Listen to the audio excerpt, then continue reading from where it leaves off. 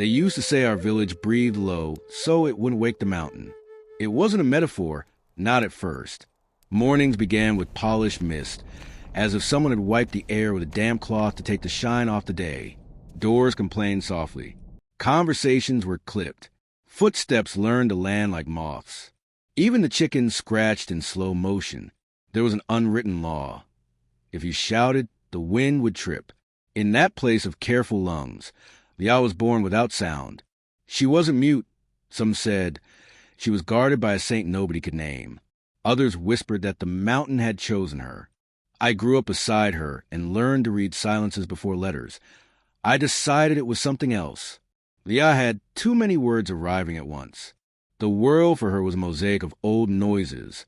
Water slipping against stone, roots cracking under dark soil, dust writing faint lines in the sun. To speak, for Liao, would have been opening a floodgate. Nobody opens a floodgate on their first try. When she was little, her mother drew syllables in flour and made nouns with her hands. Bread into a shell, water into a bird. Liao answered with eyebrows. Gratitude was 2 knocks on wood. Disagreement was a head tilt, the kind you make when you hear a song that doesn't exist yet. Fear drove her to me. She'd take my wrist with 3 fingers, measuring courage at the pulse. One August afternoon, I learned that Liao's silence wasn't a lack, but a grammar. We were in the orchard and the wind had decided to learn how to walk sideways, shoving the leaves into odd choreography. I was rattling off a story from teacher Eudoxia, the one who swore she'd seen bonfires walking a ridge, when I heard it. Not a sound. Exactly. More like a chalk mark inside the ear, a line of light written somewhere beneath hearing. Liao stood before a pear tree with her palm flat to its bark. The trunk shivered, goose flesh and oak, and a dark thread unwound from the canopy, looping around her fingers. A ripe pear fell, as if the tree had taken a breath for her. "Did you see that?" I asked, and only afterward noticed I had slipped into a whisper. Liao smiled, not happy, recognizing. The smile you make when you find an old burn on your own hand. She touched the tree again, and this time asked for nothing. Still it offered shade. After that I watched differently. Liao didn't push doors. She touched them, and the hinges remembered their path. Puddles kept quiet when she passed, holding their ripples like secrets. Dogs, creatures that normally barked at their own dreams in our village, lay down when she arrived, ears up like they were hearing a whistle no one else could. Rumors grew their usual legs.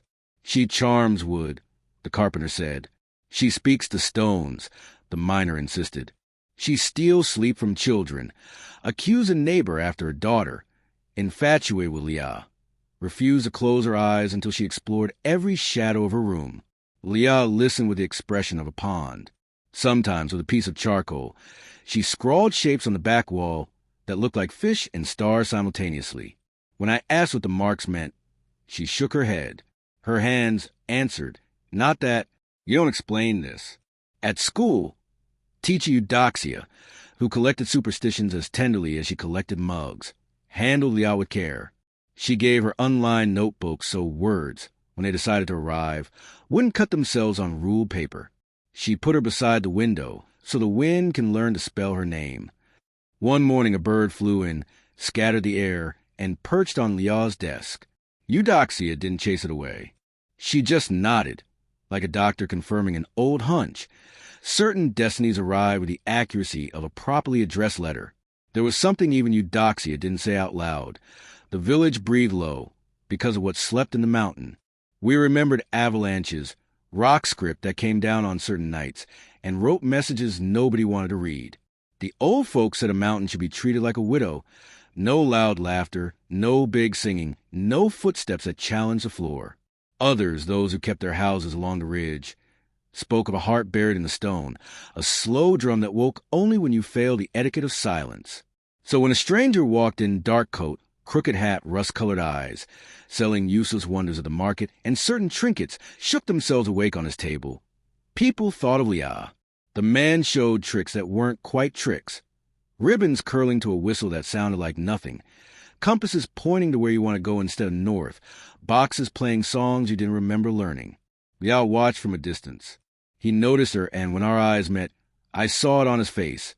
The curiosity of a person who finds a mirror made of river. The girl who doesn't speak, he said, not asking, and yet so much answers her.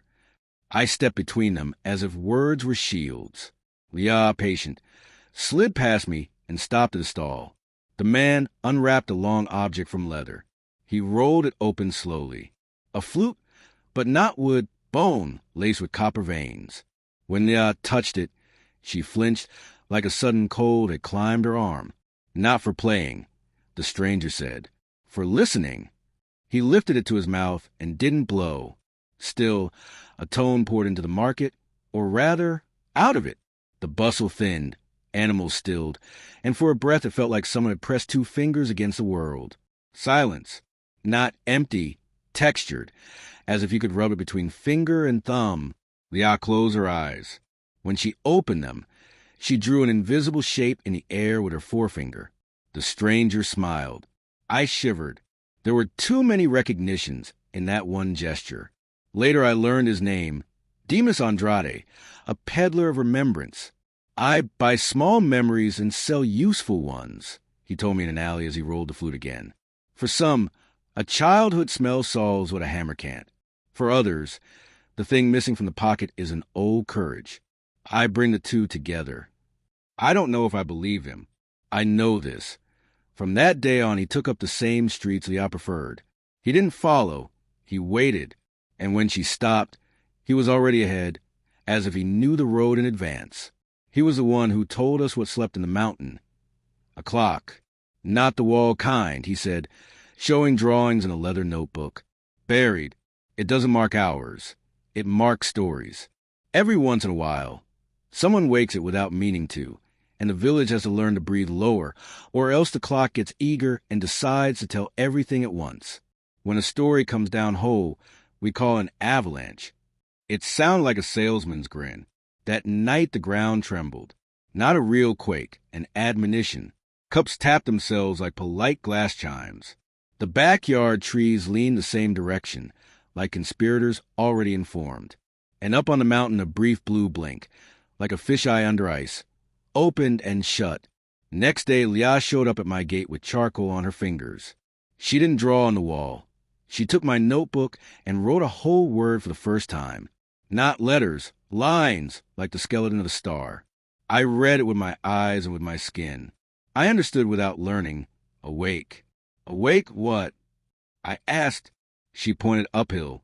The mountain was breathing deeper. The village fell into its familiar defense.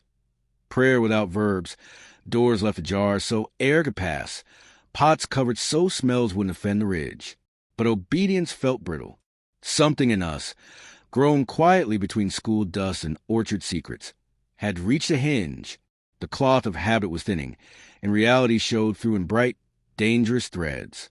Teach Eudoxia called Liah aside and, with the softness of someone who had conversed with saints and locusts, asked whether she understood. Liah made a gesture we'd never seen. She touched her own throat, then the mountain, then the ground between her feet. She drew a circle in the air, and inside it several lines, like pointer hands that couldn't agree. Then she tapped twice, the sign that meant yes, and tilted her head the way she did when she listened to water. The mountain is full of stories, Eudoxia translated, not asking if she had it right. And you know their language. Liah didn't smile, but her eyes brightened like the light was coming from behind them. The next week, Demas returned with the bone and copper flute. He didn't bring it to market this time. He unfurled it in a narrow lane where the wind was trying on different names, beckoned us, and said, if she listens for 3 nights, she'll be able to go in, not into the mountain, into the clock. But the clock takes a pledge. Whoever enters pays with things that don't have a price at market. There was no bargain. There was fate, and there was fear, mine.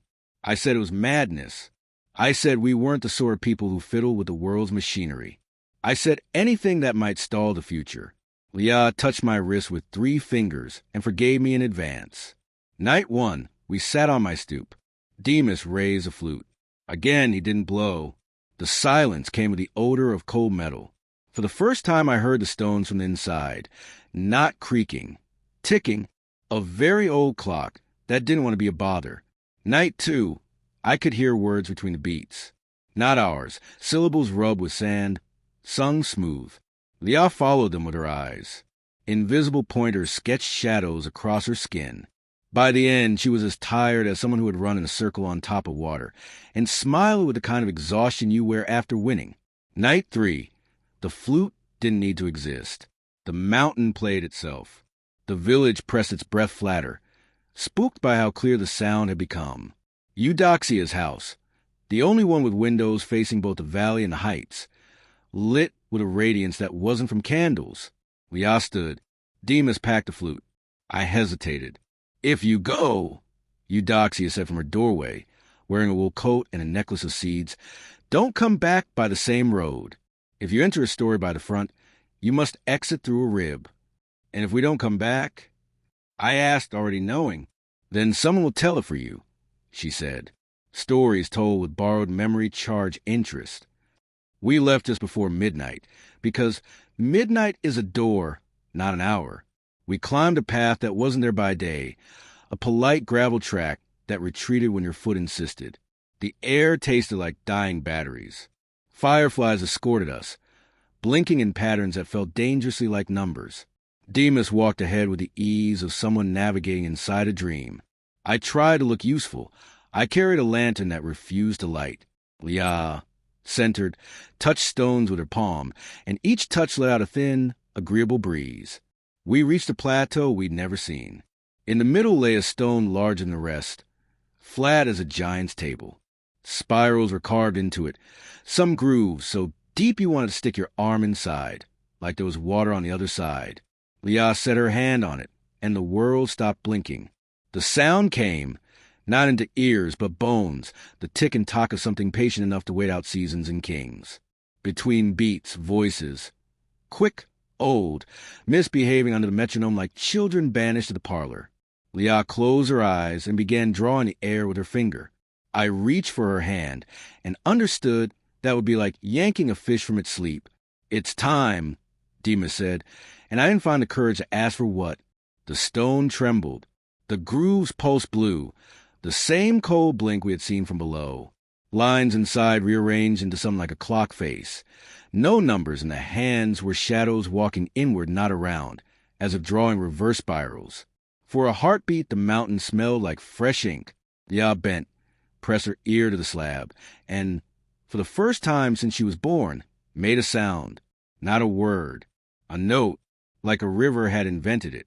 Subtle, low, wide enough to fit any ear, strict enough to refuse distraction. The note traveled the grooves. The spirals answered, cracking into starry flecks that lifted from the stone and drifted upward like a swarm of luminous gnats. "She's opening the clock," Demas whispered, delighted and a little afraid. "And the clock is opening her." The plateau gave an inch, as if the ground exhaled and forgot to inhale. My heart started tapping my ribs in Morse. Before I could say this was a terrible idea, before I could remind myself of all the promises I had made to keep Liao from things with teeth, the silence returned. Not the thick kind, but an emptier hush, the kind that leaves room for footsteps you haven't met. The story had noticed us. When a story notices you, you either run or learn to walk at its tempo. We stayed. Liao opened her eyes. I didn't see fear or bravery there. I saw recognition again, the face you make when you finally find a user's manual to your own heart. "What now?" I asked, because some questions are just mold for panic. She touched my forehead with her finger, then her own throat, then the stone. In her language that was simple. "Remember, keep, listen." I nodded. Demas rescued his hat from a gust. The mountain, pleased with our manners, invited. The giant table of stone opened like a book. There were steps, and beneath them, light without a source, as if thread had been woven into the air. The ticking grew cleaner. The shadow hands marched deeper along their inward spirals, promising fates that hadn't yet decided on us. "Who goes and comes out with a cost?" Demas murmured, maybe to himself. "Sometimes the cost is what makes us worthy of the tale." Liao went first. I breathed low, careful not to wake anything that shouldn't wake, and followed. Back in the village, at that very hour, the chicken scratched politely.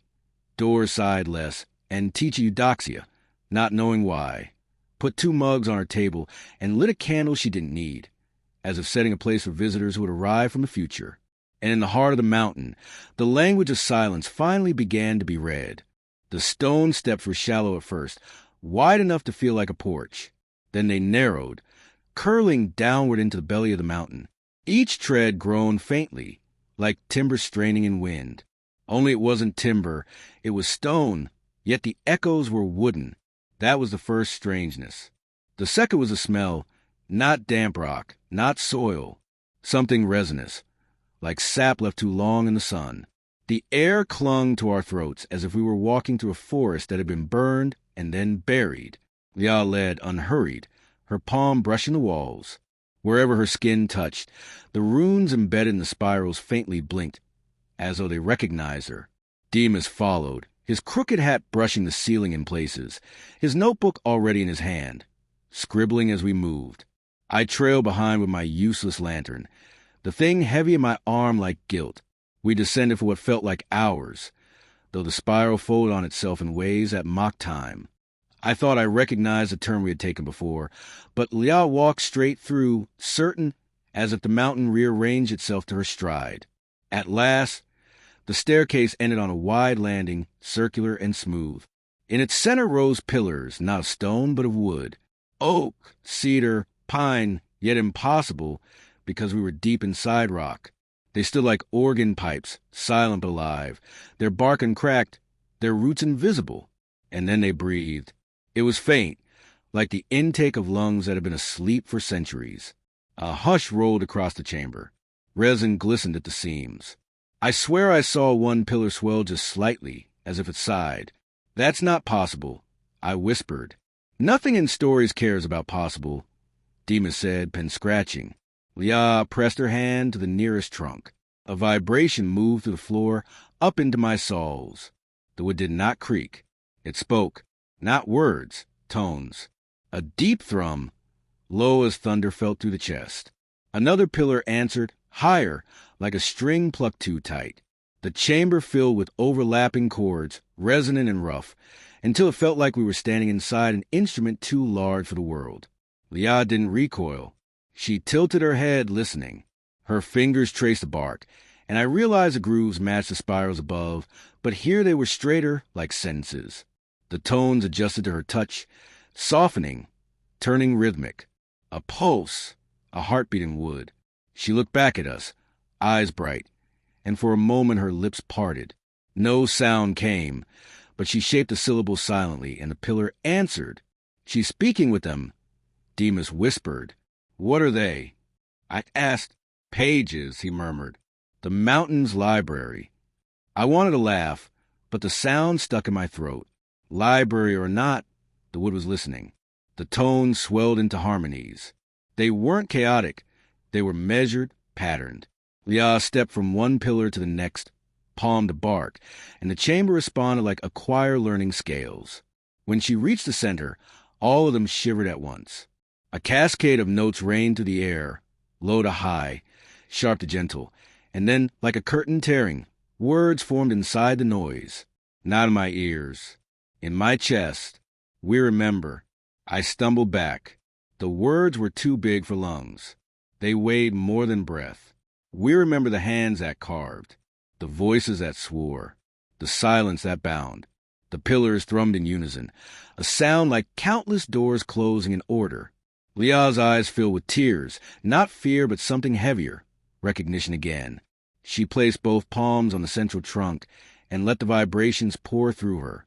I wanted to drag her back, but Demas caught my sleeve. His face was alight, equal parts terror and hunger. Don't interrupt.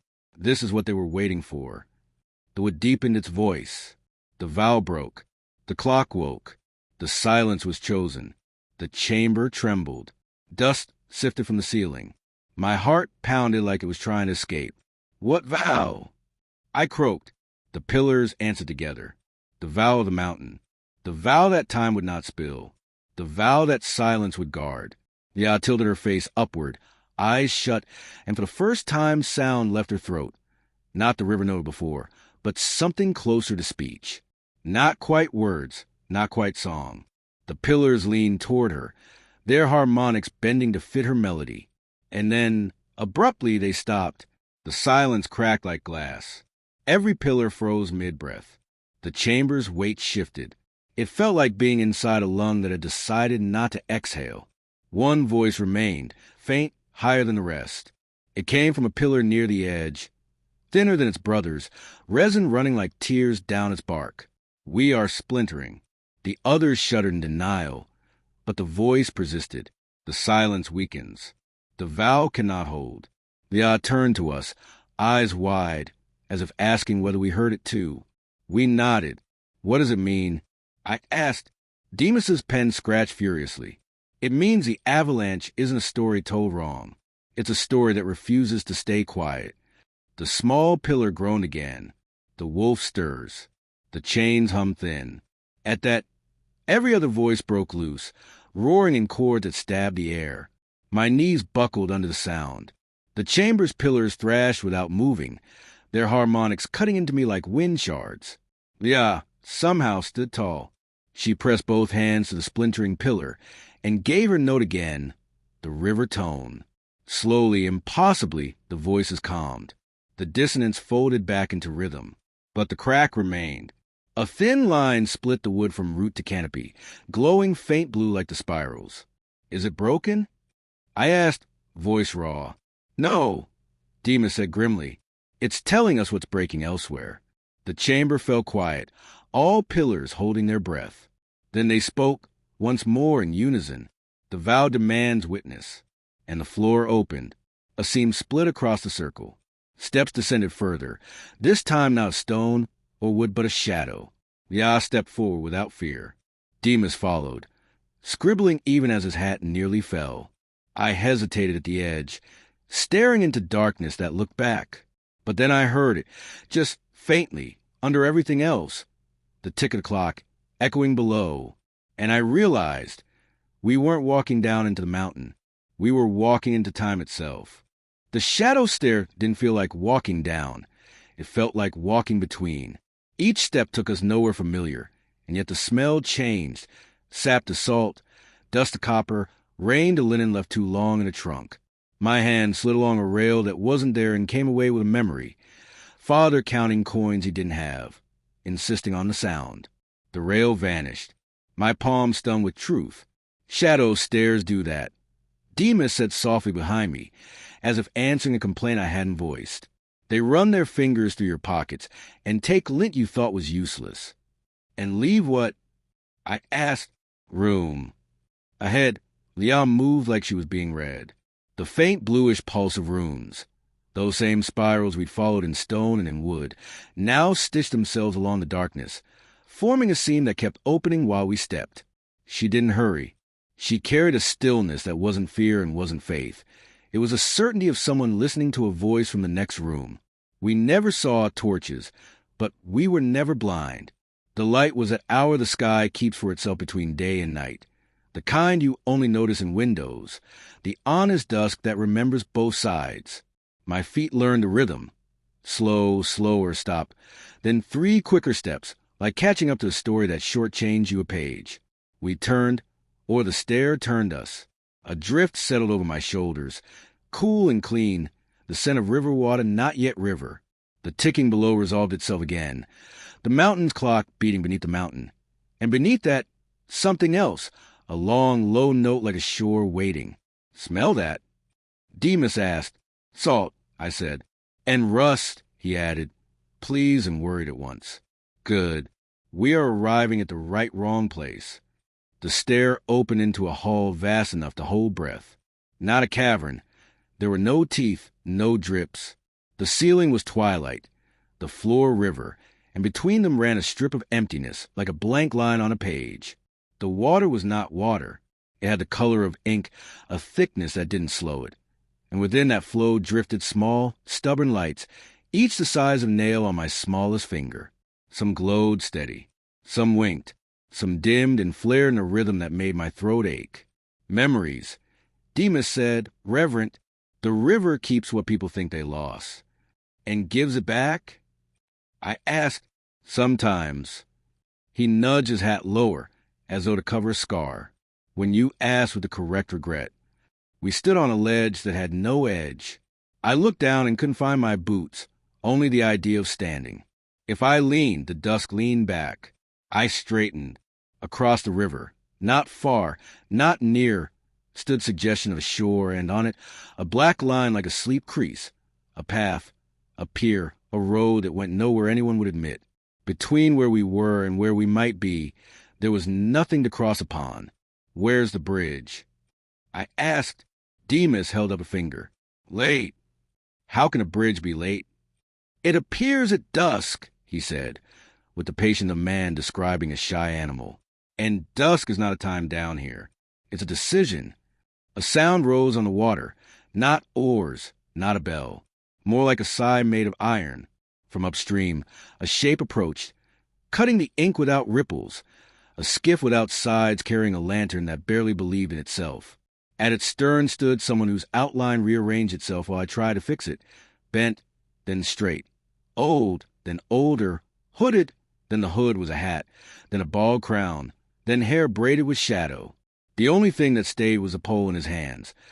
Long as a rule, you don't break twice. We didn't choose to step back, but we stepped back.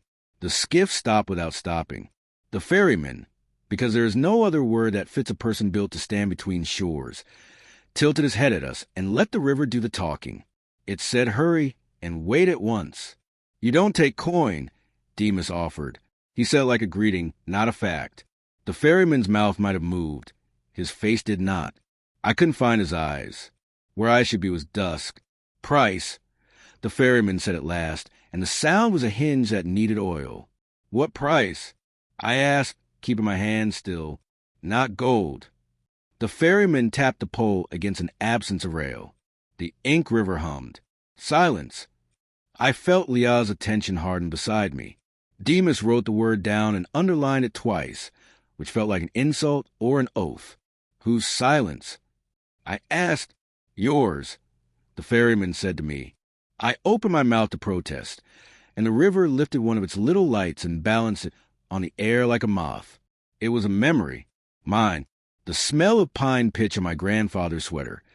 The way he taught me to knot rope with hands that shook when the story reached a certain part. I swallowed what I was about to say. And if we pay?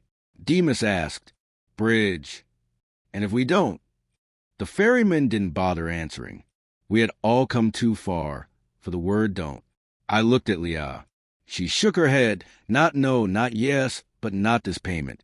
She touched her throat, then the river, then me. Listen first. Tell us the rules, I said to ferryman. There is one, he said. You will not speak of what you see while you're seeing it. That is the definition of silence, Demas murmured. Not silence, the ferryman corrected, and this time his voice was almost kind. Witness. Silence is for fear. This is for shape. I nodded. We accept. The ferryman waited until I looked at him fully. He was not man, not man. He was role, obligation given knees. He planted the pole and did not push. The skiff slid under our feet, like a floor choosing us. I didn't feel weight leave the ledge. The ledge, rather, decided we were elsewhere. We floated. The river's little lights gathered around the skiff like fish with opinions. One rose to the height of my eyes. It showed the day my mother cut her hair short to fit inside a factory mask. I reached for it, and it darted aside. Do not touch, the ferryman said. You will drown it again. And you? I asked. I did not own again. His pole made a circle in the ink that did not widen. I live in between. We moved to the middle. If a river carrying time can have a middle, and it was then the bridge appeared. At first it was nothing more than a different weight to the air, as if the dusk had turned thoughtful. Then the lights, those nail-sized memory sparks, lifted themselves in an order they knew and I didn't, stringing a line across the ink. Not a line, many lines. A lattice, a net, a mesh of things people had loved too hard forget. The smell changed again. Laundry sun-dried in a yard. The kiss of orange peel on fingers. A match struck by someone singing badly. The bridge was made of kept things. It rose from our side and from the other, met in the air, and held. No stone, no rope, no wood, only recollection willing to be a road. Go, the ferryman said, as if he'd been paid. We stepped onto it with the reverence you'd give to something you despise for how much you need it. It flexed barely, and I felt, under my soles, 1,000 small flinches. First steps, last dances, chairs scraped back before confessions. My body knew not to look down. So I looked down. The lights closest to my feet brightened. One showed Liat 5, tapping twice on a table to say, "Thank you for a cup of milk," she couldn't ask for out loud. Another showed Demas as a younger man, hatless, hands ink-stained, arguing with a border guard who kept asking for a name he didn't want to give. The guard's mustache twitched. The image winked out. We were halfway when the bridge shuddered. It was not the bridge, it was me. A memory had flipped itself up like a fish into a boat. I saw Father again, the coin counting. He'd never had enough. He'd make the sound of enough to practice believing it. I heard his voice, how he would slow down when the numbers came to the dangerous part and change the subject. I made that noise in my throat, not words. A broken chair pretending. The bridge answered. A section of the lattice dimmed, sagging. The ferryman behind us said nothing. He didn't have to. Breathe, Demas whispered. Not low, not high, true. I did. Liat touched my sleeve, 3 fingers pulse counting, and the lattice took heart. We walked. At the crown of the bridge, where 2 elves kissed, a figure waited. Not the ferryman. A woman, thin but not fragile, wrapped in dust the way sailors wrap knives in cloth to keep them meaningful. Her face was everyone's aunt and no one's. Her eyes were rain that did not ask permission. Around her wrists, threads, memory threads. She was mending the bridge while it still carried us. "You are late," she said. "We didn't know we were invited." I answered. "You weren't." Her smile was a wind that knew roofs. "You were claimed." "By whom?" I didn't ask. The question was already on her mouth. "By the mountain," she said. "By the clock. By the vow that thinks it can keep itself without being kept." Demas adjusted his hat to hide his eyes. "And you are—" "Caretaker," she said, "of what people cross on without noticing. The bridge." "The dusk," she corrected. The threads in her hands shivered. "Dusk is when things go honest. Day lies forward. Night lies inward. Dusk confesses. What's your price?" I asked because ferrymen have prices, and so I was learning due caretakers. "Payment has been arranged," she said, and nodded at Liat. "From the one who doesn't pay with words." Liat held up her palms. The faint blue lines from the mountain runes slept under her skin like veins that had been sung awake. The caretaker's mouth softened. "Good," she said. "You'll need both hands when you have only one." She stepped aside. The slope down was steeper than the climb had been. The lights grew sparser, but bigger. I saw not nails of memory, but windows. Inside them, slow dances of grief and holding. A woman stirring a pot after her husband died, because she needed the sound of something to answer her. A boy teaching his dog to sit after the dog had taught him to stand his ground. A soldier washing his hands not to get them clean, but to watch dirt leave. I would have watched all night. The bridge would have kept me. Liat didn't let it. She tugged my sleeve twice, meaning later, maybe never, and we moved on. We reached the far side. The instant my boots, or the idea of them, touched shore, the bridge loosened. It didn't fall.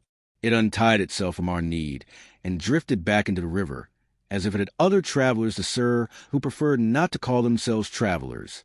The ferryman remained on the near shore. He had never crossed. That was not his work.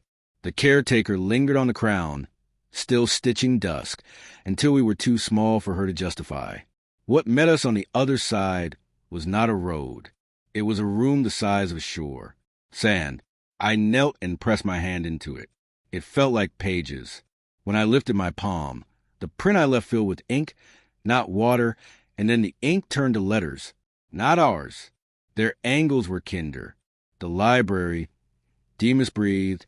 Under the sea? I said, half mocking the map we didn't have. He shook his head. Under memory. We stood at the threshold of it. Shelves rose in curves, not straight lines, because straight lines would tend to know where they end. Each shelf held what looked, from far away, like books. Up close there were other things. Bottles with corks and wind inside. Stones that hummed with the exact note of a childhood bedroom. Ropes tied off with names. When I trailed my fingers near a stack of folded linens, they exhaled the smell of an ant's house that only exists in November. Liao walked between the shelves like a person between rows in a field that had been sown with her name. The blue under skin lines flickered, as if reacting to bindings I couldn't see. She stopped before a case with no door and lifted both hands. The topmost item trembled. It was a jar half filled with brine, and 3 small pearls that weren't pearls. She didn't touch it. She listened to it. The jar sang. 3 notes only, in order, repeating. I tasted loose teeth in my mouth the way you do when a memory rises too fast.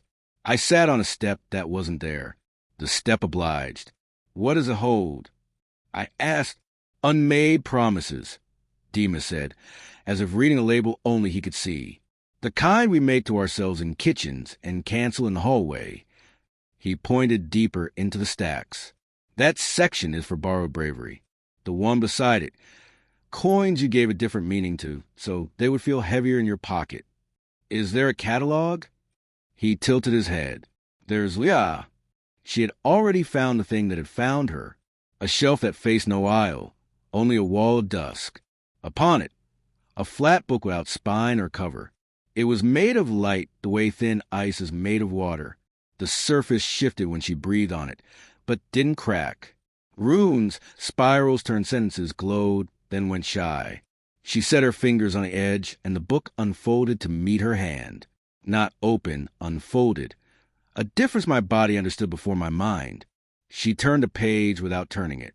The room responded. Shelves settled. The river outside inhaled and exhaled at once.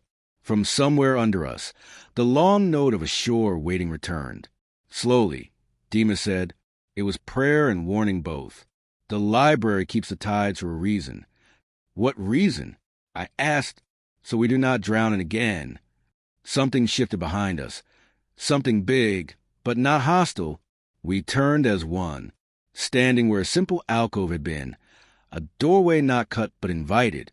Beyond it, air moved in one direction only. As at the sea, real sea, not memory water, pulled. Salt hit my tongue without permission. I heard gulls that might have been years away. The doorway waited like a hell breath. Next room, Dima said. Do we go? I asked. Lia looked at the light book and then at the doorway. She lifted her hands as if weighing their separate gravities. The blue lines in her palms glowed brighter, then dimmed. She wrote a gesture in the air, a circle, a dot, a line. Soon, the library understood. The doorway did not close, but it did not insist. Before we do, Dima said, we should pay. He reached into his coat and took out nothing. He placed the nothing on a low shelf that had been waiting for nothing. Though it sighed, it sounded satisfied. What did you give it?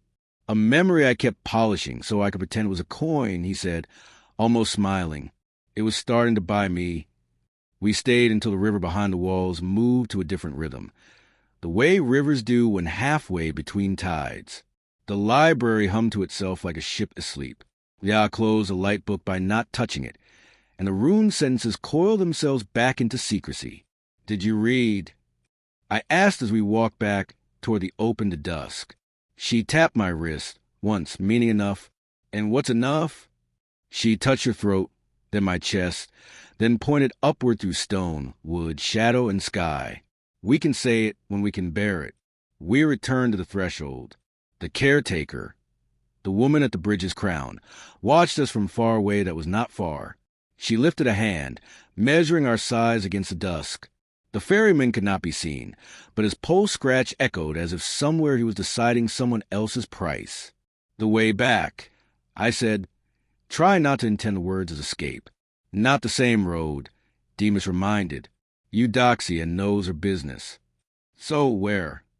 Lia answered by stepping into the doorway that breathed toward the sea. For a moment, I thought I heard our village sneeze in surprise, miles and layers above. For another moment, I thought I saw, in the dust along the threshold, the print of an avalanche reconsidering its job. We followed.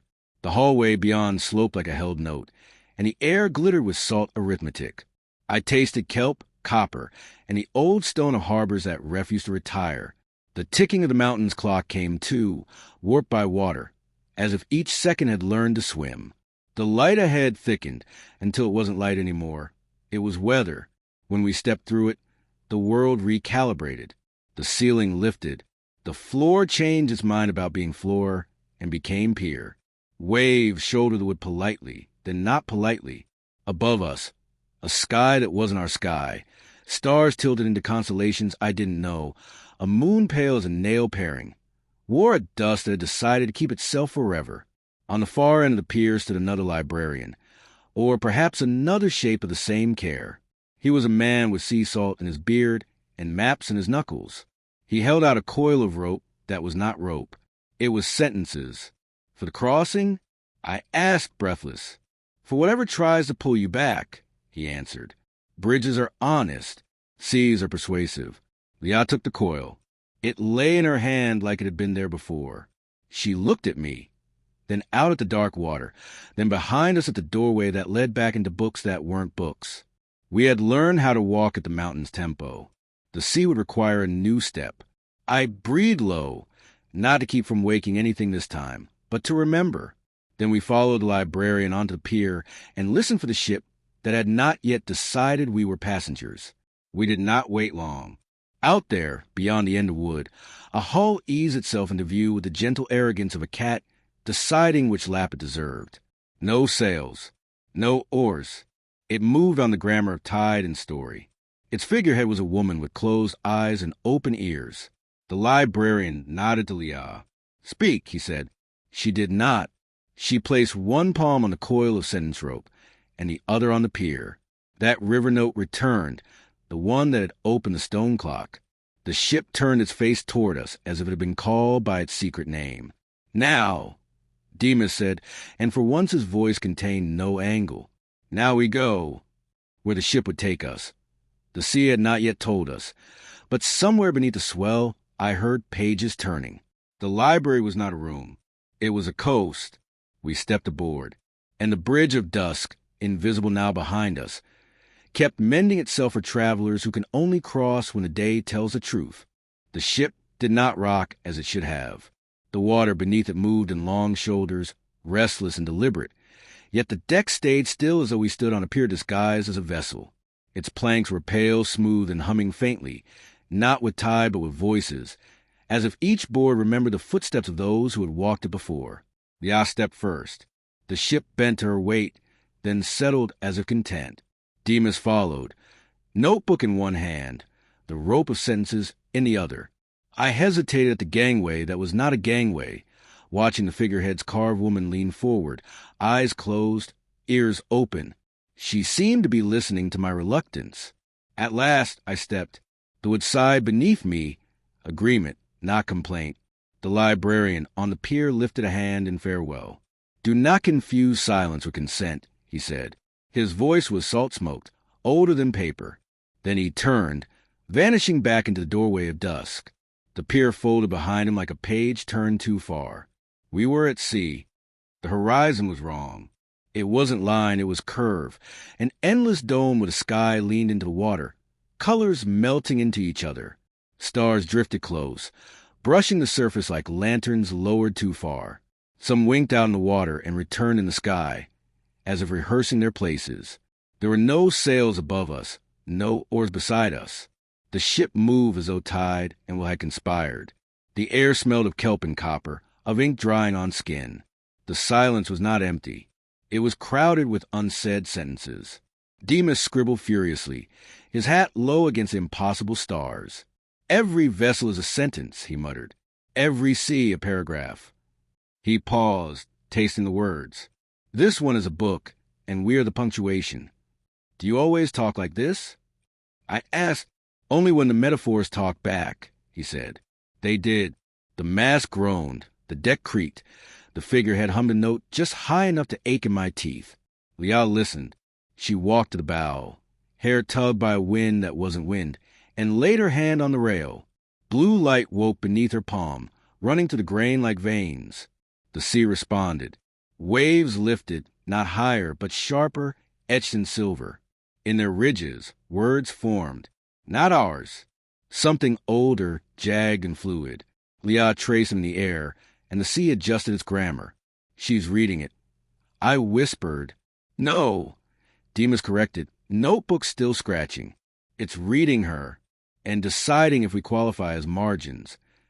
By dawn, or what passed for dawn in a place where the sun didn't bother, it appeared. Not land. Not exactly. Rising from the sea like a cathedral turned on its side, there loomed an arc of stone and coral, vast as any city, ribs of reef and vaults of basalt. Water ran through it, over it, inside it, pouring through arches and windows shaped not by hands but by tides that had opinions. It was not ruins. It was not built. It was remembered. The library beneath the sea. Demas breathed, reverent, terrified. The ship slid into its shadow.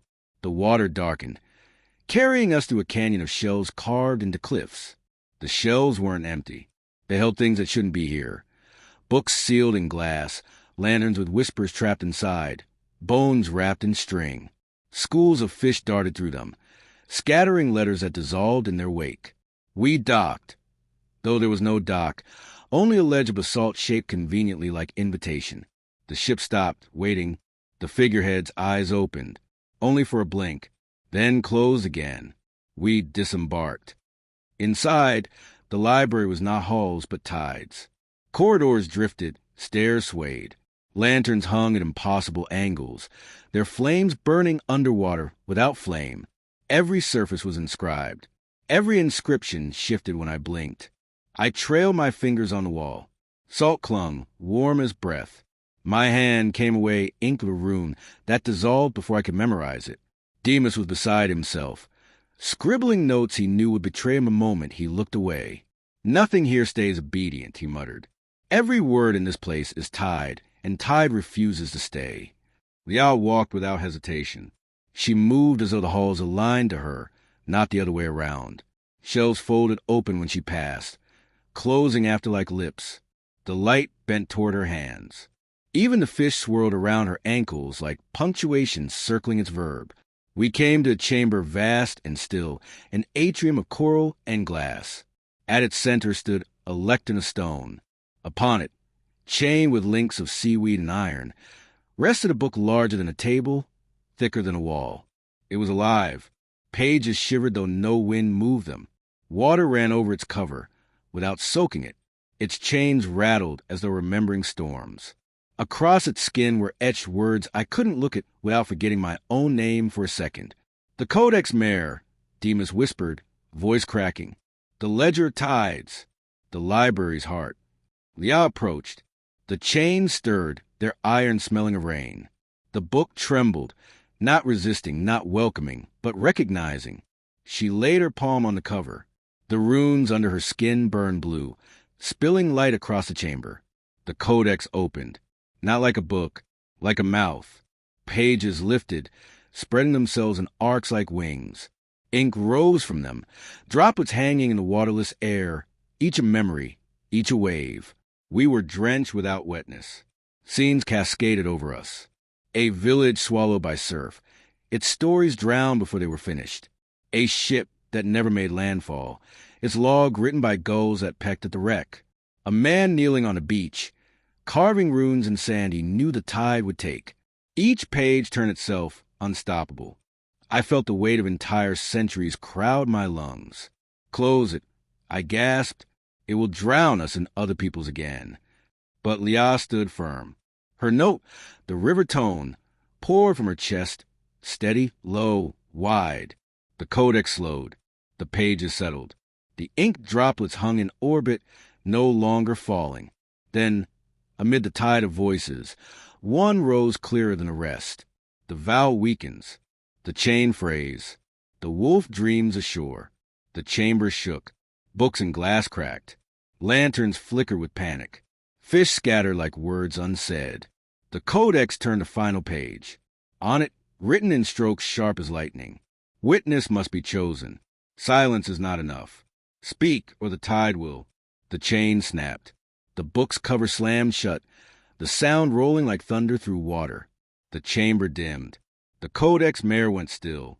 But in Lia's hand, glowing faintly, lay a fragment of page torn not by force, but by permission. A single sentence, pulsing with its own tide. She held it up. "What does it say?" I asked, throat raw. She showed me. The letters shifted, but I knew them anyway. They spell my grandfather's rope knot rhyme. And then, underneath it, a phrase in the rune language. "Not all avalanches are stone. Some are words." We left the chamber shaken, the codex's echoes still pounding in our bones. Demas wouldn't stop muttering. "They want witness. They want speech. She is silence, yet she is their mouth. What happens when silence breaks? Does it become prophecy or betrayal?" Lia walked ahead, her palm still glowing, the fragment folded against her skin. She did not answer. She didn't have to. The sea would answer for her soon enough.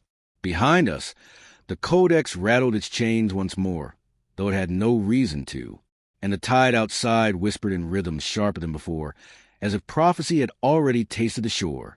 The fragment warmed Lia's palm like a live coal that refused to burn. It beat, softly, obstinately, in a rhythm that wasn't pulse and wasn't tide. I could feel it through the air between us, a metronome insisting on a song we hadn't learned.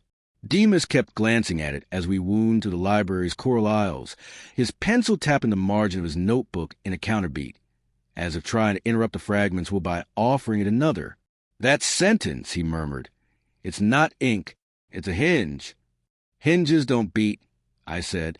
"They do when doors are alive." We returned to the ledge where our ship waited without waiting, the figurehead listening with her eyes closed. The sea moved differently now, as if the codex's thunder had taught a new gait. Waves arrived on time and then, with a visible flinch, arrived again a little earlier, embarrassed by their own punctuality. I looked away before the water could apologize to me for being itself. "Back to the mountain?" I asked. "Not by that road," Demas said. He tilted his head, testing the air the way a locksmith listens to tumblers. "The fragment isn't pointing up." Lia agreed, without words, without gesture. She simply leaned, and the ship leaned with her. No sails unfurled, no oars dipped. The hull decided to be elsewhere, and we accompanied its decision. We slid under an arch of basalt that might have been a throat, and through a channel so narrow the sea turned thin to pass. The light beyond was not the library's dusk, nor the pier's forever twilight, nor the mountain's book lamp glow. It was a pale, deliberate morning, the kind that shows you the cracks before it offers you tea. The channel opened into a circular basin of water the color of old silver. In its center stood a tower, not of stone, not coral, but of glass so thick it had learned to be modest. Inside the tower, gears. Not cogs of brass or iron, but discs of translucent something, like the shells of animals that didn't believe in beginning. They turned, slowly. Then, with the languor of a big cat rolling over, they turned the other way. "The clock that runs backward," Demas said, nearly reverent, nearly afraid. I had heard of it the way children hear thunder at sea and pretend it is a caravan of giants. "How can clock run backward?" I asked, watching the disc shiver in reverse. "It doesn't," he said. "It remembers forward. Don't touch anything you can't afford to forget." The ship settled against a ring of jet-black stone. A ramp offered its spine to us, the way a creature lowers itself to be bridged. We stepped onto the dark rock. It was warm and a little damp, as if the sea had loved it recently. The tower's door was not a door. It was an absence shaped like permission. We entered. Inside, time was honest enough to hurt. Every breath carried both the air you were breathing and the air you had already exhaled. Footsteps arrived a heartbeat before we lifted our feet. The tick we heard came after the talk and then, decently embarrassed, returned to take its place. My teeth ached with the correction. At the center, an orrery of transparent discs rotated around a shaft of knot light. They bore inscriptions that refused to hold still. I saw. For a second, my grandfather's rope knot rhyme again, only the last word had not yet been decided. Then the rhyme unsaid itself, and the word became the first again. I swallowed the taste of pine pitch and almost cried. Don't look straight at the sentences, Demas warned. Look at their shadows. It's like staring at an eclipse. Only the foolish insist on full light. How did you survive to become so wise? I asked. Poorly, he said, and smiled like a bandage. Liao moved among the discs with the dignity of an apology accepted too late. The blue underskin runes in her palms brightened, answering the tower's pulse with her own. The fragment in her hand beat faster. The disc slowed. Above us, somewhere in the glass ribs, a bell that had not been cast began to consider its job. Why are we here? I asked the room, because some rooms resent being ignored. The codex was clear. Witness must be chosen. Silence won't hold. This place, I gestured to backward machinery, feels like the opposite of speaking. The tower answered by reversing the last 5 seconds of my sentence and handing it back to me. My mouth closed on my own words, now rearranged to taste like someone else's mistake. I coughed. The clock is not against speech, Demas murmured. It's against waste. It will return what you throw in haste. If you speak carelessly here, you will hear yourself before the world does, and you won't like the echo. I looked at Liao. She was not speaking at all. She held the fragment up to the central axle. The disc stuttered. For a moment, the tower forgot how to be a tower. The glass flashed with inland thunder. The breath I had just taken left me twice.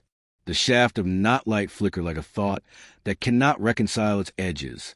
Then everything steadied, but a degree off true. Something had changed. The fragment, still warm in Liao's palm, dimmed to a manageable glow. Its tide had been spent in the tower, like a coin used not to buy but to prove the existence of money. What did you do? I asked, voice too loud. The echoes chased it back down my throat and scolded it. Liao's answer was movement. She placed a fragment on the floor at the base of the axle. It did not fall. It lay where it should have fallen, and made a small additional beat, not in rhythm with anything else. A notch rolled into being the glass, a notch that had always been there. The discs realigned. Somewhere inside the tower, a floor above, a floor below, a floor that wasn't floor, a latch slid and locked. Demas inhaled like a man surfacing from longer underwater than he had intended. She anchored yesterday, he said. Isn't that what memory does? Memory forgives. Anchoring refuses. We can walk without losing the steps we choose. He looked at Liao with a new, sharp respect. The codex gave you authorization. The clock accepted it. You can keep a path in a place that insists on returning. It sounded like magic. It felt like debt. Price. I asked, reflex now. Ferrymen carved into my ears. The tower obliged, because prices like to be noticed. A small disc near my shoulder rotated the wrong way and showed me a scene I knew I had been trying not to keep. My mother at the factory gate, scarf tucked too tight. A look on her face I had interpreted for years as patience, but now saw was surrender dressed to go out. The disc paused there, asking me if I want to take it or leave it here to become someone else's lesson. I raised my hand. Demas caught my wrist, not roughly, but with the precise grip a friend uses when preventing a mistake that does not forgive. If you touch it, he said, the tower will file the moment under-resolved. You will stop learning from it.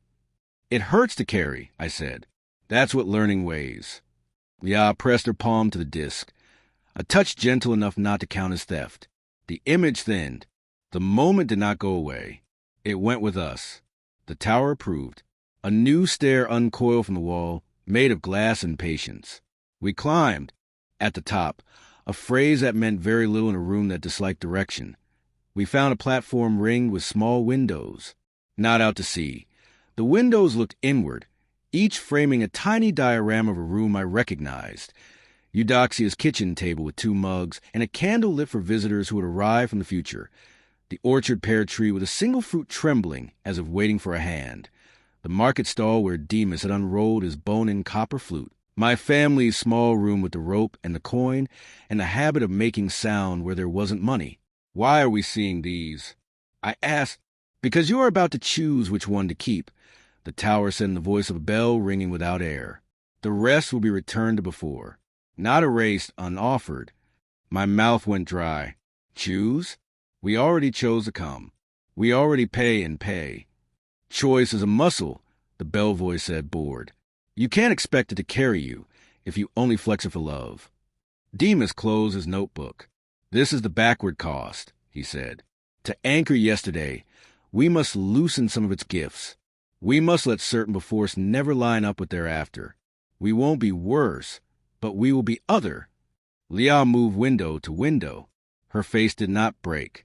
It never does when the breaking hurts too much to perform. She paused at the orchard. She paused at the flute. She paused longest at Eudoxia's kitchen. The 2 mugs, the candle for a future that had arrived without knocking. She lifted her hand. Wait, I said. If we return Eudoxia's candle to before, if we unoffer that invitation, do we still find her wisdom when we need it? Or do we arrive later stupider? The bell voice did not answer. The tower has rules about answers. It only rings. You decide if it's alarm or celebration. Leah dropped her hand. She touched my chest. There, where panic collects like loose screws. Then her throat, then the window of my family's poor table. No, I said, more a hope than a conclusion. Not that one. Don't take my lesson. Don't give me an easier childhood. She shook her head gently, not to erase, to underline. I understood a little. We weren't here to tidy. We were here to align. She wasn't removing pain. She was refusing flattery. Which then, Demas asked, not patient, not impatient, just sharpening. Leah stepped back to the market window and laid her finger against the air. The image of Demas, young and hatless, and arguing his name at a border, fuzzed at the edges. Demas flinched as if a tooth had remembered itself.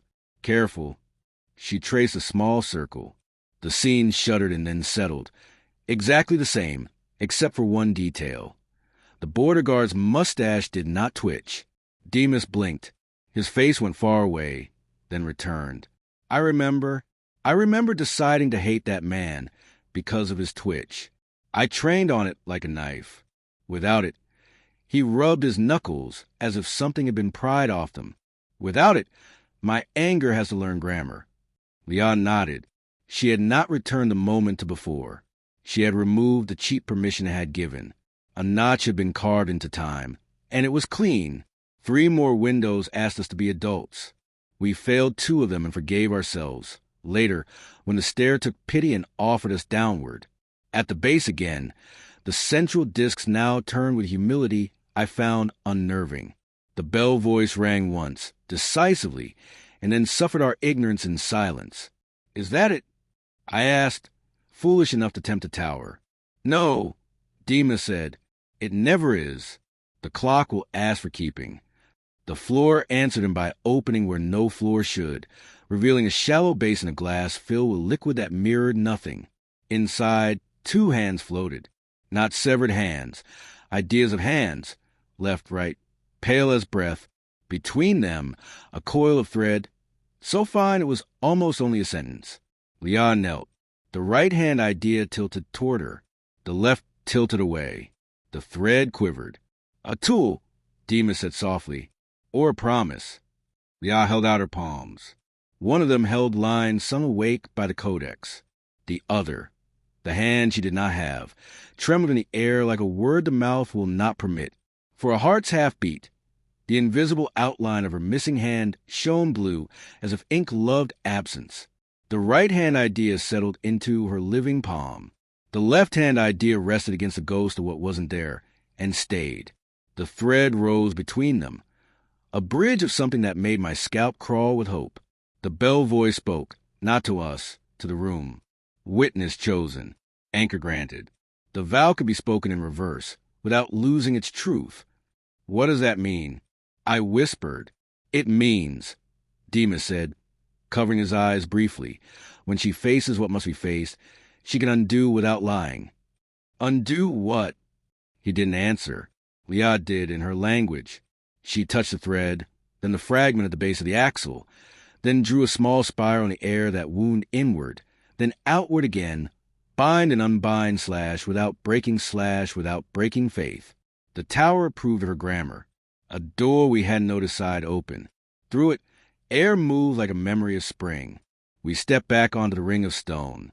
The ship waited, the figurehead listening with the restraint of saints and conspirators. Beyond the basin, the sea lay with the patience of cats and laws. As we cast off, the discs within the tower turned forward and then, just enough to be useful, forward again. I knew then that some part of our path had been made possible to take and possible to fix, but not possible to regret away. We skimmed the narrow channel, the salt throats, silver water, the smell of cracks and tea. The library skirts lifted to let us pass. The sky performed dusk, then reconsidered and performed noon. The ship preferred neither and chose its own hour. That thread, I said when my mouth trusted me. What is it called? Demas made a face like he'd swallowed a coin and it had forgiven him. Some call it the counterhand, others the keeping, the oldest name. He glanced at Leah, and the figurehead seemed to incline, listening harder. Is mercy that remembers. I repeated it silently until the syllables stopped trying to impress me. Behind us, the clock that runs backward chimed exactly once, a sound like a door making peace with its hinge. Ahead, a line of weather decided to introduce itself.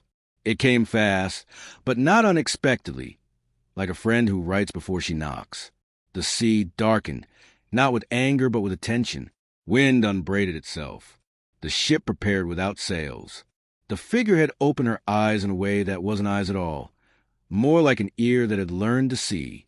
On the horizon, if horizon had meaning in a place that borrowed its own distances, 3 slender sisters of cloud unwound, white and knife-thin, their tips drawing circles on the air as if sharpening themselves. The first sang in a voice that made the ropes tighten. The second laughed the laughter of maps catching fire. The third said nothing and stole the heat from my teeth. Demas swore under his breath, affection mingled with dread. The Wind Sisters.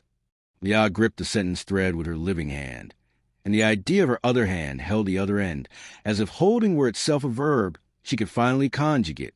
I thought of Eudoxia's 2 mugs and her candle for the future.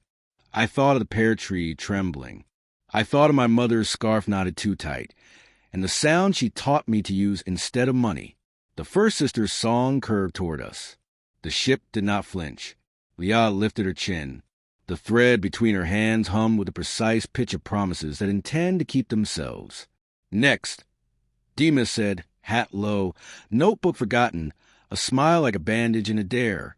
We bargained, and the sea, pleased with our manners, invited the storm aboard. They arrived as a decision, not a weather. The sea bowed first, then bristled, then held still like a creature that has remembered its spine. Above the waterline, 3 tall white filaments descended from cloud to deck height and hovered, each as thin as a needle and as fluent as a ribbon. They did not spin. Spinning would have cheapened them. They turned, the way a key turns when it knows which lock it loves. The Wind Sisters, Demas said, respect and headache sharing a breath. First talks. Second takes. Third decides if you deserved either. The ship did not shudder. It adjusted, planks easing, mast leaning a fraction, rigging that did not exist tightening anyway. The figurehead's carved ears seemed to widen, as if the ship itself was bracing to listen its way through. The first sister spoke in a voice that softened rope. Name your wind. The second sister answered herself, laughing. No, our wind. The third put a fingertip of cold against my back teeth and said nothing at all. Cold that was not freezing, just erasing, like winter that only exists to take adjectives. Leah stepped forward. The sentence thread stretched between her living palm and the idea of her other hand. The mercy that remembers humming at a pitch the sisters recognized, because everything that bends without breaking shares a language. She planted her feet the way she had on the mountain stone, and breathed not low, not high. True. The first sister dipped until her end brushed the figurehead. We come for anchorless ships and O's that use the wrong mouth, she said. We also come when invited by tools that pretend to be promises. Demas made a face halfway between a smirk and a swallow. She's talking about me, he whispered. And your thread. Let's not be precious about it, I said. Everything in our pockets is either a borrowed blade or a kept story. The first sister's voice threaded through ours, more swift than sound. Name your wind. Not ours, the second sister sang, delighted to contradict. Name what you would have us leave behind. The third breathed a frost that made the skin across my knuckles remember childhood winters. Leah did not answer with words. She held up the thread. The right-hand side, her living palm, glowed blue with the mountain's runes. The left, the invisible outline of what had been taken to bind the wolf, glimmered like a refusal-turned instrument. She lifted the thread until hummed at the pitch of promises that don't break and don't break faith. The sisters leaned in. The sea leaned out. What price? I asked, because ferrymen have made me tedious. Silence, the first said. Not yours, the second corrected, and I have never loved a contradiction less. The third did not speak. She held. In that hold, I tasted what the price would be if we blundered. Not quiet. Absence. An erased path where a voice might have been. Demas's pencil scratched and snapped. He didn't apologize to the notebook. He rarely did. They will take a silence from somewhere else and give us a wind to carry us to what wants us dead, he muttered. That's generosity in the arithmetic of storms. What do you want, then? I asked the sisters, because bargains only pretend to be about us. Witness, said the first, without hesitating. Reversal, said the second, delighted at her own appetite. The third breathed against the tender part of my ear. I understood, constraint. To promise you can undo is not to promise you will. Leah stepped to the very edge of the bow. The ship made room. She extended the thread sideways over the water, letting its light lie along a wave's ridge. The wave took it, did not tangle it, and passed it back with the respect of bright animals. Leah then touched the thread to the air between the first and second sister, as if showing a seam. The sisters studied the seam. The first spoke in a tone that had taught sails how to forgive masts. You ask passage. You offer weight, the second sang, and I could not tell if the laugh in her voice was a kindness or a whetstone. Leah nodded. She did not bow. She did not plead. She tilted the thread and the ship's deck hummed underfoot, the same modest music that had run under our heels since the mountain. The figurehead's ears turned just enough to remind us that ships are not carriages. They are agreements. Name what we leave, said the first. Name what we take, teased the second. The third breathed winter over Leah's wrist. A frost pattern formed, tiny, symmetrical, unavoidable, like a rune drawn by weather. The pattern was not our letters. But I knew what it meant. It meant no lies. Demas covered his mouth. Don't ask for a tailwind, he murmured. Ask for the wind that does not change you into what you hate while you hurry. That's too long for weather, I said. It's exactly the right length for a vow, he countered. Leah lifted the thread and shaped it like a bow across the prow. The hum deepened. The sisters were listening. She closed her eyes in a river note, not the loud mountain opening note, but the one that feels like it found you asleep and sat beside your bed until your dreams softened, flowed out of her. It bent without breaking. It held without holding. It said, carry us without teaching us to run away from what we must face. The first sister lowered. Granted, she said. The second circled, laughing in a way that did not mock us, but did not flatter us either. We'll see, she said. The third insisted on the rune ice at Leah's wrist. The pattern deepened, then melted. I felt the air's grammar change. Wind found us by choosing the space around our hull to be less crowded. We moved, not fast. True, the sisters, satisfied for now, rose, but not to go. They would accompany. That is another trick storms play. They are hired as guides when you cannot afford them as enemies. We sailed hours that were not ours. The sea learned a gait that owed nothing to maps. Twice a squall tried to use us as a chalkboard, and the first sister erased it with a single vertical stroke. Once a cross-current accused the ship of being a mortal thought, and the second sister laughed it into changing subjects. The third said nothing and kept the idea of our keel from dissolving. When hunger arrived, it did so politely, Demas produced hard bread with a confidence I hadn't seen since we left the village, and handed me a piece that wasn't a piece. Just a reminder that mouths must be kept alive if they are to refuse lies later. I ate little. She drank the air as if it were soup. In the middle of a hot night, the sisters changed. They shortened, thickened, and took on edges. For the first time I could see their faces, which were not faces so much as expressions the weather wears to reassure frightened boats. The first carried mercy in her eyebrows and a carpenter's logic in her jaw. The second wore mischief at the corners of her mouth and argument in the angle of her chin. The third had the look of a judge who would never raise her voice and also never need to. "We'll do it now," said the first, as if announcing a small chore. "Do what?" I asked, and hated how ready my voice was for the answer. "Take what we were promised," said the second, and her smile was not unkind. The third extended a hand. It was a hand, if your idea of a hand has always been wind turned thoughtful. She touched Leah's throat. Cold. I reached without thinking. Demas caught my sleeve with that same deliberate grip he'd used in the clock tower. "You interfere with the price, you become cashier," he hissed. "Then everyone owes you. Then no one pays." Leah did not flinch. Her eyes remained on the horizon, where the sea was writing a line it might yet decide not to publish. The third sister's touch left a pale print, a frost rune like the one that had patterned her wrist. Leah breathed in. When she breathed out, the note I'd come to rely on, quiet, river-wide, permission without surrender, did not come. The first sister eased her expression toward apology. "We take this much silence," she said, and showed a measure with 2 fingers that wasn't a measurement of space or time, but of reach. "Only from now until the asking is answered." The second sister danced on the balls of her feet. "You keep your vow," she sang. "You lose your shortcut." The third let go. The pale print remained. My jaw ached where the cold had negotiated. "What asking?" I managed. The first sister looked right at me. "All vows come to a door. You will know it because your knuckles will go numb before you knock." "I'm not the vow," I said, and instantly wished to eat the sentence. The tower would have made me. "Everyone who walks beside a vow is," the second chimed, and this time her laugh hurt in the way salt helps a wound. Leah touched her throat. She did not wince. She did not try to sing through it. She met the third sister's winter gaze and nodded once, the sort of nod you'd give to a surgeon before a necessary and unkind cut.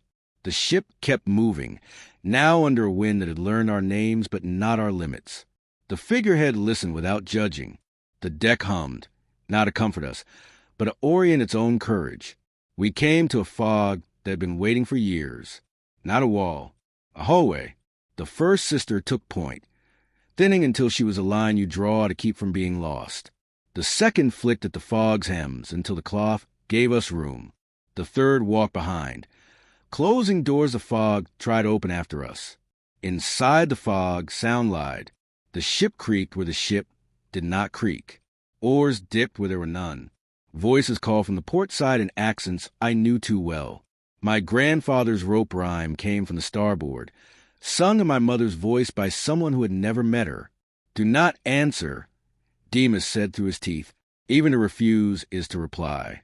I wanted to quote teacher Eudoxia, to give the fog a proverb it could chew on instead of my throat. But the clock had trained me. I shut my mouth. My silence tasted like a hot coin. Fog poured through me and came out thinner. It did not like what Leah had become to silence. It could not use it as raw material. Frustrated, it tried to invent thunder out of old mistakes. The first sister cooled it. The second distracted it with a new mischief. The third pressed 2 fingers to where the fog pretended to have a pulse, and it forgot why it had gathered. We emerged. On the far side, morning had been sharpened. The sea wore threads of light like stitches. Ahead, low and long, a coastline lay with the relaxation of a cat who has chosen your chair. No city, no harbor mouth, just shoals telling stories in the language of sandbars.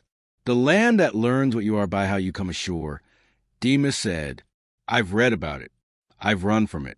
I've never arrived properly. What does properly mean? I asked. Not lying, he said, simply. The sisters slowed. They extended their hands again, 3 almost hands of weather, and set them against the wind's own chest. The wind understood and walked instead of ran. The ship answered by letting its keel remember the shape of shallow water and forget hurry. I felt my bones perform humility the way a tree performs in winter, not by shrinking, but by revealing the design that had always been under the leaves. We grounded in kindness. The sand did not jar us. It accepted the hull the way a memory accepts a truer version of itself, reluctant, then relieved. The sisters gathered above the bow. Their faces resumed filament. Their edges softened. Their voices moved back into the parts of the air where you must strain to hear them. "Payment taken," said the first. "Passage given," sang the second. The third traced one last frost rune at the ship's rail, a mark that would teach the wood not to panic when men shouted orders at it later. "And if we call you again?" I asked, less bold and grateful, and disguising both his manners. "We arrive," the first said. "We argue," the second promised, delighted. "We decide," the third concluded. And for the first time her cold warmed, the way a coin does when it has been in your palm too long to be anything but yours.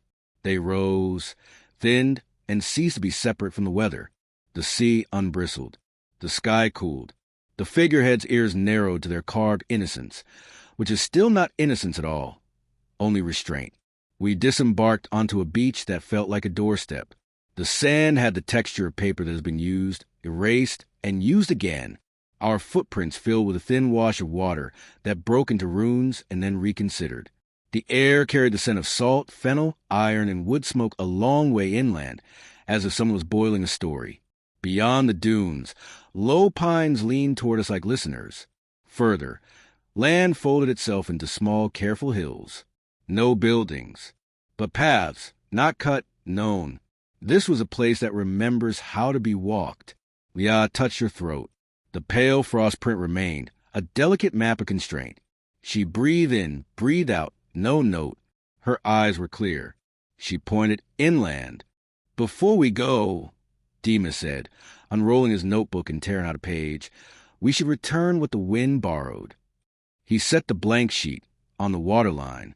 The wave took it, did not wet it, and returned it written with a single sentence in a hand I recognized. Teacher Eudoxia's.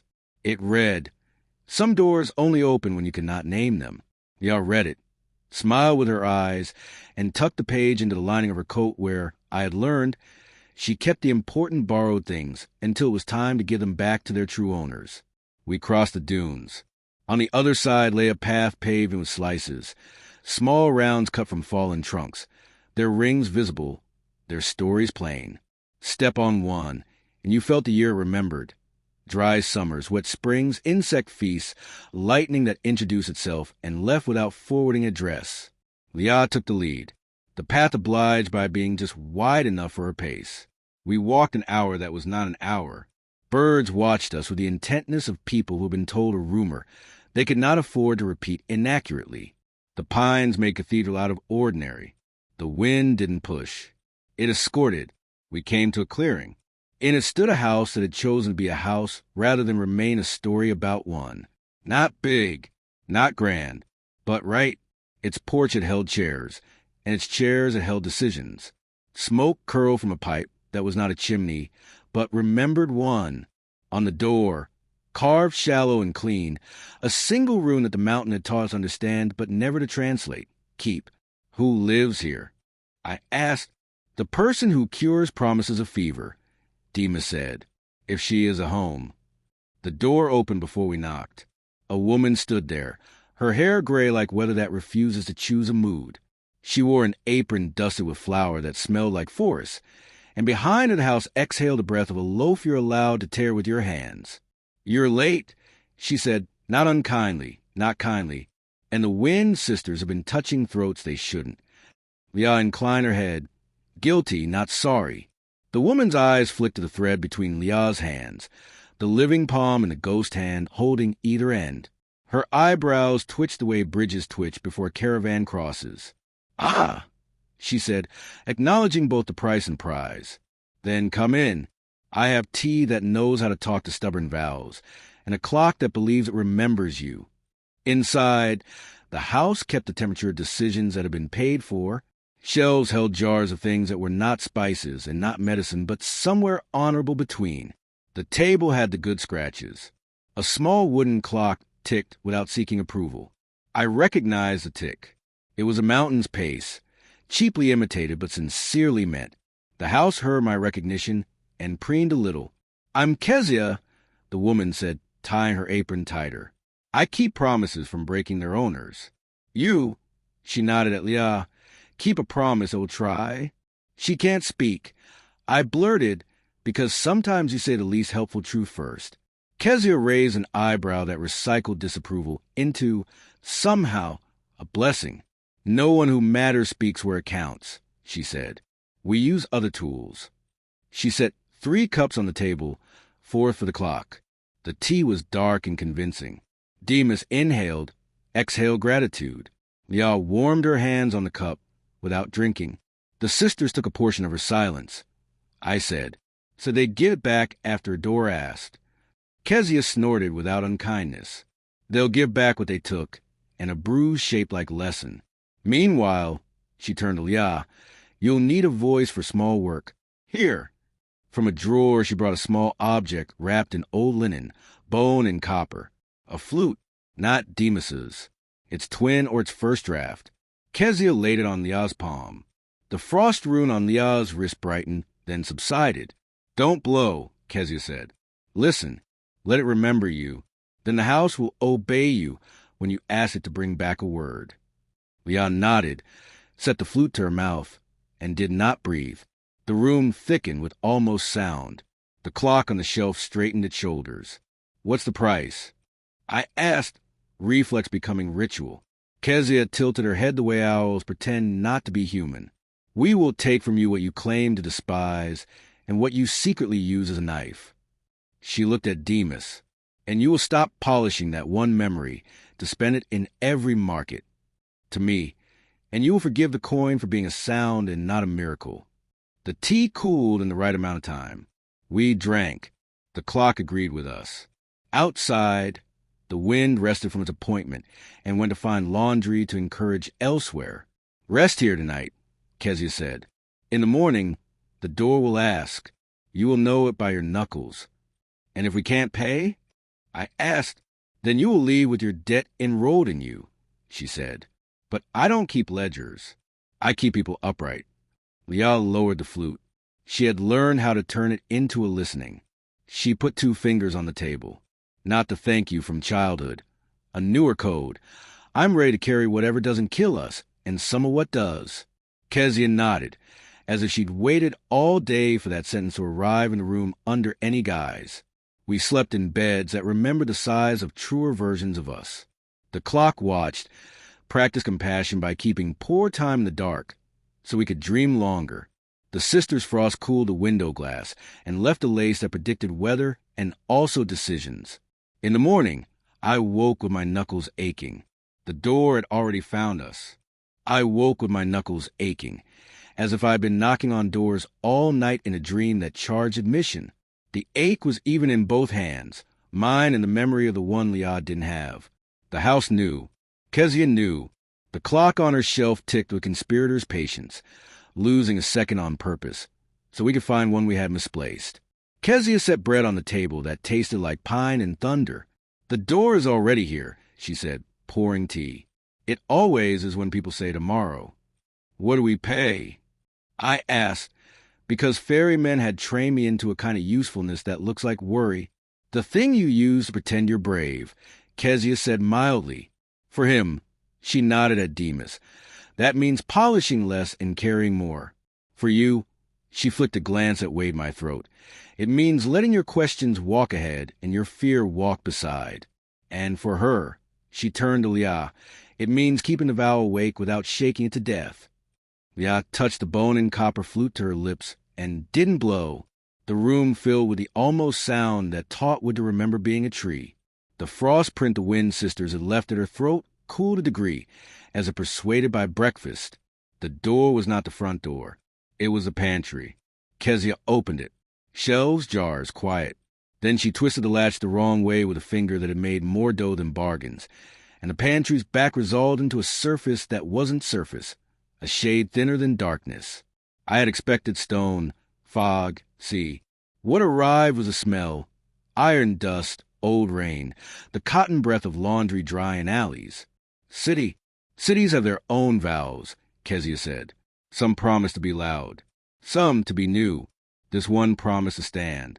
It kept its word so well it forgot how to lie down. She handed Leah a cloth packet, no heavier than permission, for the moment when witness needs a pocket. Leah nodded, tucked it into her coat, and lifted the sentence thread between her living palm and the ghost hand that had learned to help. The thread hummed, the pitch of a door that knows it will be respected.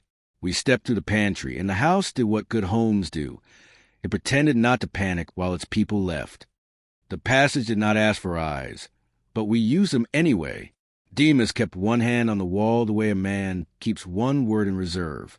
I counted my breaths, because the tower had taught me it matters which ones you keep. Leah walked in the posture of listening that had become her language. Shoulders low, chin level, spine aware of its inheritance. We came out into an avenue paved with slabs the color of dusk. Buildings rose on either side, narrow and tall, not crowded. Rather, close enough to eavesdrop. The sky was a high gray lid. The wind was polite. And everywhere, on stoops, in doorways, along rails, at corners, stood people. Not statues. People, standing, sleeping, heads tilted, as if the dream had chosen the angle. Eyes closed, mouth soft, bodies unbraced, and somehow still upright. Cities that sleep standing up. They breathed, not in unison. Cities refuse perfect choruses, but in a pattern that belonged to them, a rhythm of markets in childhood and winter cold. The breaths rose and fell, a great animal made of many ordinary animals, and the sound pressed my ribs into remembering how small I had always been. You said it promised to stand. I whispered to Kezia's pantry that was no longer with us. Whispers felt like intruders here. It promised. Demas answered, hat low, notebook closed for once. Then the promise got contagious. Past the first corner, a lamplighter slept upright with his pole still in hand. On a balcony, a seamstress slept between pins and cloth that had fallen, and stayed halfway to the floor. A baker slept with flour in the air around his hair, like a saint's poor halo. Horses slept with their hooves planted like ideas. Even an alley dog stood propped against a rain barrel, chest rising with the stubbornness of creatures who refuse to miss anything. What happens if someone falls? I asked. They don't, Demas said, and then corrected himself, remembering he lived in the kind of story that does not allow that sentence to go unpunished. They haven't yet.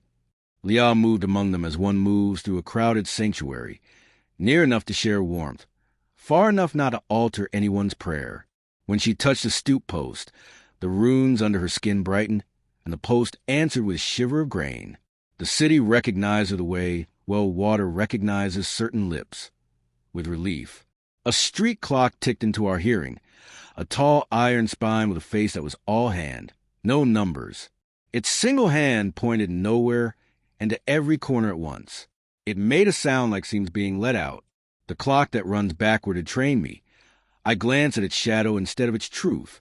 The shadow traced a path into the city's interior, and all my knuckles agreed that following it would cost less than arguing. We followed. On the third block, I tried a sentence, and the city took it. Not with anger, with thrift. It pressed my words into its pocket and stood a fraction straighter, which is a terrible compliment. I shut up. We passed a school whose door was open. Children slept at their desks, slumped but standing, necks bent, fingers blue with chalk. On the slate, perfect circles that did not meet themselves. They glowed faintly, then drifted toward Leah's eyes as if looking for a map. They found one. Her pupils dilated, not with fear but with reception, and the circles settled into the dark there, not over it, in it, imprinting themselves like constellations that had been waiting for their sky. For a moment a map in her eyes was visible from where I stood.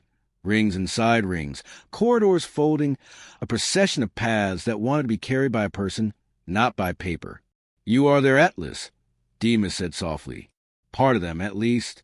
The place that remembers how to lie down needs you to show it where. Leah closed her eyes. When she opened them, the circles remained, faint now as if learned. She set the bone-in copper flute to her mouth and didn't blow. The classroom listened. The chalk lines on the slate corrected themselves by a hair. The children's shoulders dropped the way snow falls off a branch when the sun moves 1 degree. The city breathed. We moved again. The map traveled with us. At a square, a fountain held water without falling. The water was suspended mid-splash, like a decision that refuses to decide. Coins slept in it, some bright, some eaten by regret. Liah looked down and the water lowered itself softly, as if not to wake its own surface. On the basin's rim lay a pair of spectacles folded perfectly, with no dust. I picked them up without thinking, and the frames whispered my name into my skin in my grandfather's voice. "Careful," Demas said. "Objects here don't want ownership. They want office." "Whose office is spectacles?" I asked. "Yours, apparently," he said, and I put them on and learned that I had been reading the city with the wrong alphabet. The breaths aligned into paragraphs. The stone learned to carry italics. A stray cat turned into a footnote, and then changed its mind. On the far side of the square, a great door stood in a building that could have been a courthouse and could have been a theater. Halls agree that truth needs witnesses and stages. The door had no handle. My knuckles ached again. "This will be the asking," Demas murmured. Liah lifted the sentence thread. The frost print at her throat gleamed. The Wynn sisters' receipt. She did not knock. She placed her palm against the door and waited without wanting it to open. The map in her eyes tightened 1 ring. The door learned manners and swung inward. The hall beyond was all columns and hush. Not empty. Populated with upright sleeping figures arranged by the logic of clock, each standing where a number would be, each holding an object that belonged to someone else, a broom in a judge's hand, a violin in a butcher's, a ledger in a child's. They breathed, and the sound drafted motions in the air that made my shoulders mimic them. At the center stood a dais with no throne. On it, a low table. On the table, nothing. The nothing had shape. Liah moved to it like a pilgrim who carries a river. Demas and I held the edges of the room with our uncertainty, so it would not collapse into purpose too fast. "The vow," said a voice that sounded like 5 breaths agreeing. It was not spoken by one mouth. It rose from the city's lungs. "The vow has stood. Now it must lie down." "Who asks?" I said before courage could interrupt. "Not the city," said the breaths. "The promise that made the city forget it is allowed to rest." Liah placed the cloth packet Kezia had given her on the table and unwrapped it. Inside lay a set of small wooden circles, each etched with a rune I recognized but could not translate. They were cut from different trees: oak, birch, pine, olive, cedar, fruitwood, and each carried the story of a winter. I understood badly and then better. The city needed a couch, not furniture. Permission, a place in its own grammar, where lying down was not failure, but form. Liah arranged the circles on the table into a shape that had not existed a second before, and that I had somehow been waiting all my life to see. It was a sentence diagram of permission. The runes in her palms lit. The frost print at her throat stayed cool. She lifted the thread, mercy that remembers, and laid it across the circles, not binding them, merely asking them to agree. The figures around the hall sighed in their sleep, knees bent a fraction, heads tipped to angles that do not break necks.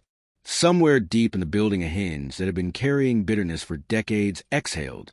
My spectacles misted and dried again with relief. "And the price?" I asked because I'm unfixable. The city was kind. It answered me with a question. "Will you fall with us?" it asked. "Just enough?" Demas looked at me, then at the figures, then at Liah. "You don't have to," he began. "I always do," I said, and surprised us both with the truth. We bent our knees. Not all the way. Enough to join. The room warmed by a degree that had nothing to do with fire. The thread hummed. The circles settled. The vow that had kept the city upright without asking sank into a manageable position. Not broken, not canceled. Simply taught how to put its weight down without fear. One of the sleeping figures, the judge with the broom, opened her eyes. She did not wake. She dream spoke. "Witness," she said, and the word pulled the corners of the room into their correct places. Speak. The Wind Sisters had taken a portion of Lia's silence. She could not make the river note. She did not try. She touched her throat, then the table, then the thread, then the map in her eyes. The shape of it was her sentence. We will not keep you standing to prove we are right. We will keep you standing only when you need to be. And when you need to rest, we will carry the witness for you. The city understood that as speech. It is a relief when the world is bilingual in what matters. Figures breathed deeper. Somewhere, a baker's flower halo fell to his shoulders like snow, deciding to be honest. The lamplighter's pole touched the ground without waking him. A dog slid from its barrel and found a patch of sun it had been reserving for the worst day and spent a portion of it now, just in case. The nail of pressure behind my eyes, grief that always waits for kindness to cross the street, loosened. My spectacles showed me the paragraph of the avenue, and in it a sentence we had added. Rest is a verb. Demas wiped his nose like a man who has made a receipt for his own betterment. There will be a yes and there will be a but, he said, because prophecy wears practical shoes. The door we had entered through closed. Not on us, behind us. We had a new door now at the far end of the hall. On its surface was carved the rune Kezia had on her house. Keep. Under it, another rune that meant release. Between them, a third that meant again. The city has learned to lie down, Demas said. It will also learn to get up. That's the part we forget to teach. We turn rest into exile. We turn sleep into shame. Lia lifted the thread and wound it around her wrist, and its ghost equal, a bracelet none could steal, because it was tied to verbs. She looked at me, then at the door, then at the sleeping judge. The judge kept dreaming. It looked like a good dream, a broom pushing away arguments instead of dust. We left by the door. That meant keep release again. The avenue beyond looked like itself, which is sometimes a miracle. Some sleepers had found chairs with their knees. Others had leaned their shoulders into walls that did not mind being leaned into. Nobody had fallen. The city had exhaled and kept its bones. Map! I asked Lia as we walked. She nodded. The circling lines in her eyes had shifted from urgent to useful. The route ahead wrote itself across her gaze like low tide writing the shore where feet should go. We passed a shop whose sign showed a pair of scissors cutting a rope and leaving it longer. We passed a square where pigeons practiced democracy. We passed a small shrine where someone had left a cup of milk and a slice of bread and a note that said, in careful letters, for whoever wakes first. And us. I asked the question I cannot not ask. Who wakes us? Kezia's tea, Demas said. That clock. Those sisters. That mountain.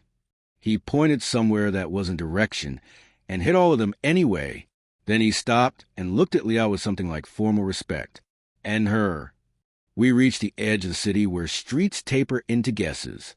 There at the last curb stood a bridge that had not decided whether to be street or stair. It bent toward a horizon that held a faint green blush like an unripe promise. On the first stone of the bridge, scratched when nailed by a person who cared enough to mark a world, was a sentence I knew the hand of Teacher Eudoxia. Some doors open when you stand with the people who don't know how to sit. Is that? I began. Of course, Demas said. Stories are always finding ways to write letters without stamps. We crossed the first 3 stones, and the bridge made up its mind to be stair. On the 4th, it decided to be street again. Lia kept the map steady in her eyes, and the thread gentle in her hands. The frost print at her throat faded 1 grain. The Wind Sisters returning the borrowed silence by installments you could use responsibly. At the last step, the air changed from iron to linen hung to dry.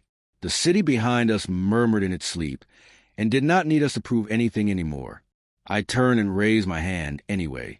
Habit, gratitude, witness, and the lamplighter, standing, sleeping, managed a bow he would not remember and would not need to.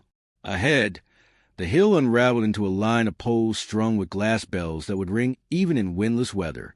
Beyond them, a marketplace gathered itself out of tarps and vowels. Beyond that, something like a cathedral made of sand decided it had time for us. But that is another grammar. For now, We had learned to knock without bruising, and to stand without starving the floor of its right to hold us. The door we had carried in our knuckles began to relax. Next, I asked, and did my best to let the word behave, not gallop. Demas tipped his hat toward the green blush on the horizon, the place where names are sold by weight and bought with futures. Leah tucked Kezia's wooden circles back into their cloth.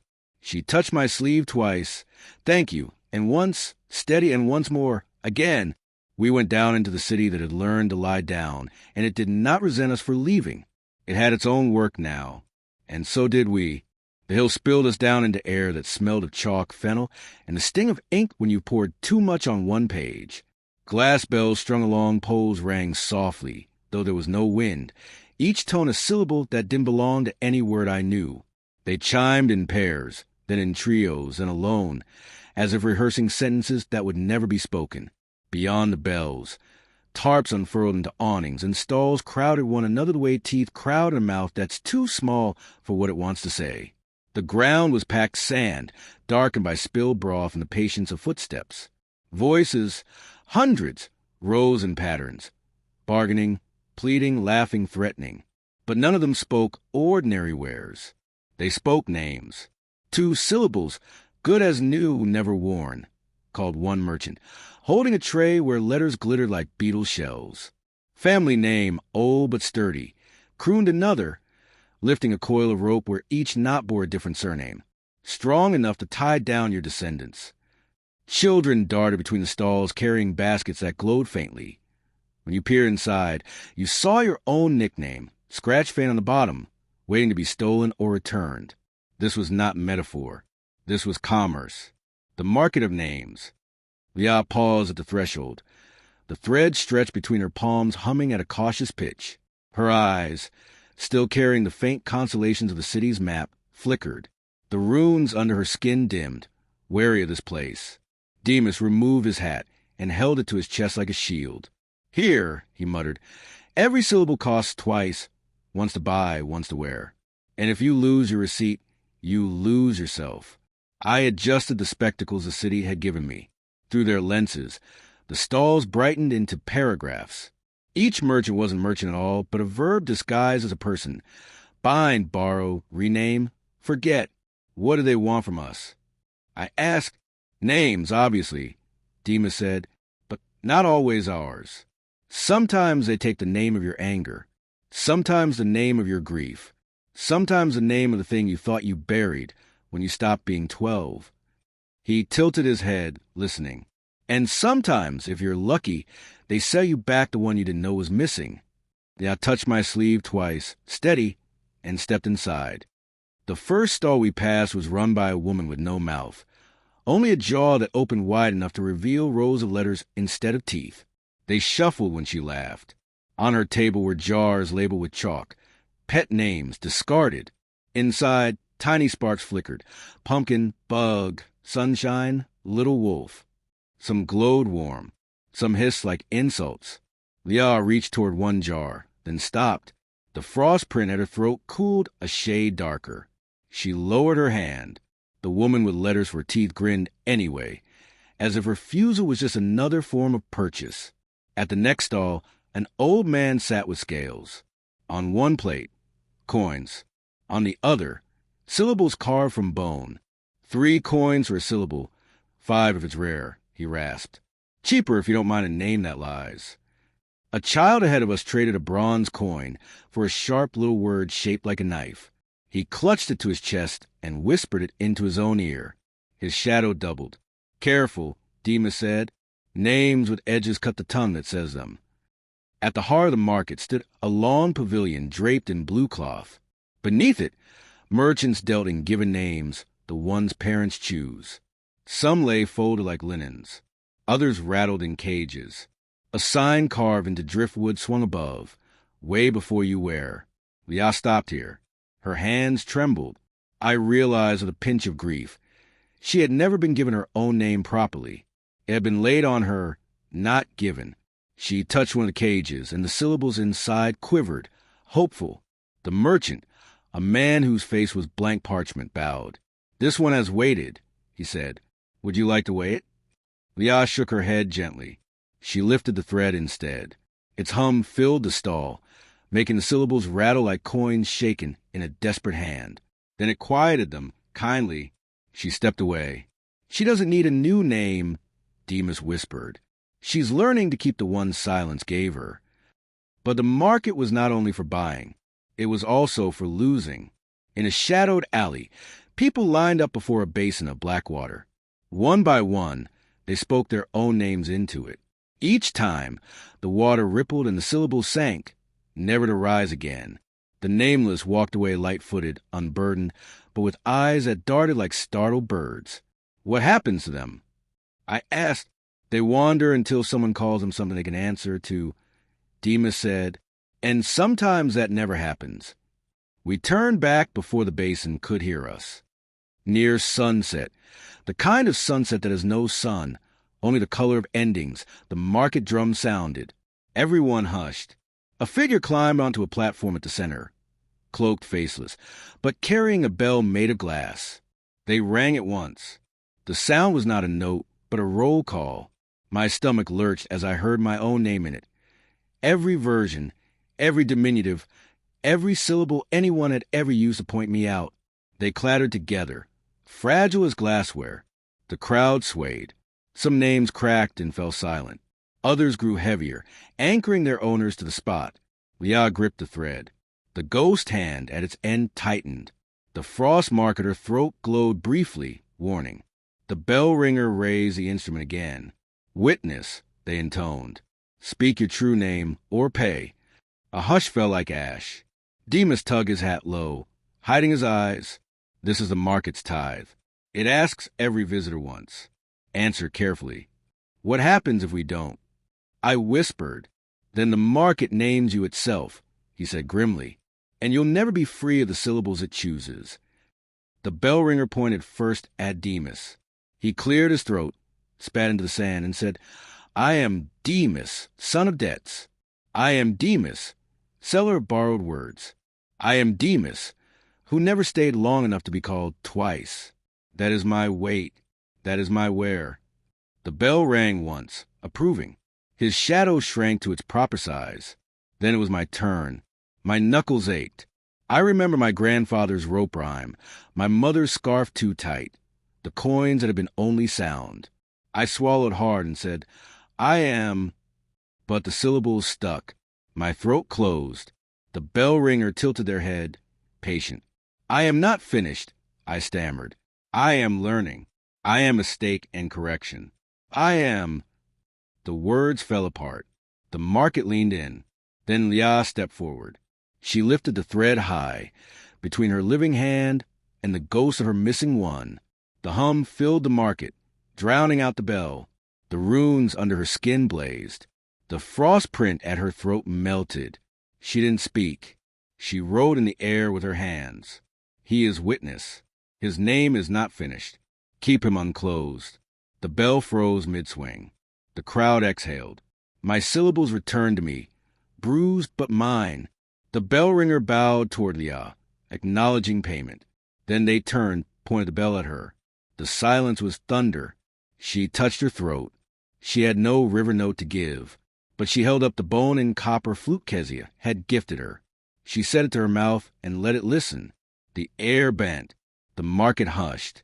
The bell ringer lowered their hand. Accepted, they said, and the bell vanished. The crowd broke apart, returning to barter. But the names in the air felt lighter now, as if one's silence had bought breathing room for all.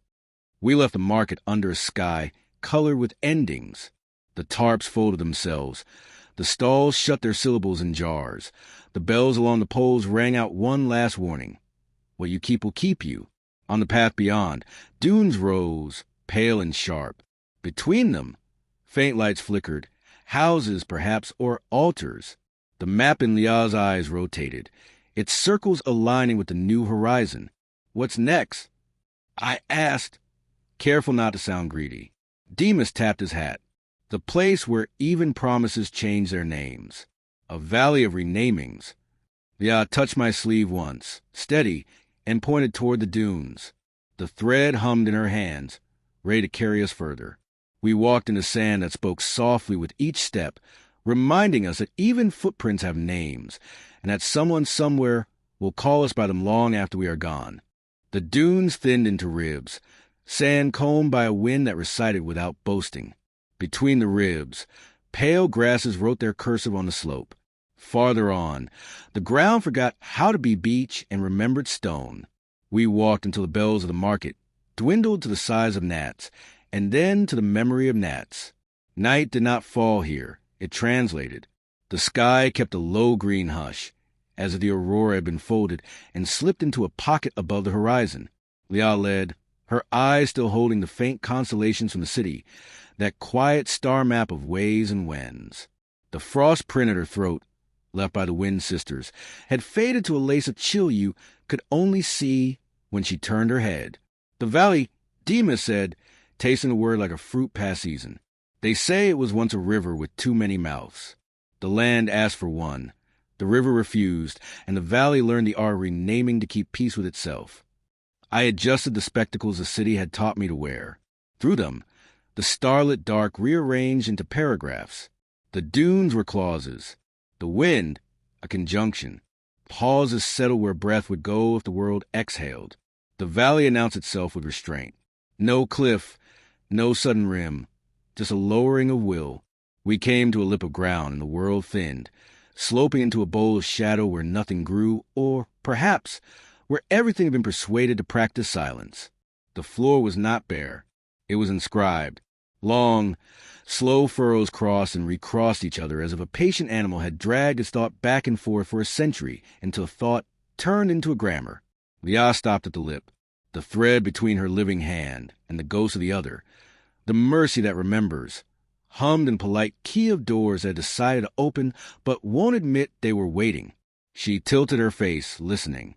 "Do not make your name heavier than your back can carry," said the valley without speaking. "And do not set other people's names on fire to keep your camp right.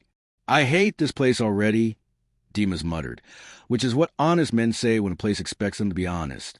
We entered. The furrows underfoot were not grooves so much as softened edges. Our soles remembered other shoes. At intervals, posts grew from the ground, not made, not planted, grown, pale oakwood polished by weather. Hung from them, small discs of shale engraved with names that were not names yet. Each stone held a feeling shaped like syllables that had not learned their consonants. When the wind moved, the stones clicked, not clatter, not chime, a kind of earnest small talk. An old woman sat on a stool made of patience and rope. She wore a coat the color of used parchment and hands that had erased more gently than any teacher I'd known. On her lap, a shallow wooden tray full of dust a shade of moonlight. She drew a finger through it, and a line remained convincing as ink. "Warden," Demas said, tipping his hat in that sideways way he uses when dealing with people who can tell if you've lied to yourself this week. "Not warden," she answered without looking up. Her voice was final the way bread is final when it is done rising. "Keeper." She flicked her fingertip, and the line she'd drawn undrew itself in a way that did not erase, so much as promise a better version later. "Names come here for tempering, so do those who use them unwisely." Her eyes lifted to us. They did not track from face to face. They understood each of us separately and all of us together. "Ah," she said, as if finding a sentence she'd been sure she had written. "The vow with two hands, one visible, one obedient." Leah inclined her head. The thread hummed lower, acknowledging introduction. I stood straighter without deciding to. Demas hid his notebook behind his back, like a child who's brought a knife to choir. The keeper put her thumb in the dust and pressed out a circle. "What do you bring here?" she asked. "Witness," I said, because the market had engraved the word into my tongue. "Debts," Demas said, because he has never learned how to set them down without cataloging them first. Leah did not speak. She wrote with her hands. "We bring names that have been used as borders and Wambi bridges." The keeper smiled without showing any teeth. "Good," she said. "Unlearners have their own tent, but the valley is busy tonight. Wait with me." She turned her tray. In the dust, I saw shapes that were not letters, and were also letters in a grammar, meant for people who turn around at least once in their lives to refuse becoming statues. Liah leaned. The runes under her skin brightened. The lines in the tray tried to behave like rivers. They failed gently. From the opposite side of the bowl, a procession approached. Not a parade. Parades are about being looked at. This was more like carrying a sleeping child. People walked 2 by 2, shoes scuffing the softened ground, whispering what was too big to keep in their mouths and too fragile to set down. On poles between them, carried high, were placards. Upon each, a name heavy enough to need 4 hands. "Here we are," the keeper murmured. "Tonight the valley is taking its medicine." "What kind?" Demas asked, not muttering now. "The kind that changes without lying," she said. The procession reached the center, where the furrows widened into a circle. They set the placards and holders that welcomed them the way a shoulder welcomes a friend at the end of a long day. The names glowed. One read exile, another citizen, another enemy, another guest, one more smaller, pulsed like a bruise that just learned speech, which people gathered, covering their heads, uncovering their hearts. A hush tightened. Then the valley did its work. It began with guest. A woman stepped into the circle, sleeves rolled, hair bound back with a ribbon the color of clear mornings. She looked tired, yes, but not the kind that resents. She put her palm to the placard. Her voice, when it came, was braided with people. The voices of those who received bread for the first time, of those who had fled rooms where their names had been used as knives, of those who had slept in doorless places and become weather. "Guest," she said, and in the saying the word's hinges squealed. "It has been used like sugar and like leash. It has fed, and it has yanked. I asked for a name with more table than door." The keeper nodded once. Her tray's dust changed direction. The wind listened the way we teach children to. Liah's thread hummed in the key of consenting to be careful. The old woman traced 3 swift lines and then an arc. The placard's letters loosened, like feet stepping out of tight shoes. The glow softened. The word shifted. Not new, truer. It read, welcomed.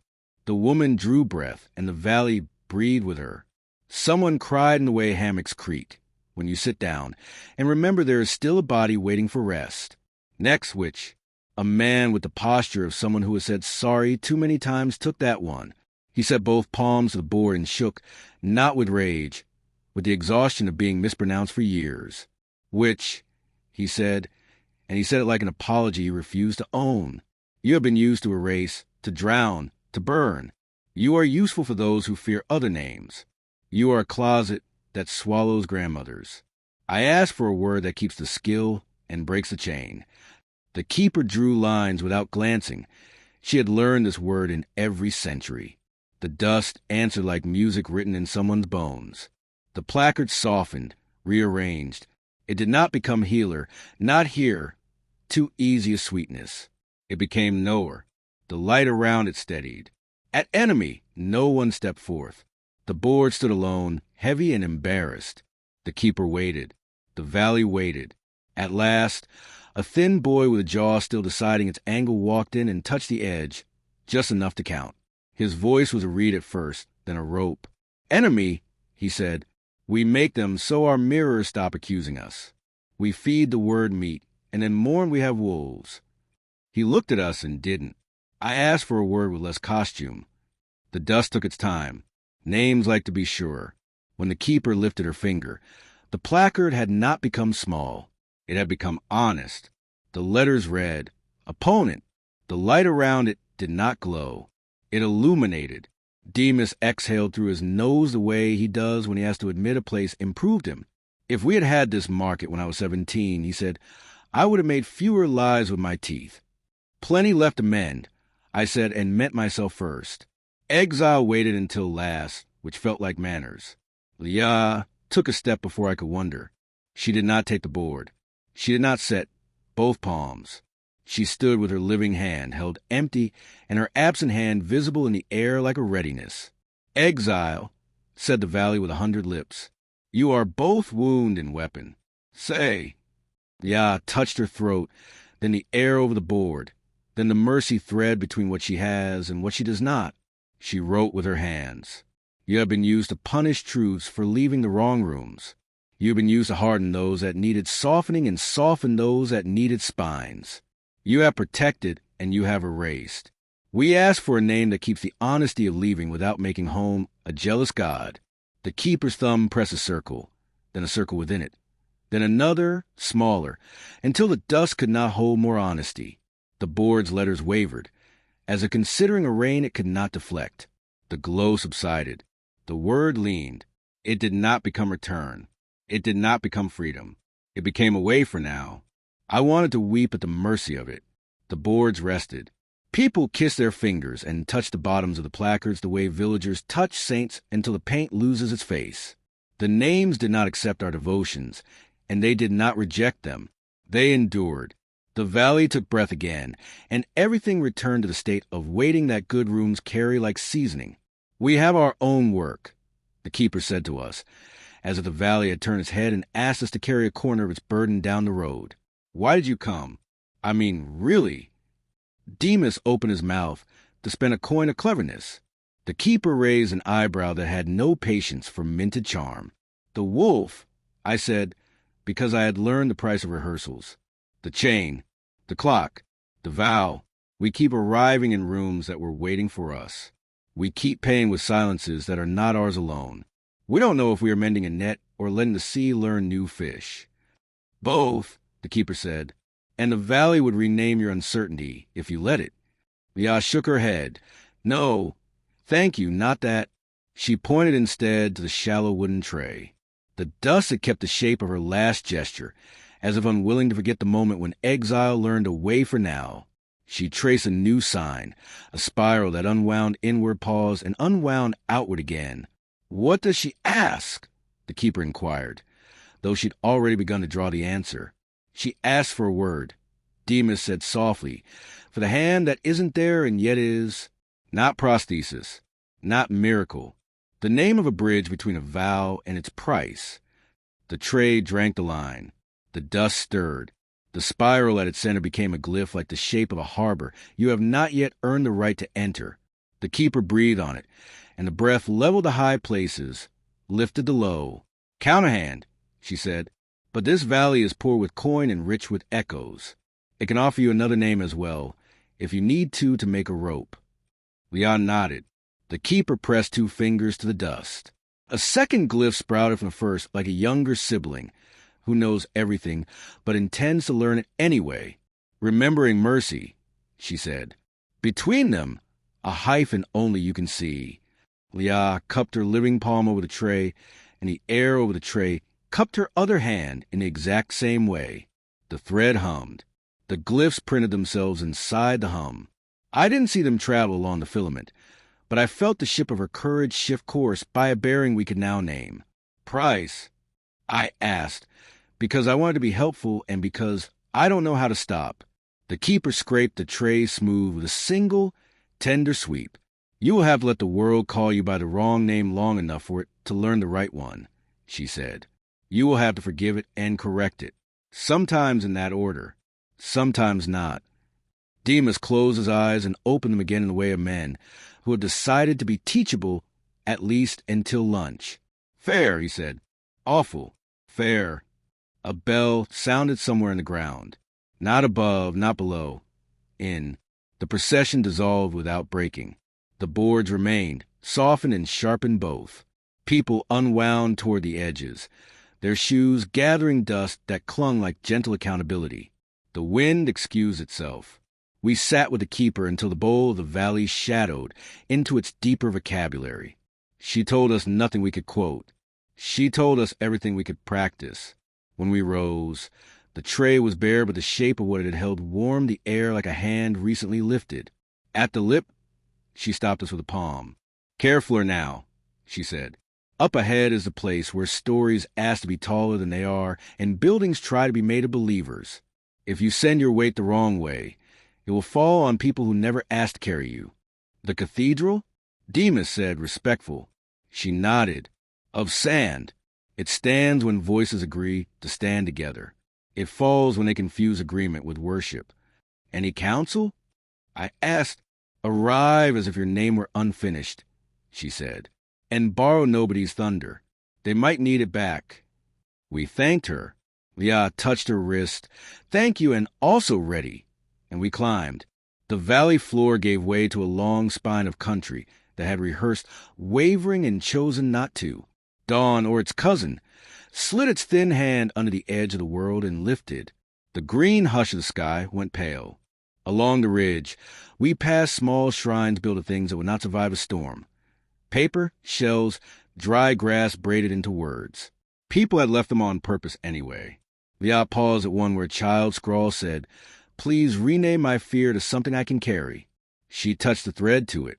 The knot in my chest loosened in sympathy with a child I would never meet. At the last rise, the land opened its palm, and there it was. A city that was not a city, an edifice that refused to be one building. The cathedral of sand climbed the wind in tiers and vaults and flying buttresses. It had windows, but they were not holes. They were pauses. Its spires were humble, which made them taller. The whole thing moved as it stood, the way a throat moves while it's listening. It should not have stood at all. At its western face a crowd gathered, fewer than a market, more than a choir. They wore ordinary faces the way saints were the weather. Some held trowels, some buckets, some nothing at all. The air around them held that charge I've only felt in rooms where people have agreed not to lie until dessert. They were building the cathedral by speaking it, not with spells. With facts. A woman said, "This is where my son learned to be the kind that cost the right amount." A fisherman said, "Here is where the tide taught me to share my appetite with mercy." A teacher said, "This one took my chalk away until I learned to write with my hands." As each truth landed, the walls held. A man in a coat too fine for the day stepped forward and announced, "This place belongs to my family." A portion of the north transept sighed, and subsided by the height of a human pride. No one shouted. The man's barber looked at his shoes. The man sat down. The wall remembered how to stand. "The keeper was right," Demas murmured. "They're trying to build without stealing thunder. Can we help?" I asked, and saw my own impatience like a coin that wanted to be spent at every stall. Leah did not move. The frost at her throat was nearly gone. The Wind Sisters had returned most of what they had taken. She watched the west door, which was not yet a door. The map in her eyes, those tender faint rings, widened and slowed, like a tide that intends to tend. A child near the undoor struggled with a bucket half his weight. Sand spilled defeated. He laughed anyway, the clear sound of a person who has not been taught yet that failing is a thing to be ashamed of. Leah knelt. With one finger, she drew a simple arch in the sand where the buckets were trying to remember architecture. The arch held, not by miracle, by instruction gently offered to gravity. The crowd saw. The cathedral learned. We added our weight without being heavy. Demas carried water in a hat that remembered how to be useful. I fetched driftwood that wanted to be scaffolding. Leah walked the perimeter with her thread. Tuning. When zeal got ahead of truth, she slowed it. 2 fingers to a buttress, a palm to a wall that had begun to believe its own applause.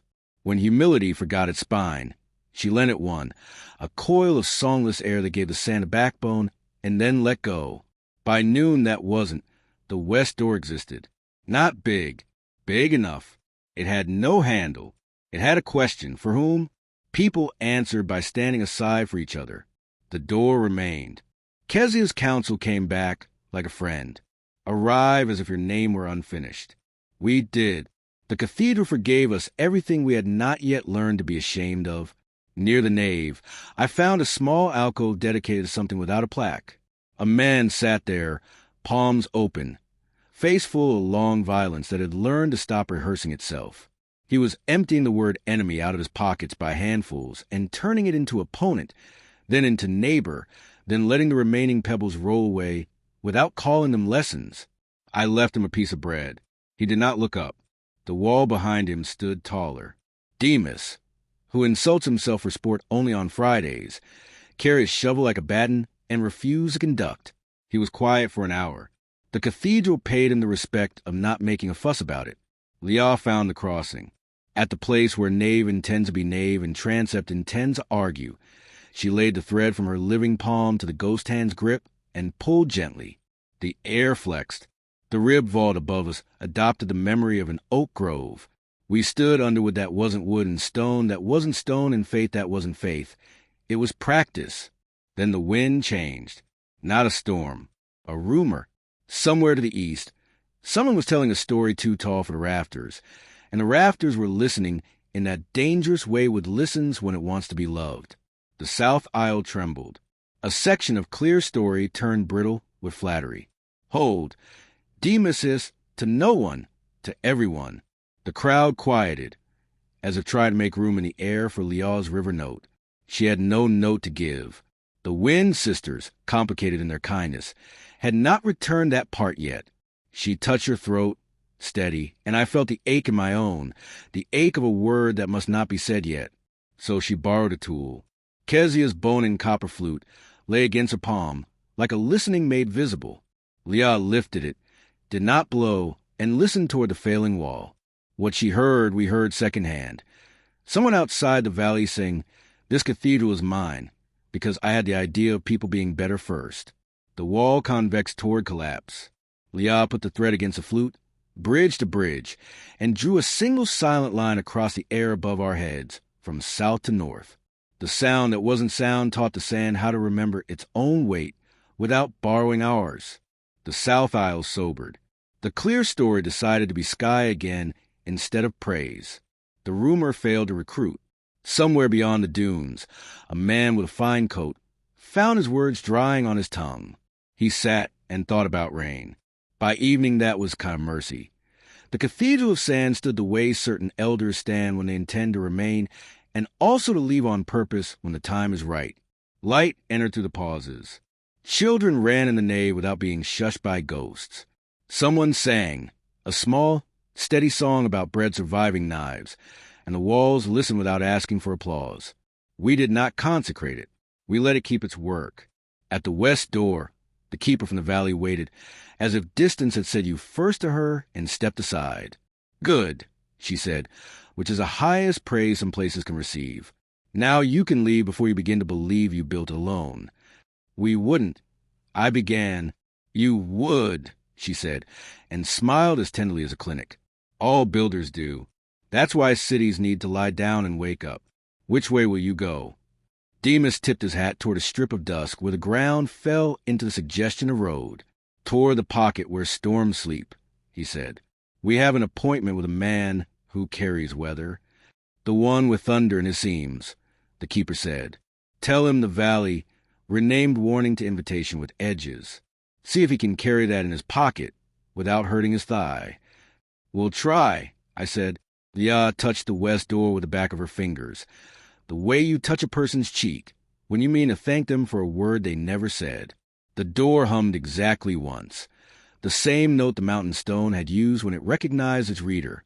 The frost at her throat dissolved like humility and became warmth. The Wind Sisters had finished the receipt. We took the road. Behind us, the cathedral shifted imperceptibly, as living rooms do when the last guest leaves and the house descends to the kind of silence that isn't empty. It's useful. The crowd dispersed without dispersing. Someone set a loaf on the step. Someone else set a knife beside it. Nobody claimed them. Ahead, the land narrowed into a causeway stitched with cattails. Air grew taut. My spectacles showed less and asked more. The mercy thread between Leah's hands glowed the way coals do when they have decided to be patient heat instead of theatrical fire. "Next." Demas said, not a question. "Next." I echoed. Leah pointed to the horizon where a man stood alone under a sky that wore its lightning inside out. His coat held weather at the seams. Each pocket sagged with something that wanted to speak louder than he did. He watched us the way lakes watch birds, without envy, with knowledge. The storm in his pocket coughed once, politely, as if to clear its throat before introducing itself. We went to meet him.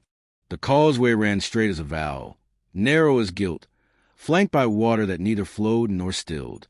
Cattails bent without wind. Frogs croaked syllables that belonged to no language yet, as if rehearsing a dialect only storms would one day speak. And at the far end, he waited. The man's coat was stitched from weather. Not cloth, not leather, weather. Its seams glowed faintly, stitched with lightning that had decided to live politely for now. His pockets sagged heavy, bulging with the weight of contained skies. When he shifted, you could hear thunder cough in one pocket, rain sigh in another, hail clatter in a third. His boots were scuffed as if they had walked across decades rather than dirt. His eyes, gray and relentless, seemed to hold an entire front of clouds. When we drew near, he raised one hand, not greeting, not warning, a gesture somewhere between door and barricade. "Travelers," he said, his voice low and dry, "the road ahead is toll." Demas tipped his hat, though carefully, as if afraid even that might summon lightning. "What's the price?" he asked. The man's coat shifted. A seam growled with thunder. "You carry stories. I can smell them. The price is 1 storm each." I frowned. "We don't have storms." He smiled, brief, weathered, like a break in clouds that promises rain anyway. "Everyone has storms. Some you swallow until your ribs rattle. Some you bury until your spine bends. Some you polish until they look like mirrors. Give me one and I will let you pass." Leah stood still, thread taut between her hands. The frost at her throat, nearly gone, shimmered faintly, as if remembering storms already survived. "What do you do with them?" I asked. He patted one pocket. The seam hissed. "I carry them until they're ready to fall. Not here, not on you. Somewhere that needs them. Crops thirsting, rivers asleep, cities too proud to wash themselves. My pockets empty where storms can heal instead of destroy." It was not mercy he asked for. It was redistribution. Demas went first.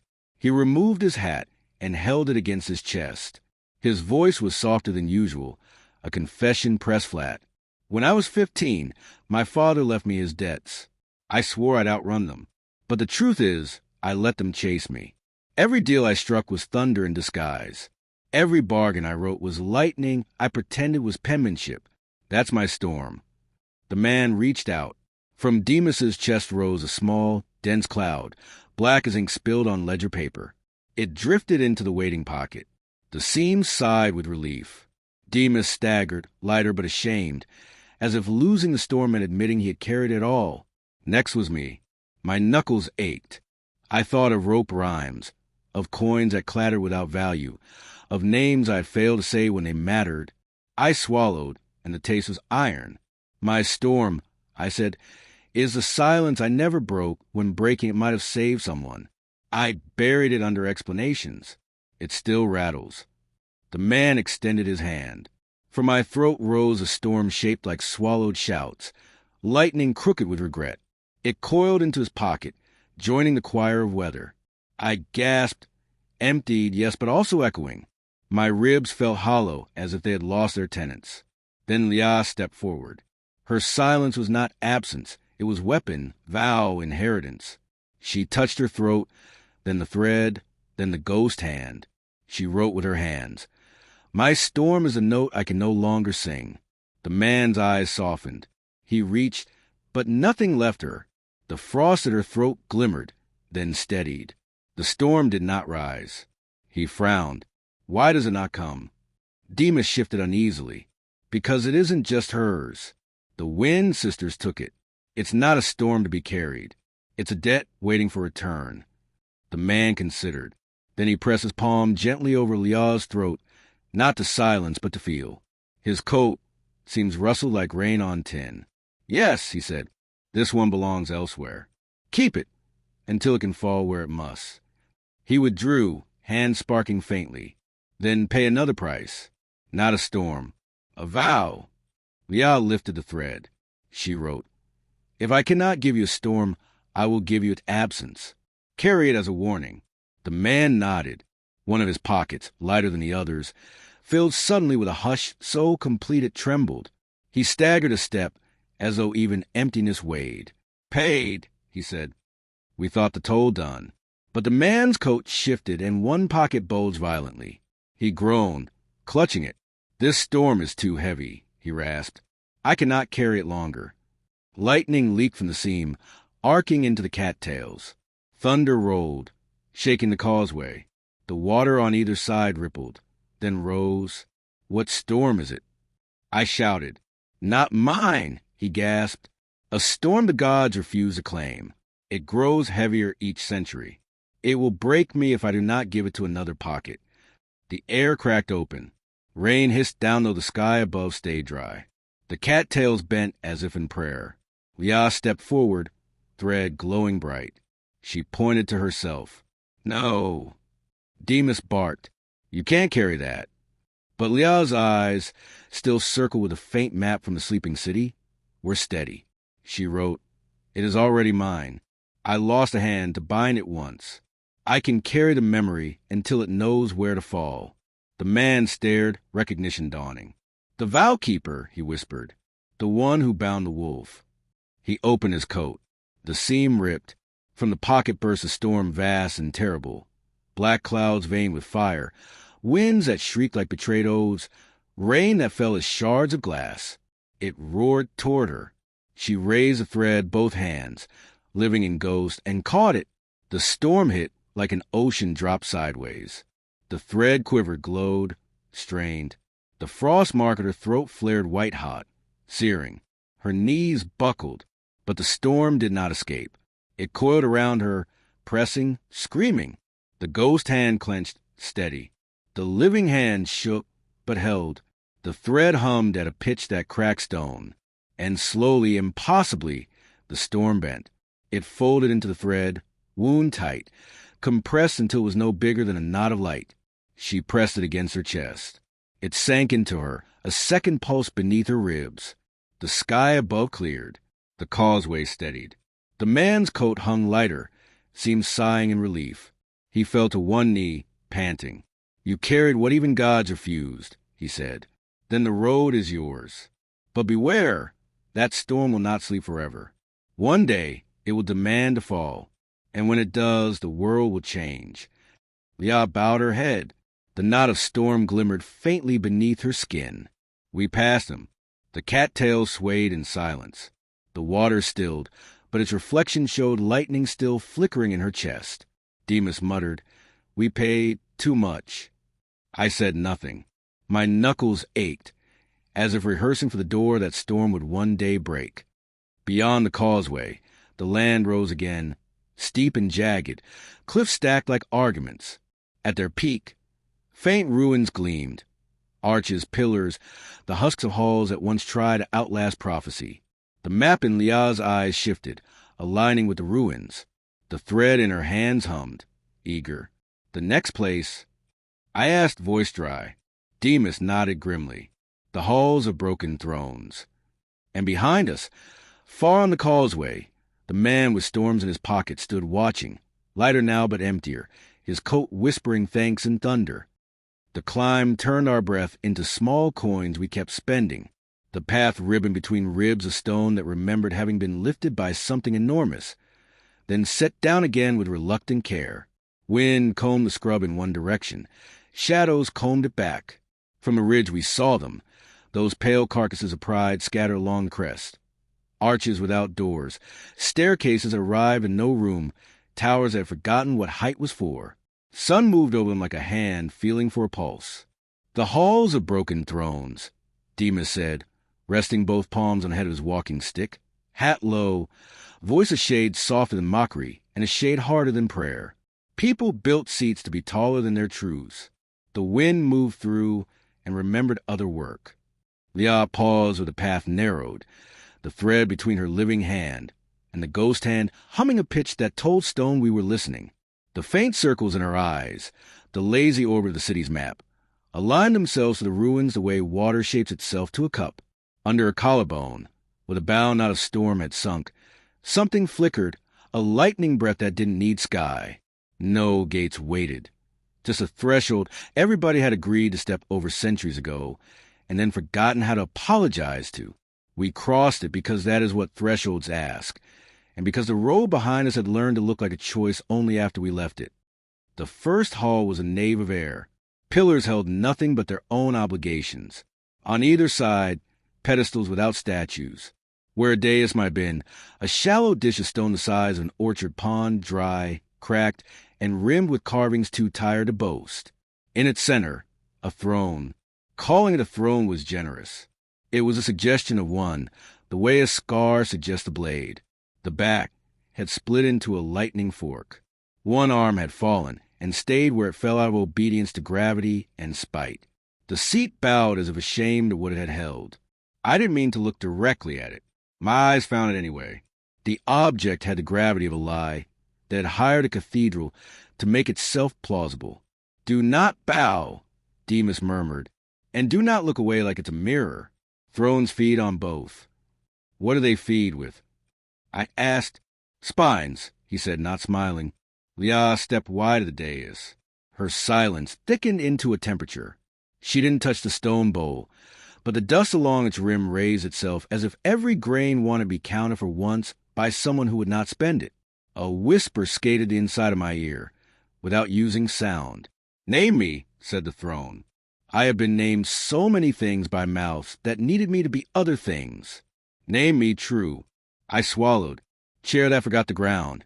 I said, "Too quickly." Dust settled. Demas spared me a glance that suggested I saved my cleverness for storms and letters to myself. Leah lifted her hand, not to correct, to amend. She wrote with her fingers in the air over the dry basin, weight that demanded witnesses and called them servants. The throne creaked. A hairline crack along the back widened with the small satisfaction of a knot untying. The air smelled briefly of rain that had decided not to arrive. Something in my shoulder let go. "It wants repair," I said, surprised at myself by wanting it to have something kinder than judgment. "It wants continuity," Demas corrected, softer than I expected. "Repair is a kind of mercy. Continuity is an appetite that forgot other mouths." He pointed. Beyond the shattered chair stood 3 lesser seats on a weathered bench. Judges' perches or step stools upgraded by arrogance. To their side lay a pile of rubble that had once been steps. Words had been carved into them. Time had gnawed off the consonants and left the vowels to complain faintly. O-E, O-Y, O-E-I. We wandered the periphery, not to avoid the throne, but to understand its diet. Along the wall, niches held little relics. A broken scepter that had been a broom handle before it was promotion. A crown made of bent cutlery. A ledger with a bite taken out of it by rat or conscience. In one niche, a child's shoe nailed to the wall with a dignity that made my stomach burn. "Tributes," Demas said, peering at a cracked seal ring. "Every throne builds itself a pocket out of what it steals." At the far end, a door had tried to be door and failed, forgetting both open and shut.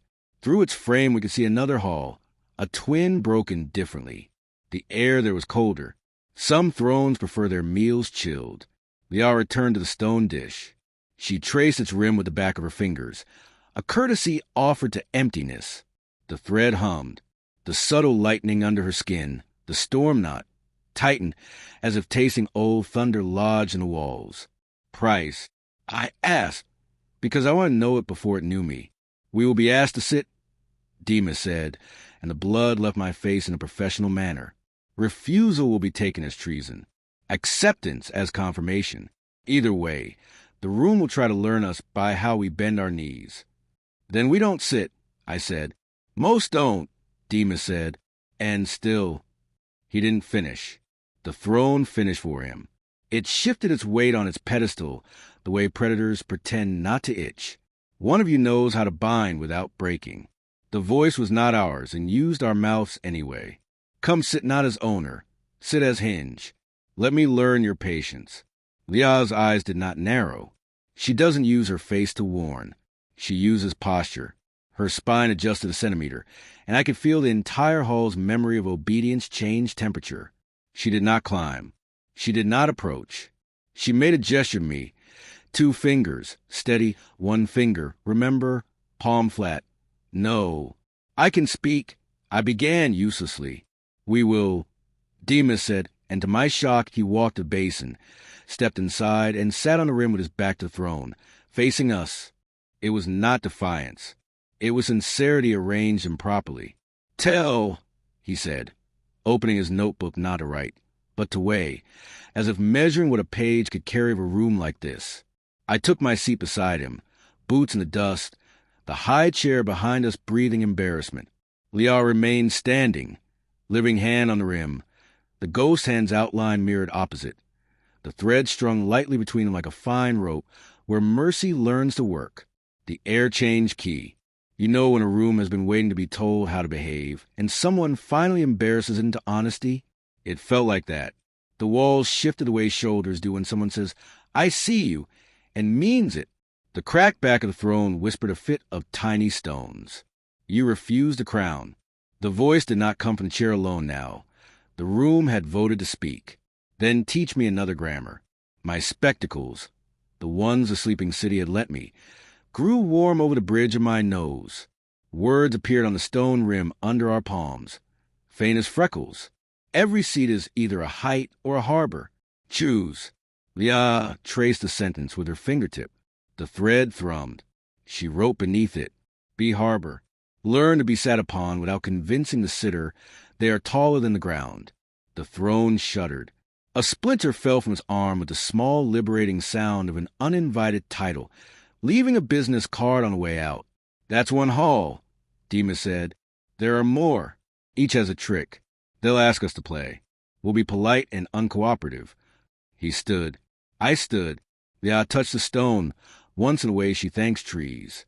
The room exhaled. We moved on. The second hall was narrower, walls hung with textiles decayed into skeleton. Along both sides, thrones crowded shoulder to shoulder, lesser chairs stacked like arguments. Each had its symbol, a carved fish, a balance, a sword, a quill, some helpful, some theater. Half were broken. The other half had learned to imitate brokenness to avoid taxes. At the far end, the floor rose to a long platform where a single low seat sat with a humility that annoyed me more than the arrogance had. In front of it, rows of benches, cracked and empty. It looked like a court that had made it with chapel and produced a child who wrote laws and hymns. The benches called to me, not with flattery, with a familiar ache. I missed rooms where listening was a job people were proud of. "Careful," Demas said, as if noticing my shoulders thinking. Small plaques at the base of each throne held nicknames. Adjudicator, taster, provincial ear, keeper of small wrongs. Many had been gouged out or renamed with a different hand. Somebody had once tried to file the room down to an obedience that fit in their pocket. Leah ran her palm a breath above a plaque. The script backlit for an instant, an afterimage. The original names peeked through. Welcomer of complaints, dish tester, county listener, mender of petty griefs. The work had been honest before the chairs learned drama. "Perhaps we don't break thrones today," I said. "Perhaps we teach them to be stools again." The store behind Leah's ribs responded, not with hunger, with warning. The nod of weather remembered that chairs had once been stacked along halls where wolves were promised futures. Something metallic ticked under the dais. A panel slid back. A mechanism of gears revealed itself, crusted with years of polite dust. On its crank hung a sign that said in a hand too neat to be trustworthy, "If justice falters, turn." "Tempting," Demas murmured. "Trap," I said. "Both," Leah's posture said. I approached, intent on not touching. The mechanism thrummed a fraction, like a throat cleared to sell you something. Tiny chains led back under the dais to a socket. I did not want to scribe with metaphors I might have to pay for later. "It makes judgment faster," Demas said, "at the cost of who gets to go first." He reached for his pencil, and then didn't. It was one of his braver gestures. We stepped away. Halfway back down the aisle of lesser thrones, a sound followed us, with remembering that it can speak. A chair to our right creaked, old bones rehearsing a new posture. A man appeared where none had been, seated, hands open on the arms, not wearing crown, but wearing that face crowns make, skull mad with altitude. He did not look at us. He looked past us at doors that had never let him leave. "I did not ask for it," he said, voice like pages shuffled by wind. "They pushed me up because my words made sense. Eventually the sense became a staircase. I climbed because they needed me to, then my legs forgot any other motion." Demas took off his hat. Leah inclined her head, not to him, to the present tense of his regret. "What did you do up there?" I asked. "I pulled the crank when I was tired," he said. At first to help a line move, then to get supper before it was cold, then because, of course, the chains pulled what they were tied to. I did not ask what. He placed one hand over the other lightly, as if checking whether he still existed to touch. When the hall broke, I told myself I wasn't responsible for gravity. He faded. The chair shivered as if relieved of an occupant who had sat too long even after leaving. Liao walked to the middle of the room, set the thread across two facing benches, and tightened just until the air in the aisle learned the shape of fairness again. The thread is not rope. It is grammar. The hall liked the sentence and repeated it along its length. We left before the mechanism remembered our names. The third hall had no throne at all, only shadows shaped like thrones. The absence of chairs burned permanent into stone by years of attention. On the floor, a mosaic in obsessive small pieces, blue for truth, red for violence, green for envy, gold for luck, white for fatigue.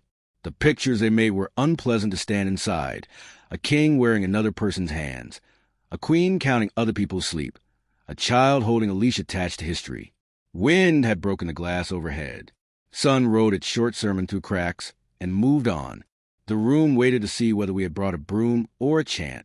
Liao knelt and pressed her living palm to one of the shadow thrones. The ghost hand mirrored her. For a moment an outline of a seat rose, light stitched from silence, and for a dangerous breath the air wanted a ruler. She lifted the thread, laid it across the outline, and drew it down into mosaic. The outline complied, flattening. The picture beneath, the king with borrowed hands, rearranged. The hands returned to their owners.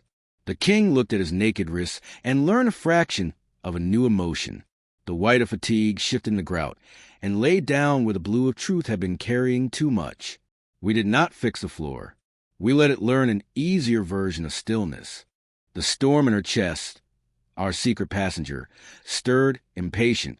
I felt my own ribs as empty rooms the weather might choose to visit when bored. The Wind Sisters had given us back almost all of Lia's voice, but not the note that opens mountains. Good. The cathedral had taught me some notes must wait for rooms that can afford them. Demas was quiet. It suited him badly and well. He eased himself onto a broken plinth and looked, really looked, at the mosaic until I saw his face change in that small way good men do when they stop being fond of their cleverness long enough to make room for respect. At the end of these halls, he said, there will be a chair that still believes itself new. We did not speak in reply. The halls had trained us. Answers are either doors or nails. At the farthest end of the ruin, a court opened the sky. You could see the sea we had left behind in the valley where names learn mercy, and a glimmer of the sand cathedral's ribs. In the center, a platform smooth as water's memory of being floor. Upon it, a chair, whole, not grand, not humble, perfectly unacceptable. It had a back that did not overreach, arms that did not promise, and a seat wide enough to make bad decisions comfortable. No carvings, no plaques, no worship. It looked like a place for someone to pretend being ordinary in public. A young woman sat in it. She wore no crown. She wore that haunted practical face people get when they organize dinners and wars. Her hands held nothing because everything else was holding them already. Court, famine, flood, patience, blame. She was not figure or ghost. She was a record retrieved from a drawer by a room that wanted us to believe it misplaced. Liao approached, not close, just enough that both their breaths could find the same temperature. You are late, the woman said, and it was neither accusation nor forgiveness. Or perhaps I am early. We don't keep that watch, Demas said, equal part apology and relief. The woman's eyes flicked to the thread. You carry the kind of tool I tried to invent and could not. I built institutions. They ate what I fed them, and then my hand. You carry a bridge. She looked at me. And you, witness, you will not like what I use you for. It wouldn't be new, I said, and could not keep the bitterness down in time.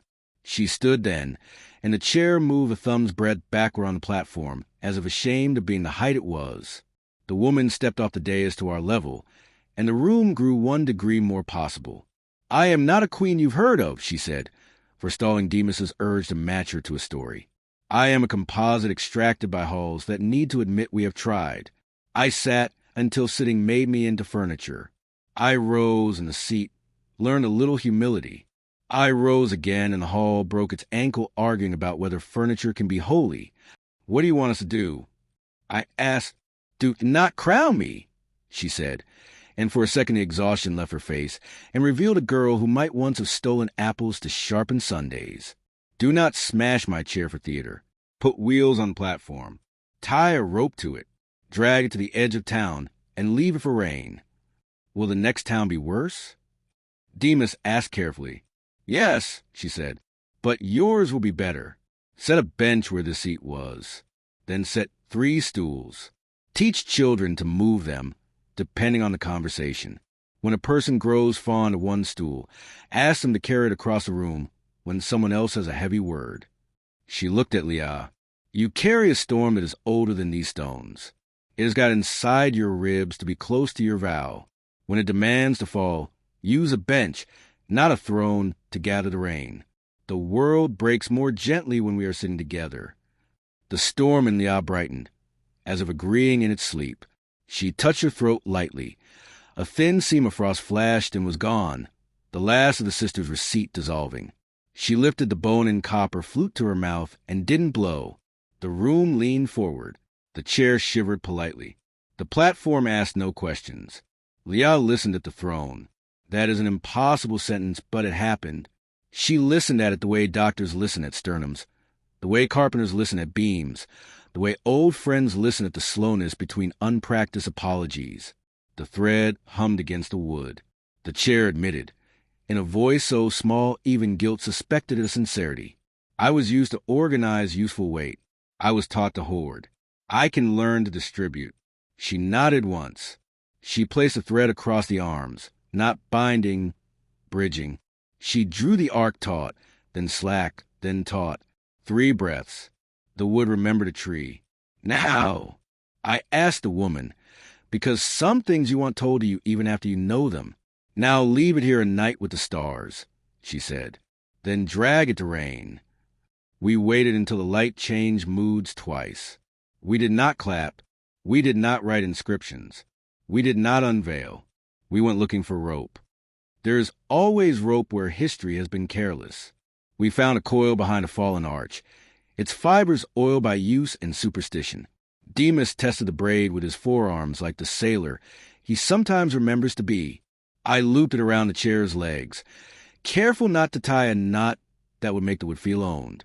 Leah held the thread in her living hand, and the idea of her other hand held the rope just above mine, a necessary redundancy that tasted like safety. We started down the long stairs. The chair bumped and apologized under its breath. The platform complained in monarch. We ignored both gently. At the lowest terrace, we met a wind that had learned shame from men and had decided to become useful. It took a little weight from our pull and told no one. Back across the threshold, along the ribbon path, down to the plain where Wild Time had expectations.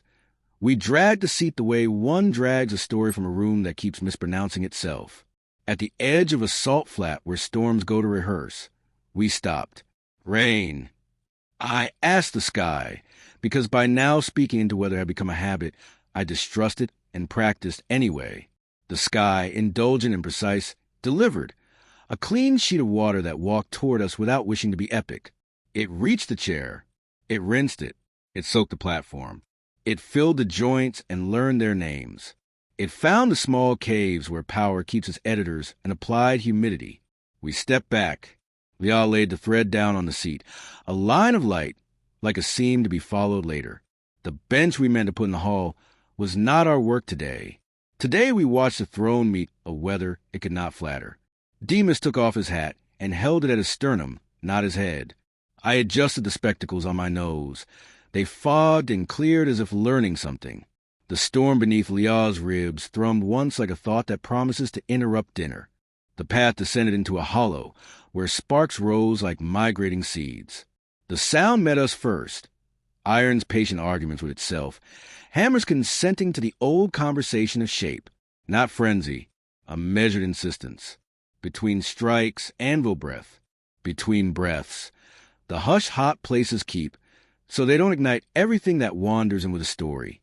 We came to a low arch blackened by work and welcomed by time. Heat rolled out, not violent, not bragging. A climate with rules. Liat paused at the threshold, the thread between her living hand and the ghost hand lifting like a bridge that asked the river for news. The storm nodded beneath her ribs, gave one small drum, then settled, like a guest who will behave if the table is set properly. Inside, the forge was larger than the hill could have held if the hill had been content with geology alone. Ceilings arched like bellies of whales that had agreed to shelter stories instead of ships. Racks held tools orderly enough that even chaos would feel cared for. On a central bed of coals, a disk of iron glowed a slow orange. No project yet, only readiness. Around the bed, 5 workstations lay configured for different moods of metal: bending, upsetting, cutting, persuading, letting alone. At the far station stood the smith. They wore neither beard nor braid, nor any of the costumes stories lend to hammer minds. Just a leather apron pale with years, and a shirt that had known rivers of sweat and grown fond of them, arms like agreements. A face that could have been 30 or 70, depending on which joke they told most recently. The hair, gray as a calendar margin, was bound back with wire. Their eyes were coal at morning, dark, calm, promising to burn politely or otherwise as needed. Late, the smith said, without heat, setting tongs down to see if it would startle. Or early, time and I trade favors. Demas tipped his hat, which now carried a faint scorch from dragging a throne through rain. We brought a bench where a throne was, he said, and a chair learning humility. Good, the smith said. Chairs in days of the same disease, too fond of their own edges. They wiped their hands on a rag as dignified as a mnemonic. What needs bending? Calendars, I said, surprising myself with the size of the word in my mouth. The smith's mouth twitched. Of course. They gestured at a side table piled with objects that wanted to be schedules and were ashamed of it. Bundles of twine knotted in moons. Wooden discs engraved with numbers that could not agree which day deserved to be first. Slates scratched with lists of festivals and famines. Everybody brings me a calendar. Few bring a reason. Demas stepped forward, respectful as people are around hot truth. The wolf's prophecy ripens. The chain hums thin. The clock that runs backward has loaned us an anchor. The library signs a fragment. The wind sisters touched her throat. He nodded to Leah.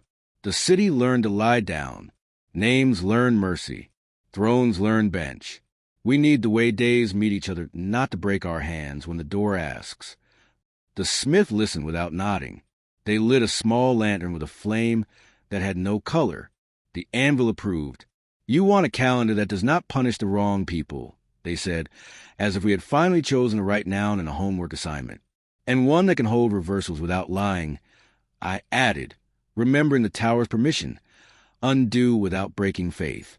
The smith reached for a pair of long, narrow tongs and lifted the orange disc from the bed.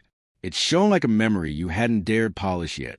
They laid it on the face of the anvil, so smooth it seemed philosophical. Time as we use it is metal, they said, positioning the piece. Not a river, a discipline. Good metal accepts shape. Bad metal remembers the wrong part of itself. They struck. The blow was not violent. It was exact. The sound went into my ribs and made a catalog of every time I had waited poorly. Sparks went out like punctuation, deciding to stand still for once. The smith turned the disc, struck again, turned again, struck. A conversation turning a loud thing into something we might set on a table without apology. What is a calendar made of? I asked over the ringing, trying not to seem like a child at a fair. Appointments and excuses, the smith said. Holidays and harvests. Blood and bread. But mostly agreements. People forget that part. They think a priest or a king owns a year. They tapped a notch into the edge with a chisel, so thin it could cut debt. Years prefer democracies. Demas chuckled once and swallowed iron air. We're poor in democracies lately. The smith looked up, and for a blink I saw a century of smirks they had been offered by people who confuse cynicism with adulthood. Then we will build you a modest year that can be carried by ordinary backs. They set the disc to cool in sand that hissed with gossip. While it rested, they led us to a bench that had earned its keep in the world of benches. It held hammers in a row like a choir, ball peen, cross peen, rounding, sledge, each with the scars of arguments won without humiliation. Calendars break. The smith said, fingers sliding over handles with a touch that made the wood remember forests. They break when people need them to promise a feast soon and an answer late. They break when rulers move a day to make a victory land on it. They break when grief begins and the month refuses to bend. The tool for fixing isn't bigger numbers. It's a hinge. Hinge. I repeated, the throne's plea rattling in the word. A day joined to a day, joined to a day, they said, in a way that allows a day to be forgiven for being itself. They returned to the disk. Its orange had faded to a red certain about evening. The smith lifted it again. This time they did not strike. They sang. It wasn't a melody. It was a measure. The old chant smiths use when they want a thing to remember it belongs to the family of useful objects and not to storms. The air trembled. The coals leaned closer. The rope of light between Liaw's hands thrummed to the same tempo, as if it had been taught the song in a previous life. Perhaps as a bell, perhaps as a heart. Bring me your year, the smith said. Not the name of it, the weight. Demas reached into his coat and offered the notebook. The smith shook their head. Not paper. Shoulder. He exhaled. In out, and set his palm to the cooling metal. The disk took his pulse and debated. I followed, lay my hand beside his. The iron warmed under my skin with the specific heat of rooms where bodies agree to help hold a roof. It occurred to me that calendars are roofs over days, and I forgave myself for being obvious because sometimes the obvious will not be said unless someone recruits it. Liaw stepped last. Her living palm pressed the edge. The ghost of her other hand rested on the air above the center with a gravity that changed the room. The storm beneath her ribs settled into a growl a dog makes when it is watching the door and knows the guest will be late on purpose. The smith watched, cheeks smudged with permanence no washing will erase. Good, they said. This will not be a king's calendar. This will be the sort of year kitchens use. They reheated the disk to a color in the language between fruit and forge, with a punch that had the shape of a moon on one end and of a tax collector's regret on the other. They began to mark it. 13, they said, tapping out shallow hollows around the ring. Not 12. 12 is a tidy lie. 13 is an honest household. Someone always sleeping, someone always waking, someone at the door. Demas blinked. Months. Doors, the smith said. Each a hinge.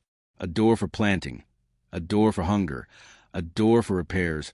A door for grief. A door for rescue. A door for useless joy, a door for mending arguments, a door for shut mouths, a door for open ones, a door for debts, a door for mercy, a door for again, and one for not yet. I wanted to argue that names like those would confuse a taxman. Then I thought of who taxes serve when calendars obey them, and held my tongue like a tool. The smith set the punch aside, and took up a graver the size of doubt. Around the inner circle they carved small marks. Triads clustered, then a gap, then 5, then 2, a mathematics I could not parse with numbers alone. What is that? I asked. Slack, they said. Days that belong to no week. You spend them like courtesy. When a month refuses a grief, you enlarge it by slack.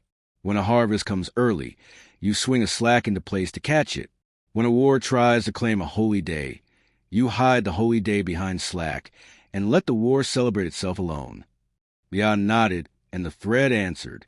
She drew in the air above the disk the curve of counterhand / remembering mercy, and the graver seemed to vibrate, as if sympathetic to that hyphen. The smith didn't look surprised.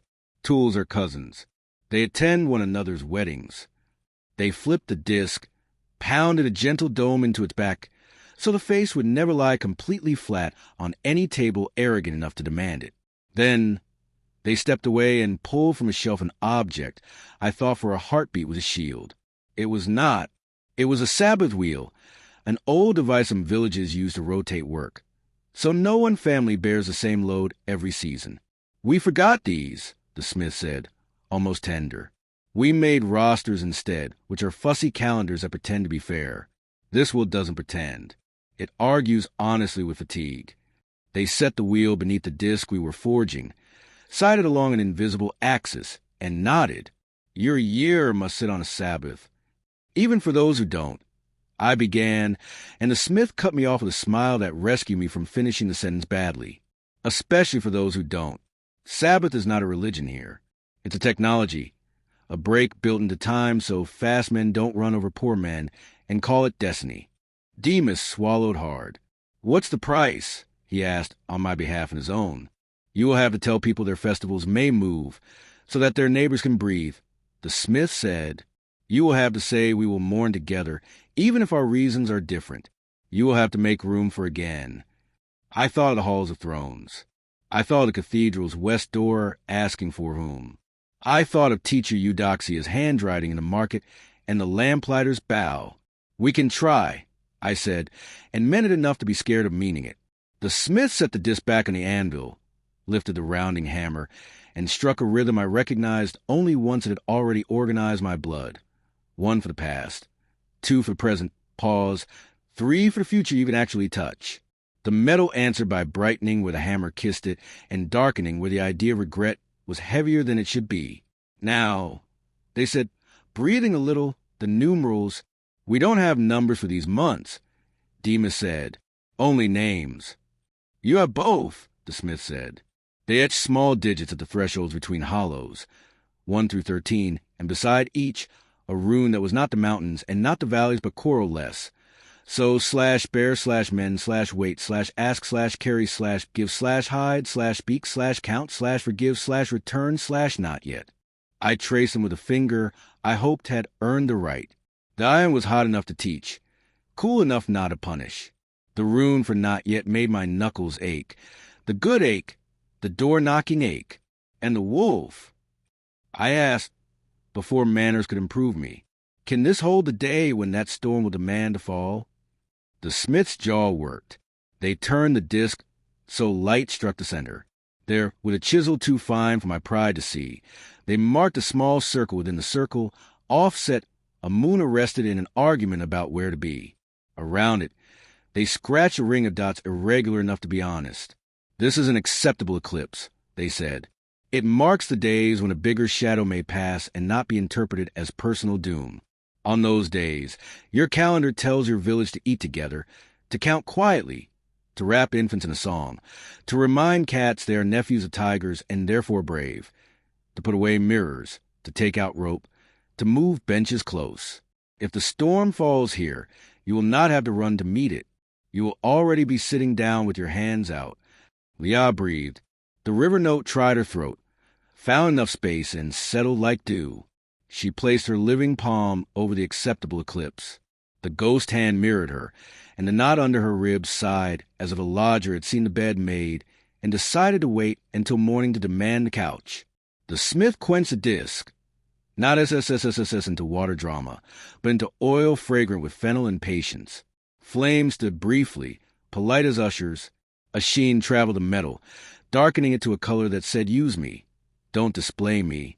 They dried it with rags that had been shirts and stories. They drilled a hole near the edge and fit a ring that could be hung by nail or tree or boy's enthusiasm.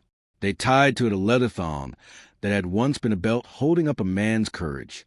They set it on the table between us. This is an unroyal year, they said. It keeps 13 doors. It carries slack. It sits on a Sabbath. It admits eclipses. You will hang it where cooks and carpenters can reach it. When the wolf opens his mouth, the hinge you built with your counterhand will keep you from sacrificing children to clocks. I close my eyes against the pressure behind them, the kind that makes you sneeze feelings. Demas cleared his throat with a sound grudgingly related to gratitude. Leah lifted the disc, not by the ring, by the edge, as if she understood that years hate to be held like trophies. Price. The smith said, because they were honest enough to ask for what all good work needs. We waited. For me, they said, tapping their chests with knuckle not tender, not cruel. Bring me. Someday. Not now. The story of a village that used this year and did not end in either tyranny or drift. I am bored of my own opinions. For us? I asked. For you? They said, turning to Leah and then to me, Except that on not yet days you will feel like liars because you cannot give answers. Carry the shame like a hot horseshoe. Don't drop it on anyone's foot, but don't pretend it wasn't forged. Demas nodded. And me? The smith smiled the way anvils might if they had lips. You will stop polishing your regrets to see if the shine improves the weight. Wear them at work height, waist, not chest. We laughed, the kind of laugh that releases joints. The forge exhaled. Outside, wind tested the arch and was bored by how well it held. We ate bread that had the texture good tools do, wholesome, uncompromised. The smith poured us water from a jug that had survived 4 owners and 1 fire. We sat on stools designed by someone who loved knees. Before you go, the smith said, placing a final object on the table, a small square of hammered copper etched with the acceptable eclipse symbol. Pin this where you plan to stand when the door knocks. It will remind you that preparedness is kinder than valor. Leah took it. She slid it into the lining of her coat beside the folded page bearing teacher Eudoxia's sentence. I saw, just for an instant, how many things she had not pocketed because they needed to live in rooms rather than in coats. We rose. The unroyal year hung from her shoulder by its thong, solemn as a drum you don't hit, except on days you dare to be honest. The thread between her hands hummed once, tasting the new weight and offering to carry it when stairs were sharp. At the threshold, the smith touched the door stone with the back of their knuckles like a friend who has agreed not to hug in public. Send word, they said. 13 doors are only as good as the courage that walks through them. We'll try not to turn them into a poem, Demas said, and the smith almost smiled like someone who had turned many things into poems and forgiven themselves each time by making dinner. We stepped into gray daylight that had postponed rain to see a better audience. The hollow rose behind us, hot with usefulness. Ahead, the land flattened into a plain where, from far off, I could see lines like seams drawn by someone mending a torn country with a needle that didn't quite trust itself yet. The plains of repairs. Demas said with a sigh Taylor would know. There they stitched roads that were cut. And then, I asked, then we find the place where prophecy pays its tab, he said. Not in blood, in benches. Leah touched my sleeve, steady, witness, and in a third tap I had not felt from her before. Time. She lifted the unroyal year and the copper square with the acceptable eclipse and held them toward the horizon like offerings not to gods but to weather. The storm beneath her ribs warmed without threat, the way a kettle does when it remembers tea. We walked.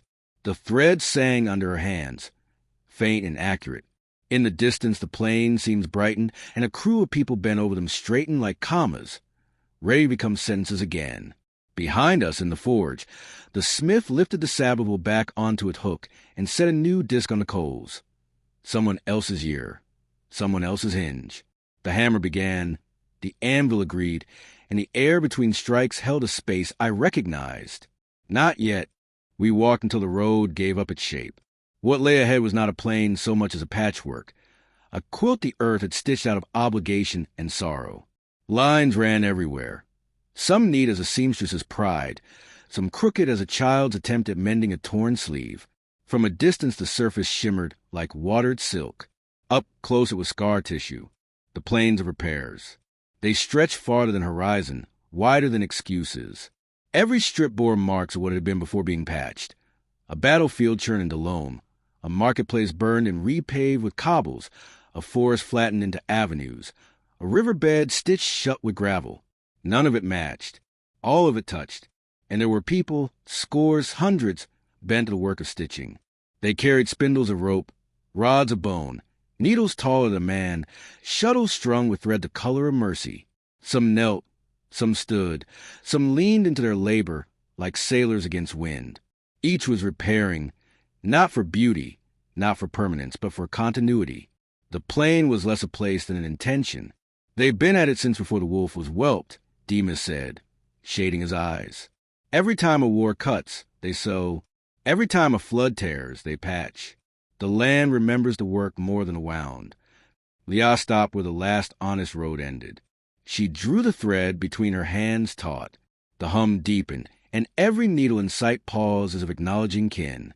Her living palm shone faintly. Her ghost hand mirrored it in outline. The storm beneath her ribs gave one careful thrum. Not threatening, not tame, just present. A woman stitching near us looked up. Her face was the kind that had smiled so often it had learned to be stern when smiling would cheapen the truth. She wore a coat piece from fabrics older than she was, each square embroidered with a date and a name. "Newcomers," she said, nodding once. "Carry your weight, or carry your silence." Demas tipped his hat. "We brought an unroyal year," he said, and patted the disc at Leah's shoulder. "And a bench where one the throne was." The woman's eyes softened only slightly. "Good. We need years that bend. We need seats that don't crown. Stitch with us, then." We stepped into the plane. The ground shifted underfoot, less like soil, more like cloth pulled across knees. Every step was a reminder that someone else had knotted it before us. I bent to watch a repair. A man threaded a crack in the earth with cord made of rushes and hair. He pulled each stitch tight, humming a tune older than his teeth. At the end of the seam, he tied it not with a knot, but with a bow. Easy to untie if the ground needed to be opened again. Mercy sewn into practicality. What keeps it from tearing again? I asked. "Nothing," he said, not unkind. "We repair not because it holds forever. We repair because it holds long enough." Leah knelt beside another worker. She let her thread hover above their work, and the seam brightened, grain aligning smoother, scars softening. The worker whispered thanks without looking up. The ghost hand hovered, as if blessing both the work and the worker. Demas muttered, scribbling in his notebook. "Repairs are just apologies we agree to keep mending. Maybe that's what calendars are, too." I walked among them, listening. Each seemed saying differently. One like laughter, one like grief, one like patience, one like rage that had been persuaded into usefulness. Together they formed a choir. The plane was a hymn sung by knees. At the center we found a pavilion of canvas patched. So many times it was more patched than canvas. Inside sat the keepers of the needle, elders with hands calloused into maps, spools of thread around their feet, like sleeping dogs. They did not look up when we entered.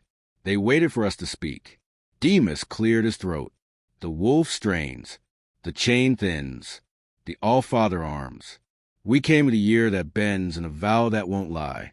What do the repairs ask of us? The eldest raised her head.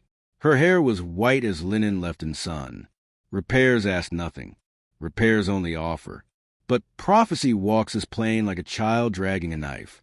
If you want to meet it without bleeding, you will need more than stitches.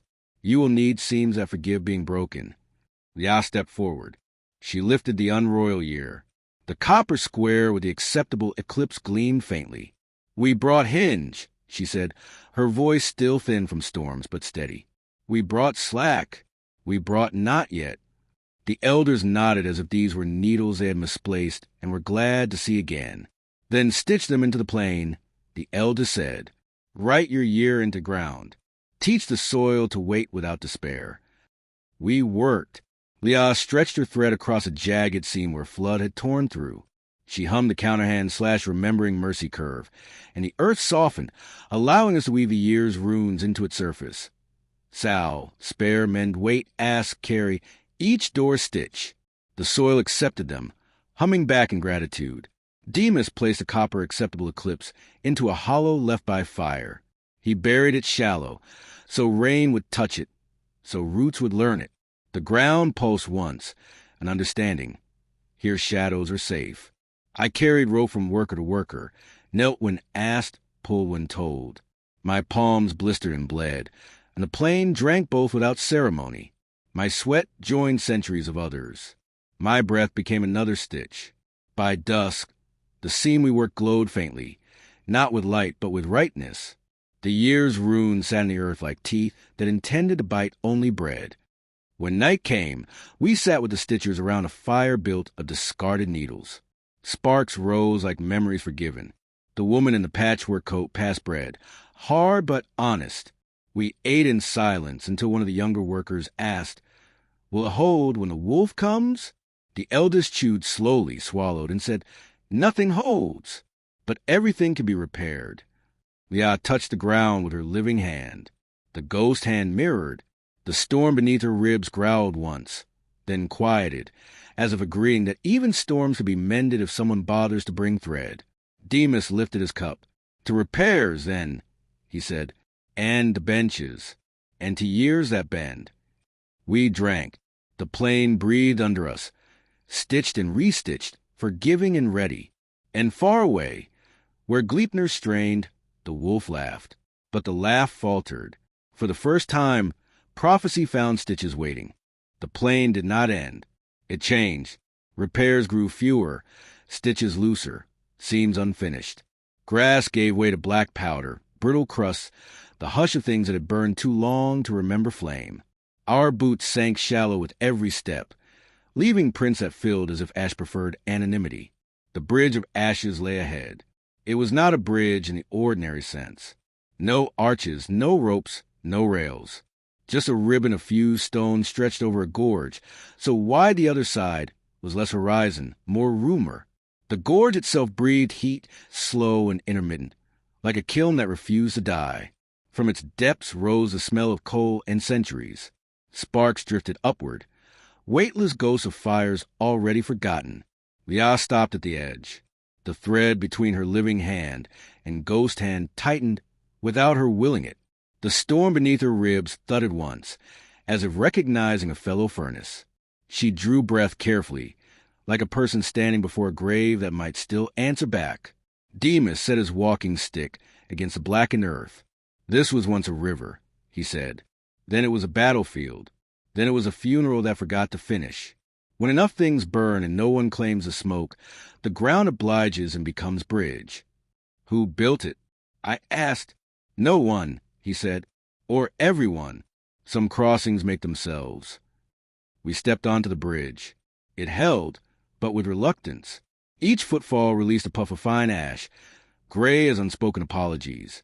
The surface cracked faintly underweight, but mended itself the moment we lifted our boots. Walking it felt like being tolerated.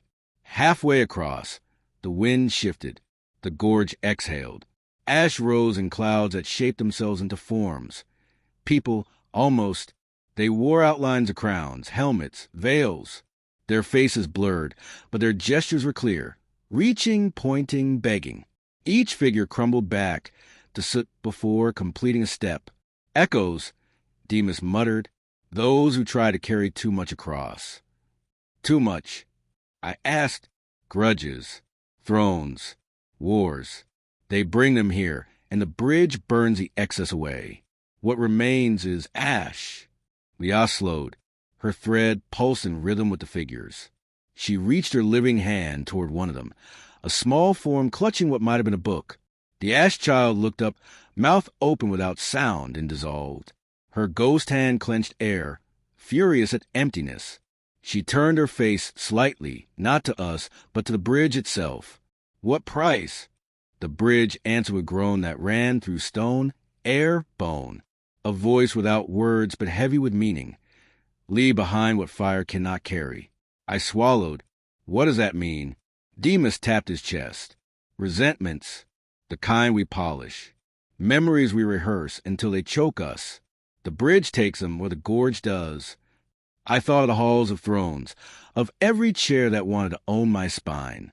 I thought of words I never said to my father, and the weight of saying them now to no one. My throat tasted of soot. I wanted to argue, but the bridge had no ears for excuses. The ash thickened. We coughed, blinked, pressed sleeves to mouths. Liah led, her thread glowing faintly, marking a path. The storm in her ribs grumbled, impatient, but did not strike. She was carrying it, and the bridge noticed. Sparks gathered at her feet, testing whether storm counted as baggage. She lifted her living hand. The ghost hand mirrored. The storm settled. The sparks dimmed. The bridge, begrudging, allowed us onward. At one point the ash figures massed. Soldiers in ranks, shields on arms, spears raised. Their silent charge barreled toward us, only to dissolve against Liah's thread. The hum dispersed them like fog before wind. For a heartbeat, I swore I heard their disappointment. The sigh of those denied one last battle. We walked faster. Near the center stood a shape that did not dissolve. A pillar of fused bone and iron rose in the ash, carved with runes scorched too deep to fade. On it sat a mask, bronze, warped, its expression frozen between scream and silence. Around its base lay offerings, rings melded together, swords broken in halves, torn banners folded into gray origami. "What is it?" I whispered. Demas's jaw tightened. "The toll." Before we could ask, a figure emerged from the pillar's shadow, tall, robed in ash, face hidden. No crown, no features, only emptiness where eyes might have been. It raised a hand. The bridge shuddered under us. "Travelers," the figure rasped, voice made of the scrape of coal. "The bridge of ashes demands toll." Liah stepped forward. "What toll?" The figure pointed at her chest. "The storm." She did not flinch. Her living hand closed around the thread. Her ghost hand mirrored. "No." The bridge groaned. Cracks spidered outward. Ash swirled in angry columns. Sparks became embers. Embers became flame. The figure's empty gaze turned to me, then give regret. My knees weakened. I felt every word I had never spoken. Every wound I had kept sharp by refusing to let it heal. They pressed against my ribs, begging to be surrendered. I hesitated, clutching them like a miser. Demas set his hand on my shoulder. His eyes were steady. "If you don't give them, the bridge will take more." I closed my eyes. I let them go. The words unsaid, the bitterness rehearsed. They poured from me in a rush of ash. The figure reached, gathered them, pressed them into the pillar. The mask shifted, its frozen mouth relaxing by a fraction. The bridge steadied. We crossed the rest in silence. The gorge exhaled one last time, softer now, as if satisfied. When our boots found solid ground again, the bridge behind us trembled but did not collapse. It would wait for the next travelers. On the far side, grass returned, shy shoots pushing through soot. The air smelled less of coal, more of rain that had not yet fallen. The storm beneath Liah's ribs softened, as if soothed by the release. Demas adjusted his hat. We left part of ourselves behind. "Lost," I said. "No," he corrected. "Repaired." Liah touched the thread. It hummed low, like gratitude. Her ghost hand hovered steady. She looked back once at the bridge, then forward to where the land bent into valleys dark with trees. The bridge of ashes did not call us back. It had taken what it wanted. The rest was ours to carry. The land changed again. Ash thinned, then vanished. Green rose, at first in shy shoots, then in bold groves. The air cooled. Moisture clung to our sleeves. And then, like stepping through a threshold the world had forgotten to mark, we entered the forest. The trunks were tall, straight, and silver gray, their bark smooth as polished stone. Leaves hung in veils of deep green, trembling not with wind but with attention. The silence was not silence. It was listening. Every step we took, every breath, every heartbeat sounded louder here, as if the trees recorded it. Demas paused at the first clearing. He leaned on his walking stick, hat tipped back. "Listening trees," he said softly. "They hear everything, and they do not forget." The ground beneath was carpeted in moss soft as unwritten pages. Roots crisscrossed like veins, pulsing faintly, carrying not water but memory. Somewhere high above, birds sang notes too careful, as though they, too, were repeating what they had heard before. Liah stopped. Her thread stretched between her hands, taut. Her ghost hand hovered. Her living hand trembled slightly. The storm beneath her ribs pulsed once, low and guarded. She turned to me, eyes sharp. Witness, her look said, "This place keeps." We walked deeper. Whispers rose, not ours, but echoes of what others had spoken here. A child's laughter carried by leaves. A soldier's oath murmured through bark. A lover's secret, heavy as dew. Each voice slipped past, faint but undeniable. I brushed my fingers against the trunk. It quivered. My ears filled with a sentence spoken years ago. "I forgive you, though you'll never know." The words vanished, but the ache they left remained. I stumbled. Demas steadied me. His jaw was tight. "Careful. They give you what was said, not who said it. Memory without face. Truth without mercy." Leah lifted her hand. The ghost hand mirrored. She pressed her palm against a tree. The bark rippled like water. A voice poured out, hers. Better silence and truth than speech and lies. Her own vow, recorded by the plane and repeated here. She withdrew quickly as if burned. Her thread hummed low, warning. The storm inside her chest coiled, restless. These trees, they keep us, I said, but they can use us, too. Demas nodded grimly. Listening is never neutral. It bends toward the loudest or the most repeated. That's why some truths vanish, because they were whispered too softly. The deeper we went, the thicker the memories, some clear as bells, others blurred into murmurs. We heard prayers, curses, lullabies, orders. The air shimmered with them. Heavy, the weight pressed on my shoulders. My own thoughts struggled to form, drowned by what already been spoken.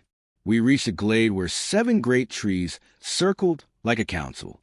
Their trunks leaned inward, roots intertwined. At their center lay a hollow stone, worn smooth by knees. Ashes filled it. Offerings burned to feed memory. The air thrummed with voices layered over centuries.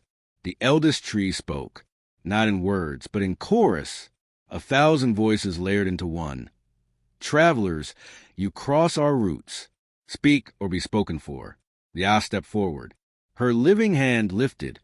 Her ghost hand mirrored. We brought truth, she said, voice quiet but firm. We brought years that bend. We brought benches where thrones were. Will you keep these? The chorus answered, we keep everything. But not all is remembered equally. Give us weight. Give us vow. We will decide what endures. The storm beneath her ribs throbbed. Her eyes narrowed. No, you do not decide. Truth does. The trees shuddered. Leaves rattled like applause or warning. Demas cleared his throat. If we don't give them something, they'll take it. They'll pull from us what we've spoken and twist it. I looked at the hollow stone. Ashes lay in drifts. Charred scraps of words clung to them. Fragments of prayers, edicts, songs. All burned, all swallowed. How many truths have been offered here, and how many have been buried by louder lies? My chest tightened. I stepped forward. If you want a vow, take this. Not all words deserve to last. Some deserve to die. The forest went silent. The echoes stilled. Even the birds hushed. The chorus murmured, dangerous. To deny memory is to court forgetting. Yes, I said, voice shaking. But forgetting is mercy, too. Some words cut deeper if you keep repeating them. The trees quivered. Moss shivered underfoot. For a moment, I thought they would crush us. Then Leah raised her thread. She strung it between 2 trunks, humming the counterhand curve. The light of it wove into the bark, not binding, but bridging. The trunks leaned closer, the hum vibrating through them. The echoes shifted, less chaotic, more measured, like a choir finding harmony. Her living hand trembled. The ghost hand steadied it. Keep truth, she said, but keep it as witness, not as crown. The chorus fell quiet. Then, slowly, we will... The glade shifted. Roots moved, opening a path. The air lightened. The whispers softened to a distant murmur. The weight lifted from my chest. We walked on, slower now, careful. The trees still listened, but less hungrily. I realized they were not enemies. They were mirrors, dangerous, yes, but necessary. Without them, truths would vanish. With them, lies could endure. Balance was the only answer. At the forest edge, we paused. Leah touched the trunk one last time. Her ghost hand mirrored. The storm beneath her ribs pulsed steady, calmer than before. The bark whispered a single word. Bench. Her lips curved, almost a smile. When we stepped out, the forest closed behind us. Not hostile, not welcoming, just listening still. Ahead stretched a new land. Hills dark with smoke, rivers glinting with metal, the air thick with the clang of industry. Demas sighed. The forge of crowns, or what's left of it. Leah tightened her grip on the thread. The storm growled low. We kept walking. The hills were black with smoke before we even reached them. A haze clung low, heavy with iron and soot, as if the air itself had been hammered too many times. Each breath tasted of rust. Each blink stung like an old debt remembered. At the ridge we saw them. Furnaces yawning wide, their mouths red as open wounds. Anvils cracked from use, yet still worked. Hammers rang, not in harmony, but in feverish competition. Each strike a demand, not a conversation. Everywhere, molten shapes cooled into circlets, helms, diadems. Crowns, too many to count. Some glittered with jewels, some bent with thorns, some glowed faintly as if still hungry. Liaz stopped at the crest. Her thread lifted, taut. The storm beneath her ribs gave a short, sharp pulse. Warning, recognition, refusal. She did not step forward immediately. She waited, letting the place declare itself. Demas tugged his hat lower against the smoke. This is where rulers come when thrones feel light. They forge crowns to make the weight believable again. And who wears them? I asked. He spat into the soot. Anyone foolish enough to mistake metal for mandate. We descended. The forges grew louder, their rhythm frantic. Workers moved among them, silhouettes blurred by flame. Not smiths, not truly. They looked more like shadows stretched thin, bodies outlined by heat, faces masked in soot. Their hammers never paused. Sparks cascaded down their arms without burning. They did not speak. They did not rest. I tried to count how many crowns lay piled in heaps. Hundreds, thousands, some broken, some still glowing, some already rusted. The sight sickened me. No head could justify this many weights. No world could need them all. Ya bent, picked up one that lay discarded. It was plain iron, cracked through, as if snapped by the skull that had tried to wear it. She turned it in her hand. The ghost hand mirrored, cradling the memory of weight. Then she dropped it back into the ash. The ground shuddered. The crown shifted. From the heap rose a voice, not one but many layered, desperate. Wear us. Bind us. We give order. We give meaning. We give height. I staggered, hands over ears. The chorus drilled into bone. Demas Grimace muttered, "Don't answer." But the crowns kept begging, louder. Choose us. Claim us. Save us from rust. At the heart of the forge stood a great anvil, taller than a man. Upon it rested a single crown larger than all the rest, gold-fused obsidian, rimmed with teeth that might once have been human.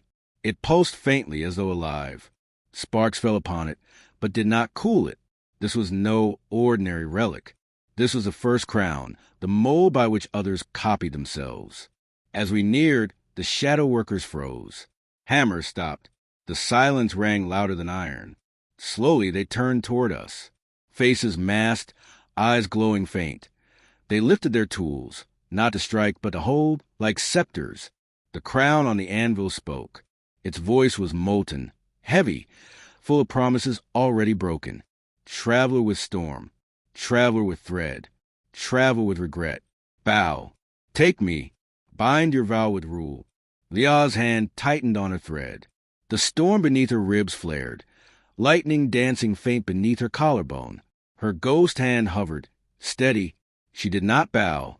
"No," she said simply. Her voice was quiet, but it struck harder than any hammer here. The forge shook. Flames roared higher. The first crown screamed, a sound like 1,000 oaths forced upon unwilling mouths. The shadow workers raised their hammers as if to crush us. I stumbled back, heart hammering. Demas held firm, jaw set. "We can't fight them. We have to unmake it." "How?" I asked, choking on smoke. He pointed at the unroyal year slung at Liaz's side. "Crowns demand height. The year bends low. Put them together." Liaz stepped forward. She lifted the unroyal year disc, its runes glowing faintly. "Sal, spare, mend, wait, forgive, not yet." She set upon the great anvil, directly beneath the first crown. The crown hissed, recoiling, sparks flaring. The runes brightened, steady, patient. The crown shrieked, "I am mandate. I am rule. You cannot unforge me." Liaz raised her thread. She strung it between her hands and laid it across crown and year together, humming the counterhand / remembering mercy curve. The thread glowed, a bridge, not a chain. Her storm surged, lightning arcing down her ribs into the thread, into the anvil. The first crown cracked. A fissure split its rim. Obsidian shards fell like black snow. The teeth melted, hissing. The gold dulled to lead. The crown screamed one last time. If not me, then another, always another, and collapsed into slag upon the ear. The shadow workers froze. Their hammers fell from limp hands. Sparks died. One by one, they faded into smoke, freed from labor. Only ash remained. The forge fell silent. When the dust settled, the unroyal year still lay whole, its runes glowing brighter than before. Where the crown had broken, a mark remained on the disk, a 13th notch deepened, its runes shining clear, unmake. Leah touched it with her living hand. The ghost hand mirrored. The storm beneath her ribs sighed, quieter, not gone, but eased, as if some of its hunger had been spent. Demas exhaled, hat in hand. Well, he muttered, that's one less lie to wear. I looked around at the heaps of crowns. Most had fallen silent. Some still whispered faintly, but weaker now, as if robbed of their chorus. I realized with chill the first crown had been their anchor. Without it, they would rust faster. We turned to leave. At the forge's edge, a young shadow lingered, half-formed, face flickering. It raised its hand, not in threat, but in thanks. Then it, too, dissolved into smoke. Outside, the air tasted cleaner, though it clung still. The hills behind us smoldered. Ahead stretched a valley where rivers shone like mirrors, winding silver through dark stone. Leah lifted the unroyal year. The new rune pulsed, unmake. She met my eyes. Her look said, we carry it now. The storm beneath her ribs gave one final thrum, low and steady, like a forge cooling after long labor. Demas adjusted his pack, grim but satisfied. Crowns fall. Years bend. Benches hold. Let's see what waits by the river. We walked on. Behind us, the forge of crowns crumbled, one furnace at a time, until only embers remained. From the dead forges the valley sloped into charcoal and then into slate, and at the bottom light gathered as if the land had been tilting a bowl all morning to save it for us. The bowl was a river, not broad, not narrow, but exact, and the exactness of it was what made the hair along my arms consider their profession. Water should not look finished. This looked finished. It ran like glass that had remembered to be a verb. Between black banks it slid, perfectly level even when it curved. Stones in the shallows had edges, as if a careful carpenter had planed them and then apologized. Where reeds stood, their green shot up in parallel, and the air around them carried the clean bitterness of mint. Above all of it, the quiet had that acoustics you only hear in galleries where even paintings suspect themselves of vanity. The river of mirrors. Demas said, the way you say church when you're not quite sure what you owe it. The unroyal year at Leah's hip caught a trick of the light and returned it without bragging. Under her collarbone the storm pulsed once, not warning so much as noted. She brought the thread up between her living hand and the ghost grip. It did not hum. It held, the way a sympathetic friend holds a sentence before you found its end. We followed a path down to the bank. The water's surface carried our shapes without warping them at all. I moved my head left, and my reflection moved its head left. No lake laziness. The exactness made me dizzy. Rules, Demas said to himself, then to us, every river has them. This one announces them. He was right. Along the near bank, someone had set 5 flat stones in a row. On each was carved a brief instruction in a hand that didn't want to be admired. Arrive unarmed. Do not name yourself twice. Give back what you took to see. Cross with one lie less. Leave the beautiful version. I rubbed my jaw. I disliked 4 of those. Which 4? Demas asked. The last 4. A heron watched us, neck folded into an S that suggested both patience and insult. Its eye had the color of coins that have seen a century of pockets. It took one step, and the step made no sound. Then it spoke, not with a human voice, but with the same grammar that looms use when they're about to add a difficult thread. Witness, it said to me, peddler words. To Demas, Carry her a storm and hinge. To Leah, the river keeps what faces it draws. Cross if you can stand to miss one. What do you keep? Leah asked, her hand steady on the thread. Your reflections, the heron said, but only the ones that helped you lie. The river bargains in masks. Demas set his hat under his arm and combed his hair with his fingers until it looked like it always looked, which is to say confessional. Price, he asked. Each of you must pay with a look you can no longer afford, the heron said. Then the ferryman will come. Ferryman? I repeated, scanning for a boat and seeing only water that would happily pretend to be floor until you try to trust it. The heron pecked the bank once, and the peck was permission. A shadow deepened upstream and set itself into the shape of a punt. With it, a man standing not on the plank but alongside it, his feet placed where the water agreed to carry them. He wore no robe, no spectacle, only a rope around his waist and a pole of unvarnished wood polished by knees. His face had the honorable gauntness of people who sell nothing they cannot also fix. He inclined his head to the heron, then to us. I take those who are prepared to be less admired on the other side.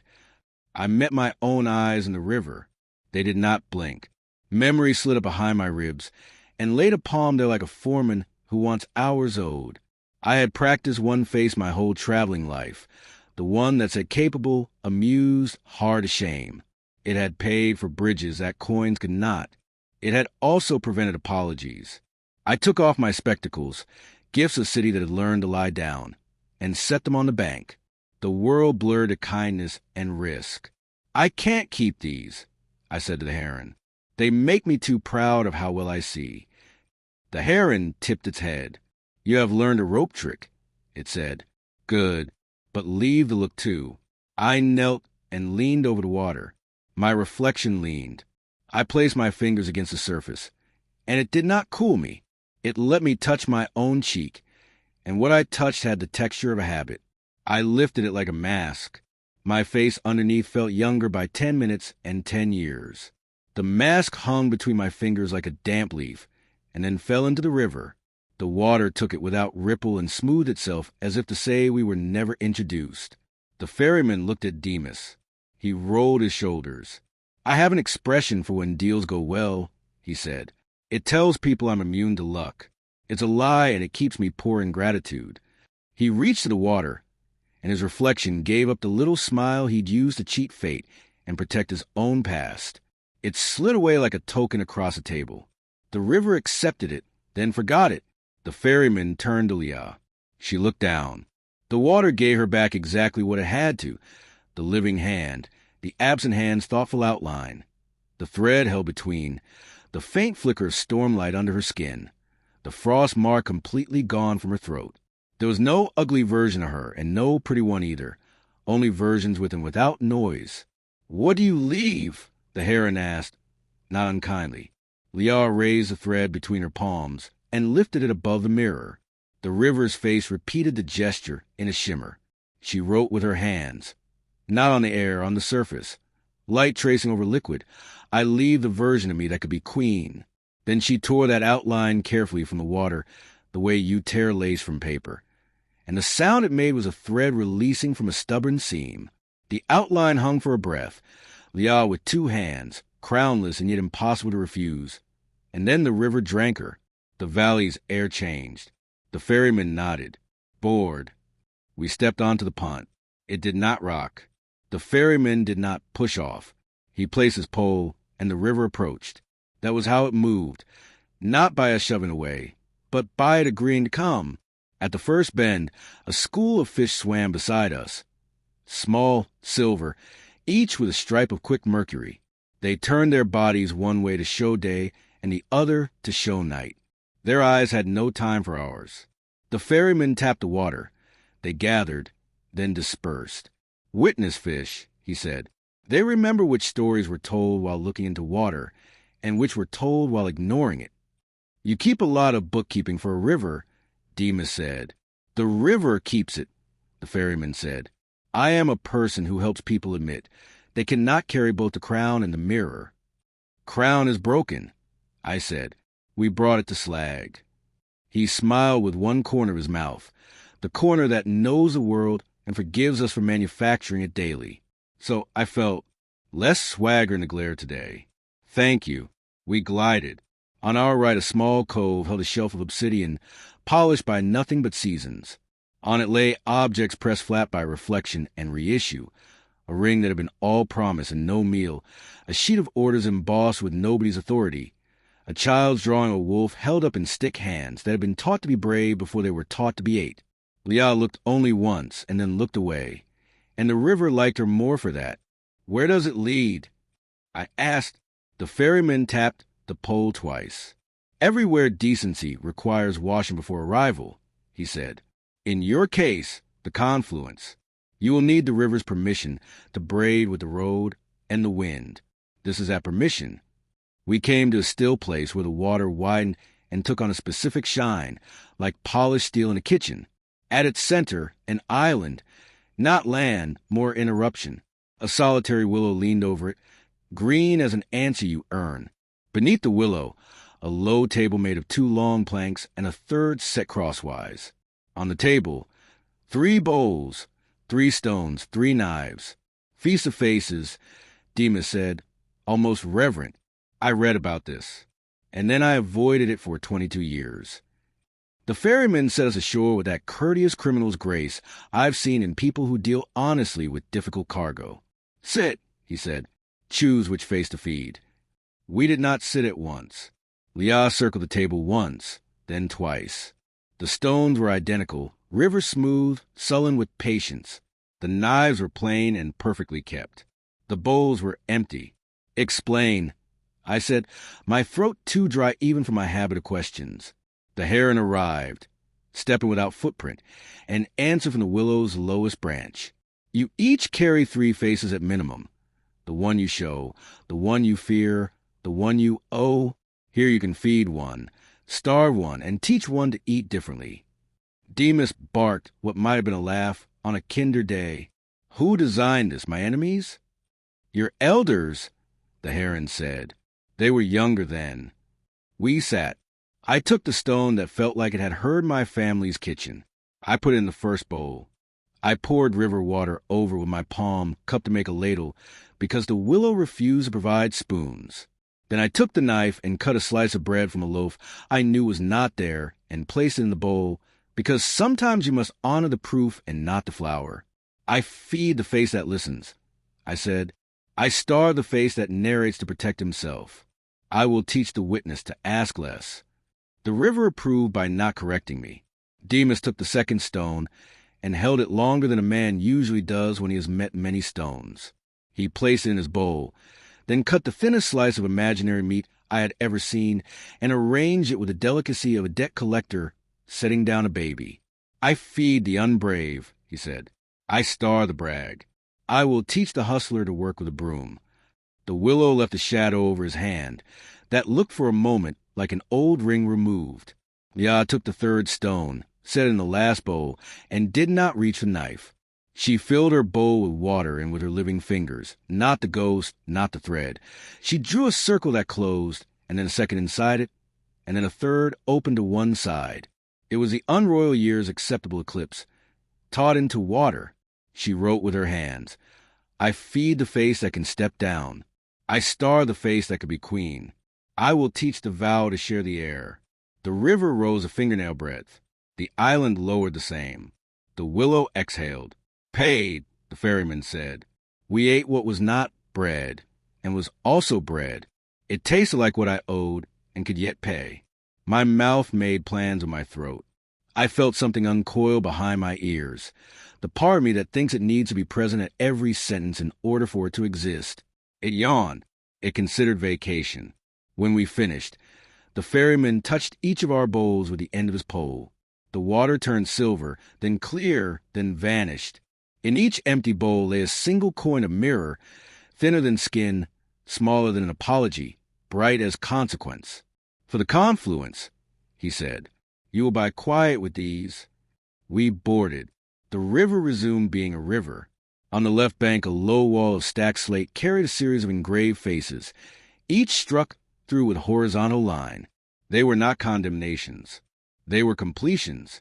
Those are the beautiful versions, Demas said, voice small, left here by others. Do you miss yours? I asked. I already remember it more handsome than it was, he said. So no. Liah looked at the water. Her reflection had learned modesty. It did not demand her attention. It offered it back. She touched the thread to the surface once, a courtesy, and the surface touched nothing in return, because some courtesies do not require reply to have been true. We came in sight of the confluence, a place where road, river, and a thin low wind gathered without quarrel. The river formed a small square in itself, set deep below the banks like a mouth that has chosen to listen. A man stood there with a ledger and a bell. Around him, people paid with normal coins and then waited while their reflection was weighed. Those who could not pay waited longer, while their reflection convinced them to lie. The ferryman nudged us toward a low quay. Your coins, he said. We climbed. The man with the ledger did not look up. Name, he said, and I recognize how language can be a trap when wielded in clerks. We do not name twice, I said, showing him the first stone's lesson. We pay with quiet. He looked, really looked at our hands. Liah extended the thin mirror coin first. It reflected the sky at such an angle that the square seemed to have an extra heaven. The clerk shivered as if someone had passed a feather along his suspicion. He rang the bell once, precisely. Quiet purchased, he said. 3 measures. Demas presented his coin. The bell wavered as if it intended to laugh, but remembered it was a bell. 2 measures, the clerk said. You spent some already on grinning. I'll live, Demas said. I handed mine. The bell did not ring. It inhaled. 1. The clerk said, not unkindly, do not waste it on an explanation you could have edited. We stepped aside. The square of water ahead of us lay calm and unambitious. Beyond it, forks of road ribboned into 3 futures. One uphill and narrow, one level and crowded, one down toward a light that moved like people moving together. The low wind braided through them, tugging the hem of Liah's coat, testing the thong of the unroyal year, tasting whether our storm had manners. The heron landed on the clerk's ledger and looked at us with its coin eye. You have shed masks and kept your vow, it said. Now you will need to pass through the place where prophecies are not written but priced. The auction? Demas asked, grim. The tally, the heron corrected. Less theater, more sums. It sits where the 3 paths pretend not to argue. Your bench and your year will be inspected. Your storm will be counted as weight, not as sin. Carry yourselves as if you were outnumbered and beloved. That's a lot of as-ifs. I said, it is how people cross, the heron said. The ferryman doffed nothing and bowed anyway. I like you, he told the river by not telling us. The river raised one small lap against the quay in farewell. We chose a 3rd road, down toward the moving light. Before we went, Liah turned back to the square. With her living finger, she touched the surface once and wrote a single rune over it. Keep, in the house hand that Kezi had carved on her door. Water held it for 3 breaths and let it go, not out of disrespect, but because water is honest about its limitations. Behind us, the clerk looked startled and then relieved, as if his day had just been shortened by one argument. We walked into air that had learned from bell metal how to carry decisions without ringing them. The confluence opened into a broad field of stalls with nothing for sale but numbers. Columns marched on chalkboards. Pebbles sat in bowls. People checked abacuses that did not require beads. At its center, a platform held a single long bench and a single long book, and a person in clothes that refused to choose rank from color. The tally, Demas said, where dooms are priced down to the minutes people are willing to pay.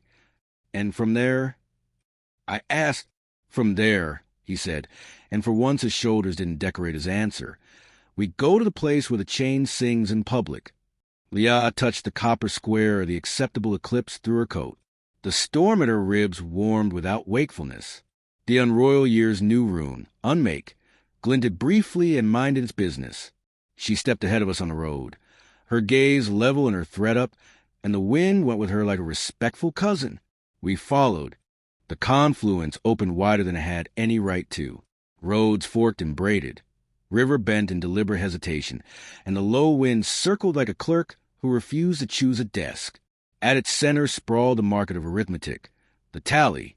No colors, no banners, no hawkers, only rows of tables and benches, all painted the gray of erased chalk.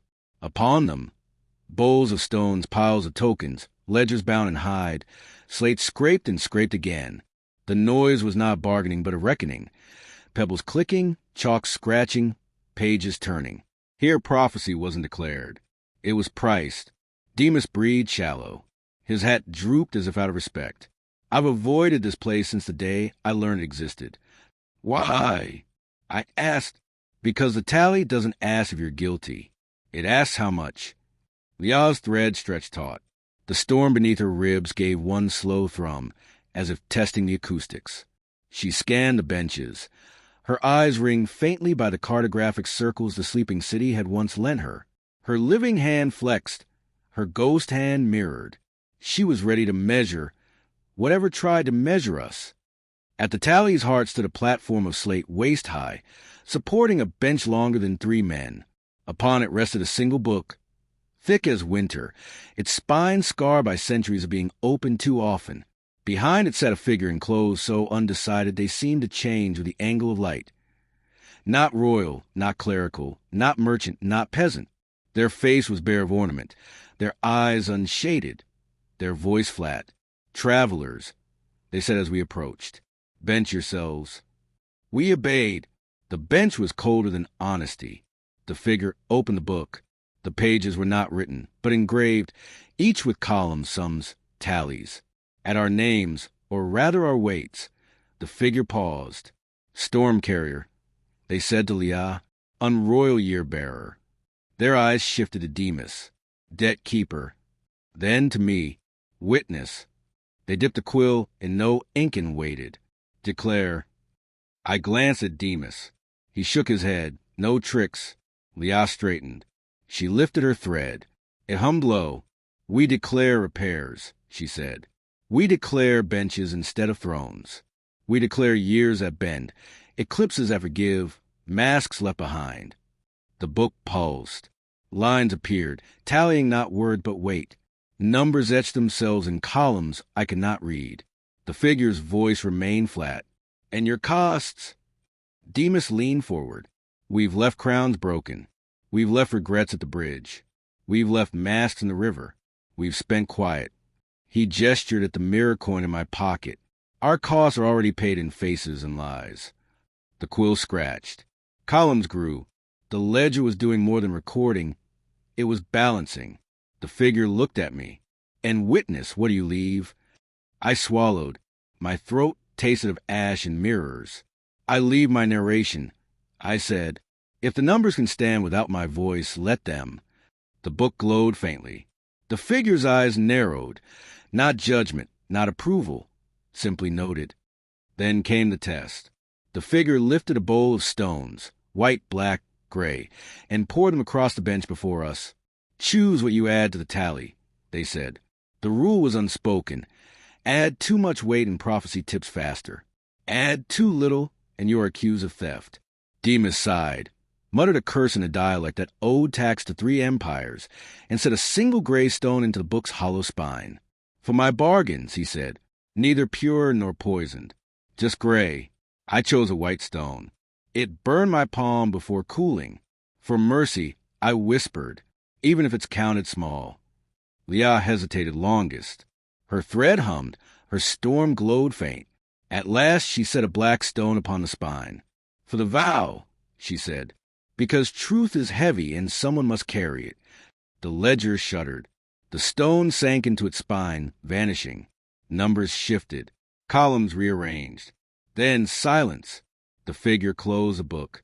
Balanced, they said. For now. The air changed. Around us the benches filled with shadows. Spectators, unseen until this moment. They clapped, not with hands, but with the sound of pebbles striking bowls. Their approval was arithmetic. Their disapproval was 2. The figure raised a hand. The sound stilled. Travelers, your tally is acceptable. But prophecy grows impatient. The chain strains. The wolf laughs. The sums will not hold forever. They gestured to the far side of the platform, where the field opened into 3 roads once more. Beyond lies the Hall of Unfinished Wars. Cross it, and you may reach the place where Gleipnir sings aloud. Leah tightened her thread. The storm beneath her ribs growled, not with hunger, but with readiness. Demas adjusted his hat. "I've sold vegetables cheaper than this moment," he muttered, "and I'm still overpaying." I rose from the bench, knees stiff. The numbers still swam behind my eyes. But one thought steadied me. We had not been erased. We had been counted. And sometimes that is survival. As we left, the figure called after us. "Remember, every sum is provisional. Even silence accrues interest." The benches emptied, the field dimmed, and the book, left behind, pulsed faintly as if whispering its calculations to the air. We stepped onto the next road. Ahead, black hills loomed like teeth. Somewhere beyond them, prophecy sharpened its bite. Leah touched the unroyal year at her side. Its runes glowed faintly. The new rune, Unmake, pulsed once, ready. The storm inside her ribs answered in kind. We walked on, toward the Hall of Unfinished Wars. The hills ahead looked like helmets left too long in rain, dented, blackened, half swallowed by moss. As we crossed them, sound began to collect in strange pockets, muffled clamor, broken trumpets, distant hoofbeats. None of it was present, but all of it insisted. By the time we crested the ridge, the air shook like a drum carried by 1,000 unremembered parades. Below lay the hall, not a hall of beams and roof, but a canyon carved long and straight, its walls sheer and stained with smoke. Columns of banners drooped from fissures in the stone. They bore no sigils I recognized, only jagged marks, letters aborted before forming, colors faded into ash. Between the cliffs stretched a floor of cracked marble, where armies must once have stood. But no soldiers remained, only weapons, spears rusted in ranks. Shields leaned against one another like exhausted cousins. Swords jutted from the ground in angles too deliberate to be accidents. The marble itself bore scars, cracks shaped like arrows, stains shaped like retreat. "This is where wars come when they refuse to end," Demas said, voice hushed. His hat drooped like a mourner's veil. "Unfinished." I asked, ceasefires never signed, surrenders never offered, vows never broken clean. He gestured. "All left here. To echo." Leah tightened her thread. The storm beneath her ribs gave 2 slow pulses, not warning, not hunger, but recognition, like thunder nodding to sibling. We entered. The moment our boots touched the marble, sound burst. Shouts of men, cries of beasts, clashing iron. None of it visible, all of it present. Shadows flicker along the canyon walls. Armies locked mid-charge, banners frozen mid-fall, generals forever pointing. Every echo replayed without finish. A sword slid across the ground toward me, point first, as if eager for a hand. I stepped back. It quivered, then stilled. "They want us to choose sides," Demas muttered. "That's how they stay alive." Leah bent, not to pick a weapon, but to touch the marble with her living palm. Her ghost hand mirrored, steady. The thread glowed faintly. "We won't." The echoes grew louder, furious. Shadows writhed along the walls, trying to drag us into formations, into ranks. Spears rattled. Shields groaned, banners snapped without wind. The storm beneath Leah's ribs surged. She lifted the thread high, humming the acceptable eclipse curve. The echoes flinched, their cries distorting, as if someone had cut their grammar in half. We pressed deeper. At the canyon's midpoint, a vast table of stone stretched across the floor, cracked in 2. Upon it lay fragments of treaties. Scrolls half-signed, seals half-pressed, oaths half-sworn. The ink bled eternally, never drying. "This is the council that never adjourned," Demas whispered. "Every war that tried to end but didn't." Leah stepped forward. The unroyal year pulsed at her side, its runes faint. She placed it upon the table. The glow spread. The broken scrolls twitched, as if remembering a chance they had squandered. The echoes shrieked. Shadows surged from the walls, rushing toward us. Soldiers without eyes, generals without mouths, banners that snapped like jaws. The unfinished wars resisted being finished. Now what? I cried. Balance them, Demas shouted. Every war ends when someone admits the cost. Liara raised her thread. She wove it across the fragments of treaties, humming both the counterhand and the eclipse together, mercy and refusal, vow and surrender. The storm in her ribs roared, lightning arcing beneath her skin. The scrolls fused, the table mended. One by one, shadows dissolved, screaming, their weapons clattering silent upon the marble. The canyon shook. Banners caught fire without flame, then vanished into ash. The sound fell. Silence spread, broken only by our breathing. At the far end of the canyon stood a single door of bronze, massive and unadorned. Across its surface were carved 3 words, not yet finished. As we approached, the door trembled. A voice, deep as anvils, echoed from within. Who ends wars that others refuse to? Who signs for the dead who never signed? Liara stepped forward. She placed her hand upon the bronze. Her ghost hand mirrored. Her storm glowed steady, not fierce. We don't end them, she said. We remember them, and we refuse to carry them further. The door groaned. The words shifted, now finished. It opened. Beyond lay a passage of dim stone, leading toward a faint glow. We stepped through. The door shut behind us, sealing silence into the hall. Demas exhaled, shoulders sagging. Well, he muttered, that was cheaper than I expected. Cost us only the right to argue. Think it will hold? I asked. For a time, he said, until someone invents a new unfinished war. Liara retrieved the unroyal year. The rune unmake glowed brighter. Another notch had deepened. Balance. The storm beneath her ribs sighed, quieter than before, but not gone. Never gone. We walked on toward the glow. The passage beyond the bronze door narrowed, then widened again into a plain washed pale by moonlight. Except there was no moon above, only a gray sky that glowed as though the world had turned its pockets inside out to show us the lining. And in that half-light, trees stood. Not forests, orchards, rows upon rows, each trunk black and cracked like charcoal. Branches reached upward in the shape of arms that had forgotten how to lower themselves. Leaves did not grow. Only ash clung where green should have been, trembling with every draft. The air smelled faintly of burnt wood and of rain that had not yet fallen. The orchard of ashes, Demas murmured. His voice was quieter than respect, heavier than fear. Whose? I asked. Everyone's, he said. Every oath kept until it killed joy. Every promise so rigid it outlived its reason. These trees are grown from vows that refuse to bend.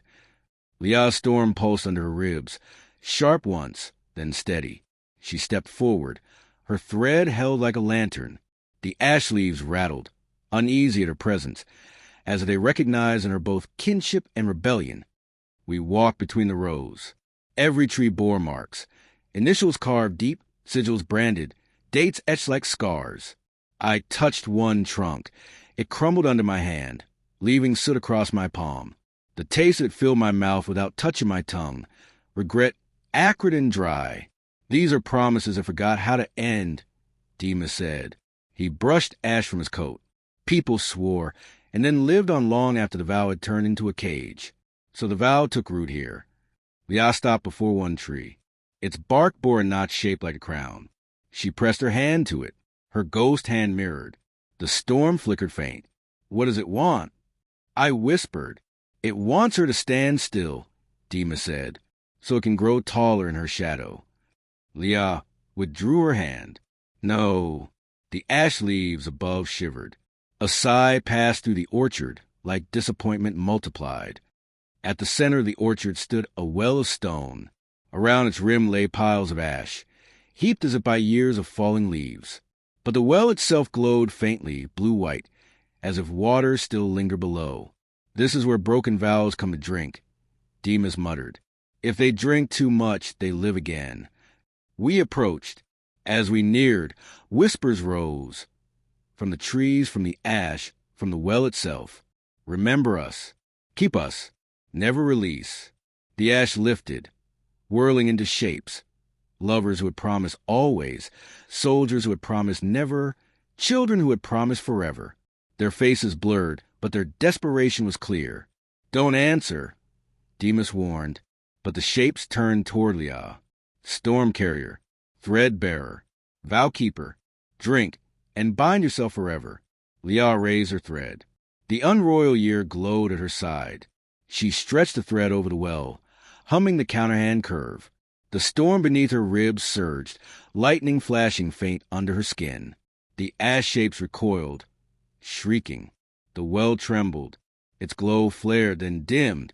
Water rose, clear, cold, and spilled over the rim, washing the ash away. The orchard groaned. Trees cracked, branches broke, ash cascaded like snow. One by one, trunks collapsed into themselves, leaving only piles of soot. Only a few trees remained standing, those whose vows had bent, not broken. Their branches were bare, but not crumbling. They trembled with possibility, as if waiting for green. When the dust settled, the well stood empty. At its base, a single stone rune glowed faintly. Liah lifted it. The unroyal year absorbed it, deepening with a new mark, release. Her storm sighed, quieter, calmer, as if soot had been shaken from her lungs. Demas exhaled. Better than crowns, better than wars, a vow that knows when to end. I nodded. The orchard smelled cleaner, less of ash, more soil. We turned back once. Where the orchard had been, only a field of scattered soot remained. But among it, tiny shoots of green pushed upward, modest, fragile, alive. At the far edge of the field stood a stone gate, cracked but still upright. Across its lintel was carved, beyond ash, memory. Beyond memory, teeth. The storm beneath Liah's ribs pulsed once. She steadied her thread. We stepped through the gate, and the orchard sighed behind us, a final exhale of ash. The stone gate stood like a rib left over from a giant long buried, cracked, weathered, but still holding its own shape against time. Across its lintel the carving glimmered faint. Beyond ash, memory. Beyond memory, teeth. No doors, only the arch. Yet a shimmer lay across its mouth, like heat above a road. The shimmer showed more than the orchard we'd left behind. It showed fragments, faces, rooms, corridors, moving like fish under ice. "This is no threshold," Demas muttered, lowering his hat brim. "It's a ledger with images instead of numbers." Liah approached. Her thread tightened between living hand and ghost hand. The storm beneath her ribs pulsed, uneasy. She raised the unroyal year in its rune. Release glowed faintly, as if recognizing kinship. The shimmer stilled. A voice, dry as parchment rubbed thin, whispered from the arch, "All who pass must carry memory. All who carry must declare which to lose." I touched the stone. It was cold, but not dead. It hummed faintly, as if every memory pressed against it from the other side. "What happens if we refuse?" I asked. "Then you walk with all your weight," the voice replied, "and the teeth beyond will find you tastier." Demas muttered a curse that had no religion, only commerce. "So we choose. Better to pay the toll than be the meal." Liah stood silent, thread raised, eyes on the shimmer. Her storm pulsed again, lightning faint under her skin. "I'll go first." She pressed her hand to the arch. The shimmer spread, forming images around her like panes of glass. Scenes of her past. A child running across a dusty yard, 2 hands whole, laughter unscarred. A vow spoken in a night of storm. "I will hold, even if it costs me." A frost mark across her throat that once burned and now was gone. The moment she lost her hand to the wolf's jaw. The arch whispered, "Choose." Liah lifted her thread. Steady, she rode across the shimmer with her hands. I lose the version of me that wanted crowns. The image of her standing tall, head circled by a faint crown shape, cracked and fell away like broken glass. The shimmer calmed. Her storm sighed, softer, as if one hunger had been quieted. The voice said, "Pass." She stepped through. Demas was next. He pressed his palm to the stone. Images flared. A boy slipping coins into his pocket, grinning at his own cleverness. A man haggling so hard he forgot to listen. A deal struck that cost a friend. The arch whispered, "Choose." Demas's jaw tightened. He removed his hat, held it against his chest. "I lose the grin," he said. The image of him smirking over a pile of coins shattered. The shimmer steadied. The voice said, "Pass." He sighed, almost relieved, and stepped through. My turn. I pressed my hand to the arch images burst around me, my face leaning too eagerly into every story, hungry to be first to tell. My reflection in the river, proud of how well I saw. The mask I'd left behind, but not forgotten. The arch whispered, "Choose." I swallowed. My throat burned. I lose the face that always narrates to protect himself. The image of me speaking over others cracked, fell, dissolved. Silence filled the space it left, and for once I did not rush to replace it. The voice said, "Pass." I stepped through. The world beyond was dim stone corridor, walls carved with thousands of shallow hollows. Each hollow held a fragment, a child's toy, a broken weapon, a half-written letter. They glowed faintly, not with light, but with memory. The air was thick with half-spoken words. "This is the gate's treasury," Demas murmured. "Everything people pay to pass." Leah paused, touched one hollow.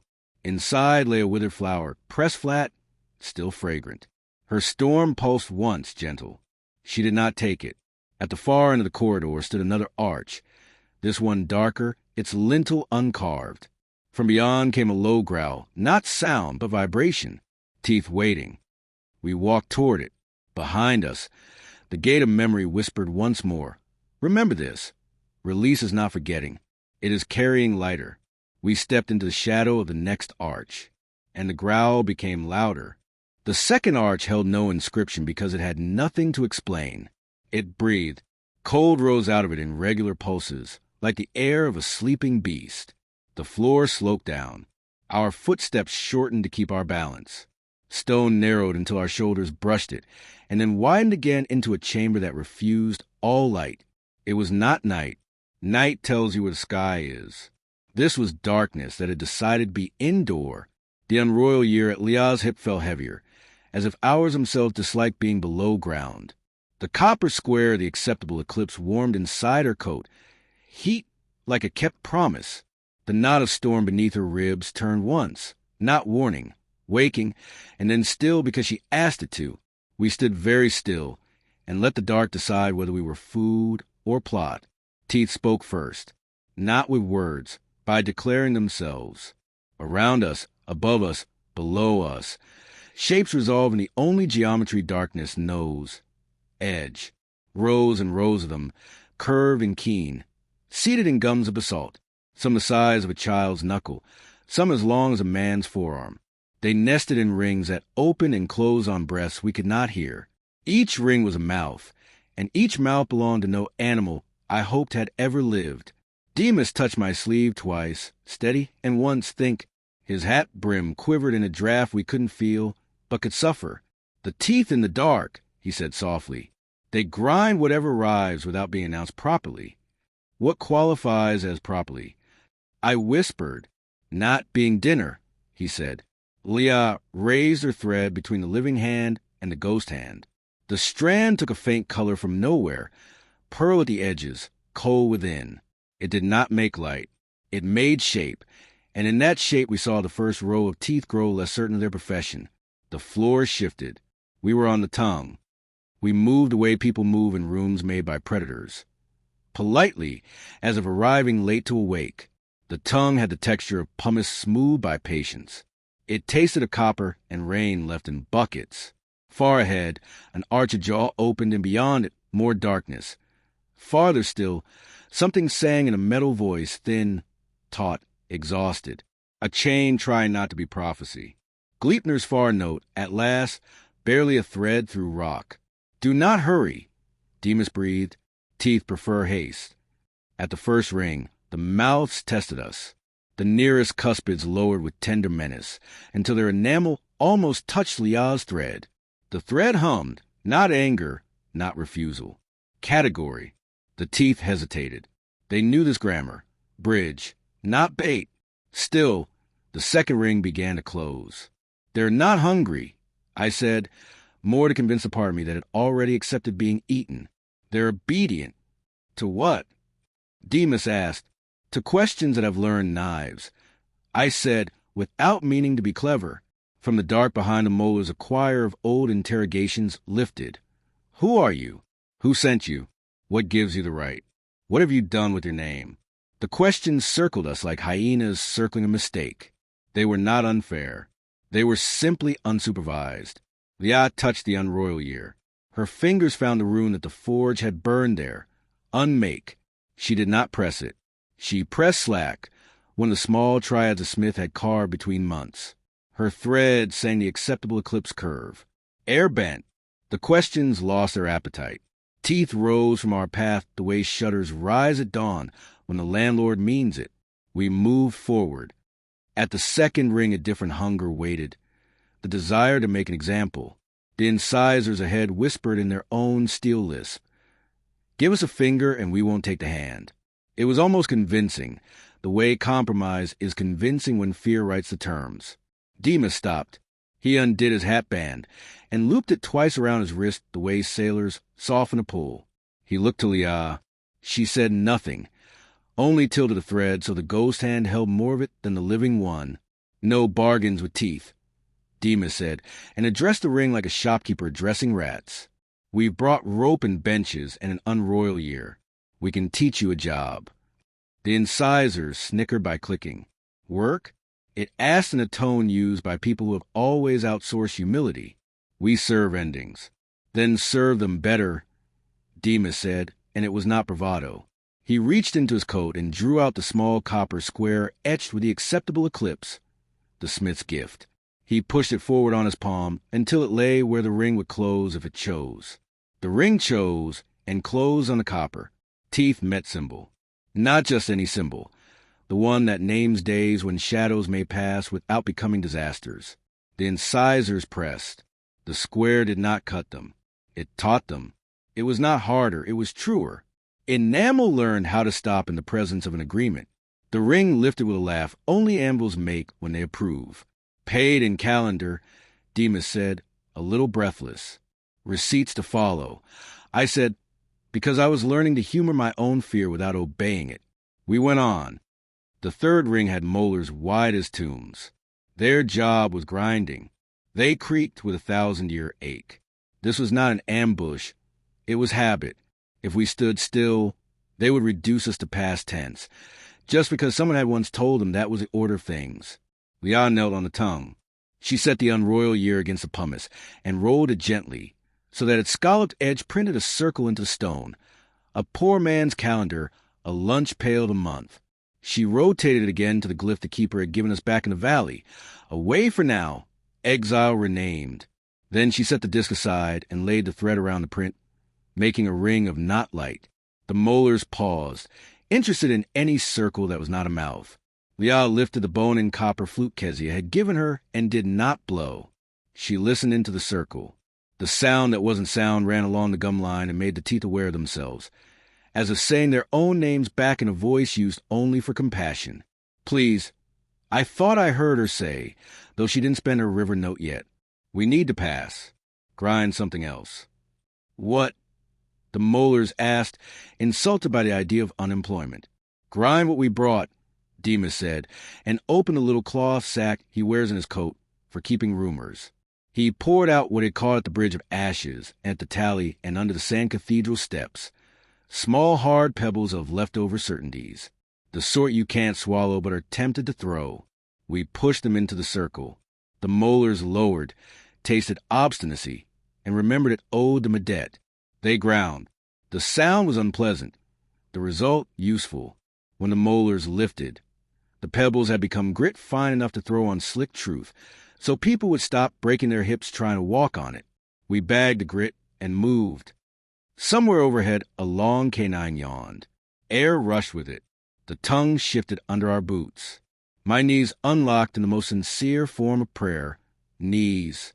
I can hear the chain, I said. It's closer. It was.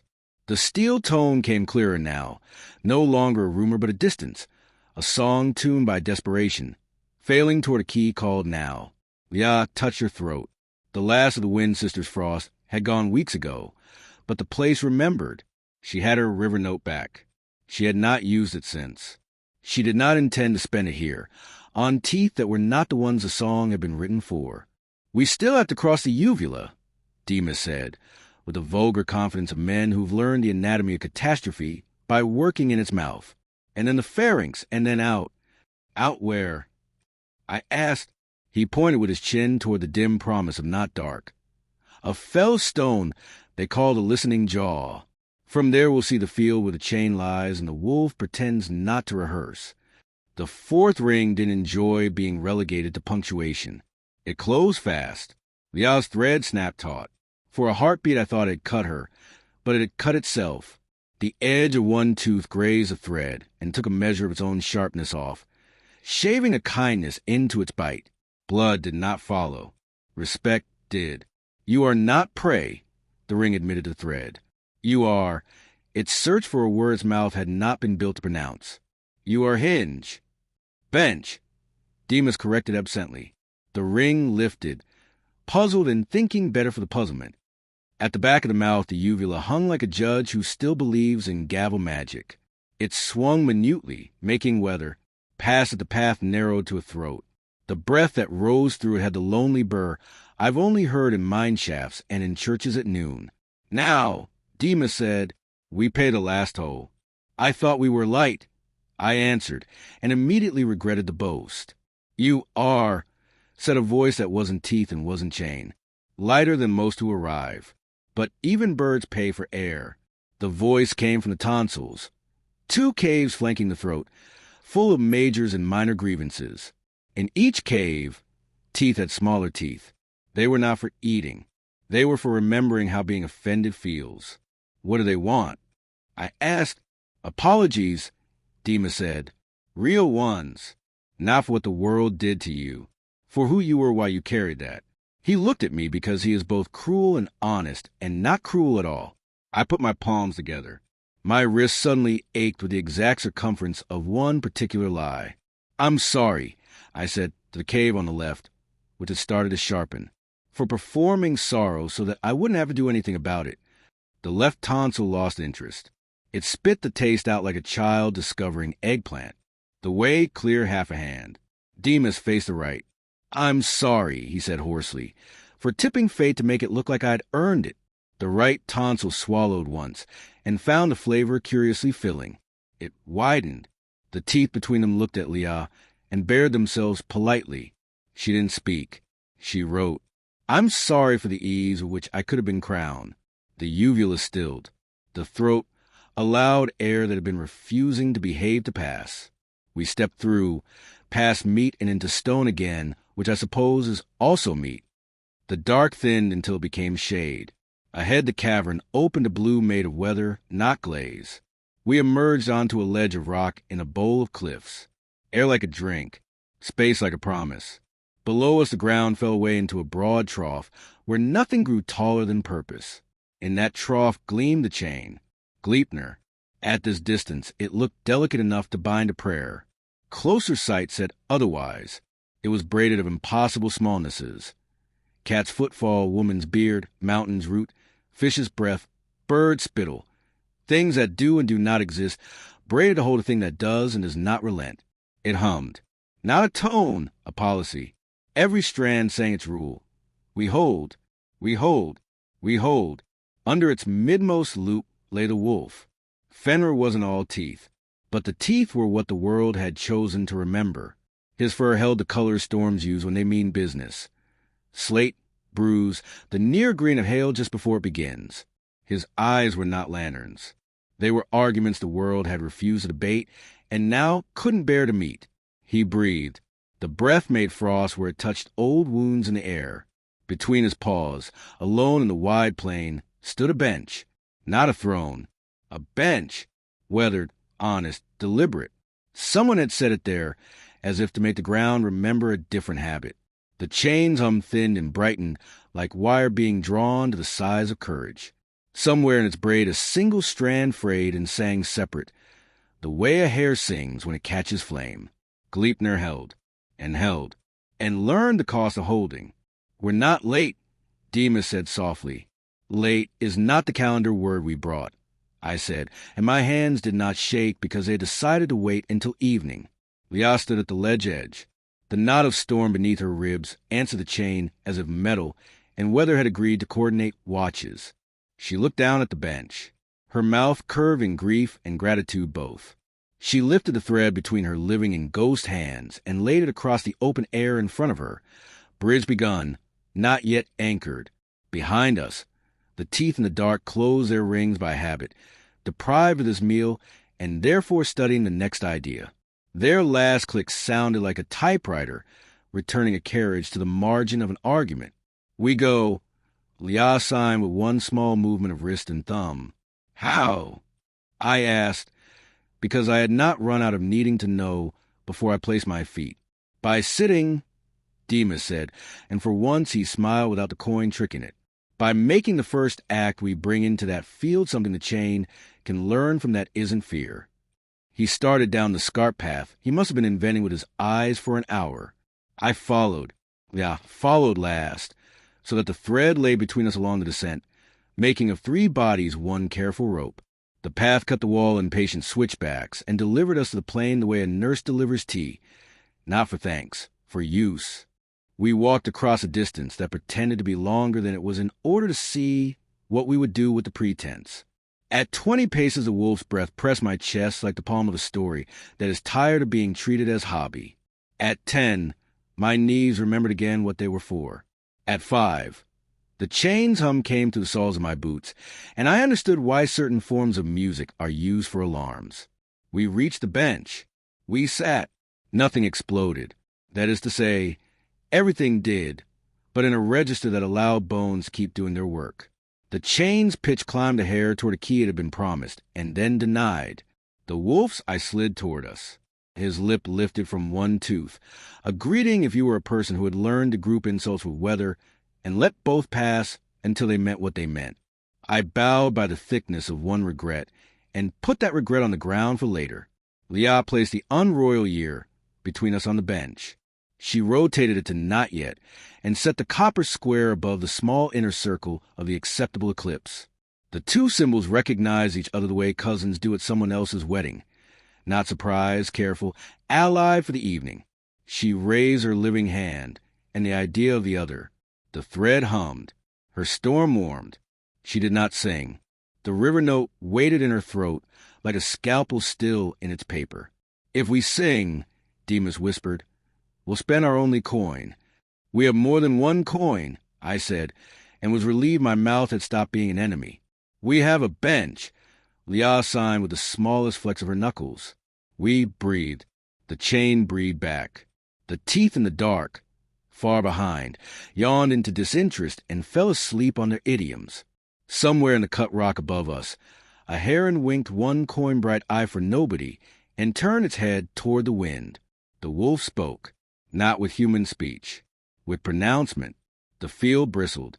My heart attempted an old sprint and then remembered the calendar's hinge and agreed to walk. You have brought years and furniture to a meal, the pronouncement said.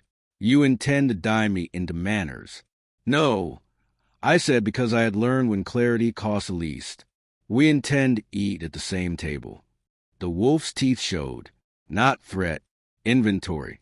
He counted us, the bench, the places we had been. He tasted on the air of the river, the valley, the sand cathedral, the forge, the ash orchard, the memory gate. He found in us a chair dragged through rain. He found in us a year that did not report to him. He found in us, most insulting, a storm that had chosen to wait for its place in a liturgy we had not invented. You will fail, said the breath. Probably, Demas said, and set his hat on the bench between the year and the copper square, as if declaring his portion in a potluck. Leah put both hands, one living, one intended, on the bench slats, that would learn from her how to be the correct height for mercy. The chain adjusted. One fraying strand decided not to side yet. The hum policy held.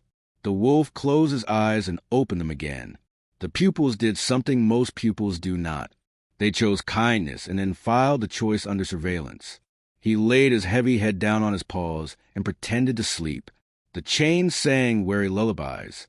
"You see," Demas whispered, awe and terror shaking hands in his voice. "He wants to play by the rules of the bench, too." "For now," I said. "For now," Liah signed. Wind passed over us with the manners of a good nurse. Behind us, the mouth we had traversed forgot our names, and therefore could not resent us properly. Ahead of us the field held still, and tried not to become ceremony too quickly. We did nothing. That is, we did the work that looks like nothing when people who hate benches watch it. We stayed, we breathed, we kept our hands visible. We let the years sit where laws could learn from it. We did not build a platform or a gallows or an altar. We drew no sword and no glory. We taught the plain by occupying it with bodies that neither demanded crowns nor offered to be meat. Ours turned politely. Somewhere to the west a forge remembered us and cooled a bar of iron to the degree of skepticism. Somewhere to the east a river forgot a mask and was not sorry. Somewhere behind, a forest repeated our vows in a tone appropriate to unanimity, without enthusiasm. Night approached with a good cheer. "Tomorrow," Demas asked, a child at a hearth who suspected a story but will go to bed if told the truth. "Tomorrow," I said. Liah nodded. The storm within her kept its own counsel, but had decided, I think, to attend the meeting. The chain sang on. The wolf rehearsed, not being hungry for an hour at a time. The teeth in the dark dreamed of learning new work. And we sat, the smallest defiance, the most expensive act. Morning arrived with the manners of a witness called to the stand. No trumpets, no banners, just light taking notes. Frost wrote its fine cursive on the plain, and then erased itself, as if embarrassed to decorate a place that had work to do. We were still on the bench. Gleipnir still carried its thin, bright pane. The wolf still practiced not being hungry in stretches longer than anyone had predicted. And then the chain began to sing in public. It wasn't louder. It was available. Somewhere between midnight and dew, the hum that had stayed inside iron stepped into the air. Birds heard it and tuned. Wind heard it and decided to stop imitating doorways. Even the stones adjusted their shoulders. The song gave no melody to memorize. It offered a pulse and a premise. We hold so others may hold something else. The first people came before we agreed there would be people. A woman from the plains of repairs with thread burns on her fingers. A boy with a hair and feather tucked behind one ear like a permit. A pair of dwarves still smudged with forest shadow that wouldn't wash even if they tried. The lamplighter from the sleeping city, leading 3 neighbors who had learned to treat darkness like laundry instead of doom.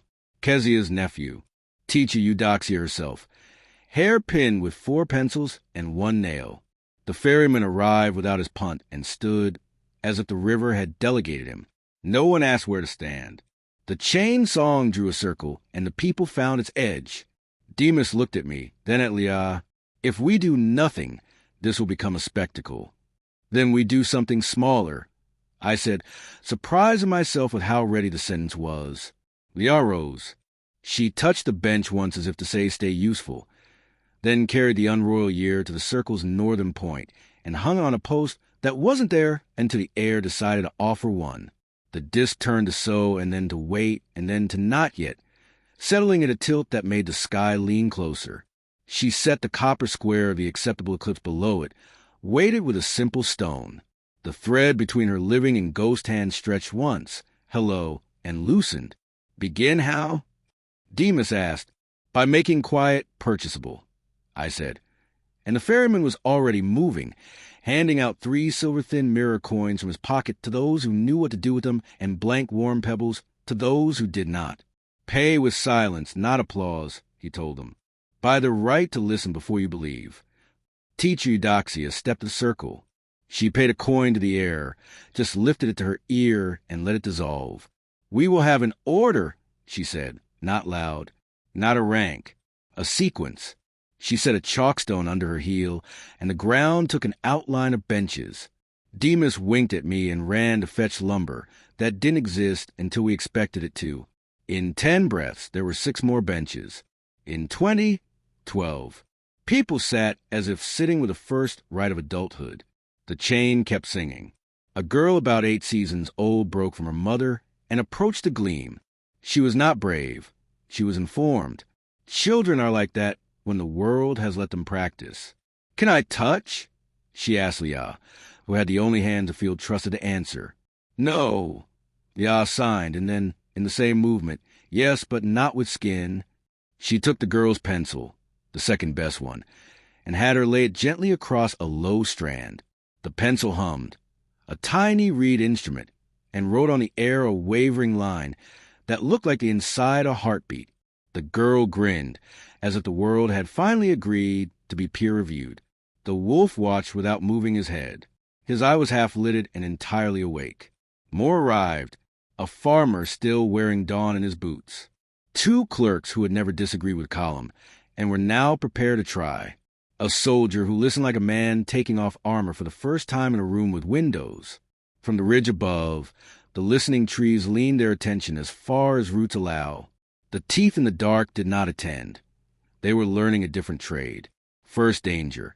A man in clean authority rode up with 3 companions carrying a banner that said "Committee" in a font that had never met mud. He dismounted briskly and announced, "By power vested in consensus emergent." No banners. Demas called, not unkind, and held up a length of rope that was resolutely rope and not symbol. "Hang that from this, if you need to, and watch your letters learn manners." The man sputtered. His companions looked relieved. The banner hung. Its fabric softened. The word "committee" rewove itself into neighbors, and the pole lowered from stature to handle. Second danger. A boy with a sword-long hunger ran toward the chain, intent on cutting prophecy with a noise he wanted to be called courage. Leah stepped between. She did not touch him. She put the thread to his wrist, and his wrist learned pulse. He cried once, startled, not hurt, and the sword remembered it had been a plowshare twice already and could be again.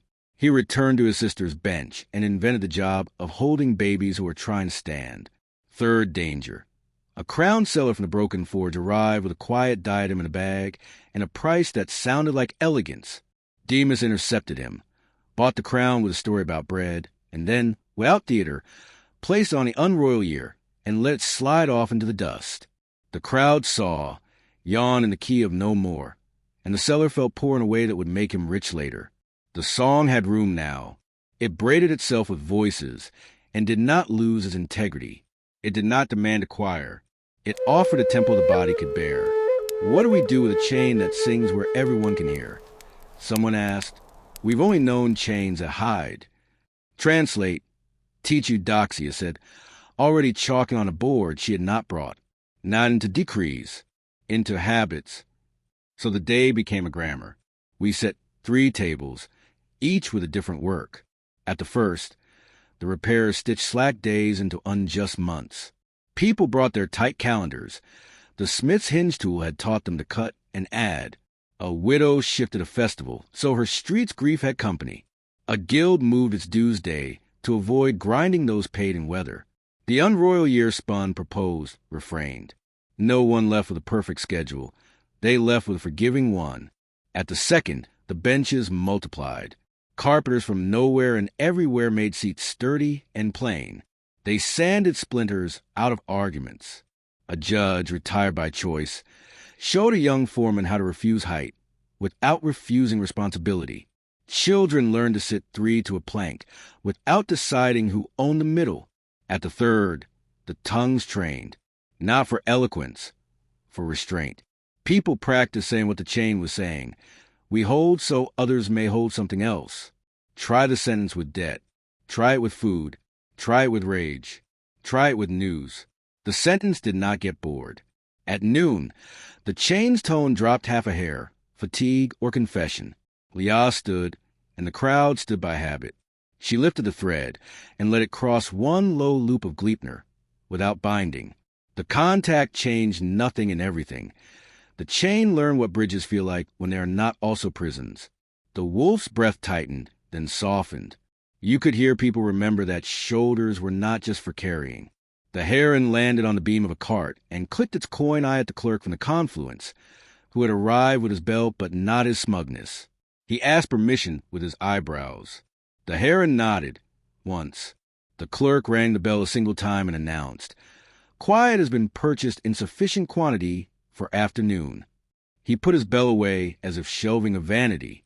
Then came the thing no one planned and everyone had brought, stories trying to turn into rules. A woman stood and shouted, "In my village we," and teacher Eudoxia, who knows when a sentence is about to become a cudgel, raised her palm in the universal language of 2 minutes. The woman took 1.5 and sat, and her village survived in our hearing, without being conscripted. Next, a man asked who is in charge, and 12 people pointed at 12 different benches and laughed not unkindly. What a relief to be wrong in community. From a ridge, a rope slid down. 3 plies, river, road, wind, braided by hands that had learned each other's tugs. The ferryman tied it around a post we had promoted from air and used it to steady a ramp into the circle for those who had never been invited onto high ground. Several came, and none asked permission twice. Late afternoon, a deputation arrived from the Hall of Unfinished Wars. Perhaps not living, not dead, an arrangement of shadows stapled to intention. They carried their own silence. Liao met them halfway and offered the rune release without saying where it came from. The shadows touched it and did not lose their grief. They lost their ambition to be permanent. Near sunset, the chain's song faltered. Just a breath. Just enough for you to think you imagined it. Gleipnir does not pretend. One braid had thinned to transparency. The wolf flinched. He cannot help it. Pain is not a moral failure. The circle held. Do we spend the song? Demas whispered, meaning Lia's river note, the scalpel in its paper. Lia shook her head. She turned the unroyal year to carry, and then to give, and then to forgive. She set the copper square on the bench edge like a lighthouse refusing drama. She motioned to the carpenters. They brought 4 more benches and made a ring around the chain, not a fence, not a shrine. A neighborhood. People sat. Their breath made a tide. The tide taught the chain a rhythm that did not scrape. The braid brightened again. Not new. Sufficient. The wolf opened one eye and looked directly at the smallest child in the front ring. The child did not cry. He put his hand under his thigh to keep it from being volunteered by fear. The wolf closed his eye and earned, for the length of a blink, our gratitude. Evening arrived honest. Someone passed bowls of stew. Someone else passed bread that had opinions about crust. The river threw up a smell of mint. The wind settled on our shoulders like a shawl borrowed and returned. A dwarf who'd been silent all day set a cup of water on the dust, and the dust drank, and nobody said miracle because we were busy. Then the smith came, walking, not grand, hands empty except for a hammer that had more mercy than most laws. They did not enter the circle. They stood at its edge and listened to what their Sabbath had started here among strangers.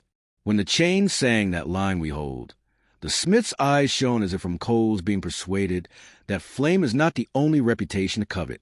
"Tomorrow," said the clerk softly, pencil hovering, "we'll need rolls, rosters, assignments." "No," said the ferryman, kinder than any refusal I have ever heard. "We'll need breakfast." The lamplighter nodded. "And someone to put out lamps in broad daylight when they start telling lies." The heron lowered its head and picked a bug off its own shoulder with an aristocracy that earned itself. The listening trees hummed like an organ made of wind. Far off, the teeth in the dark practiced opening without biting.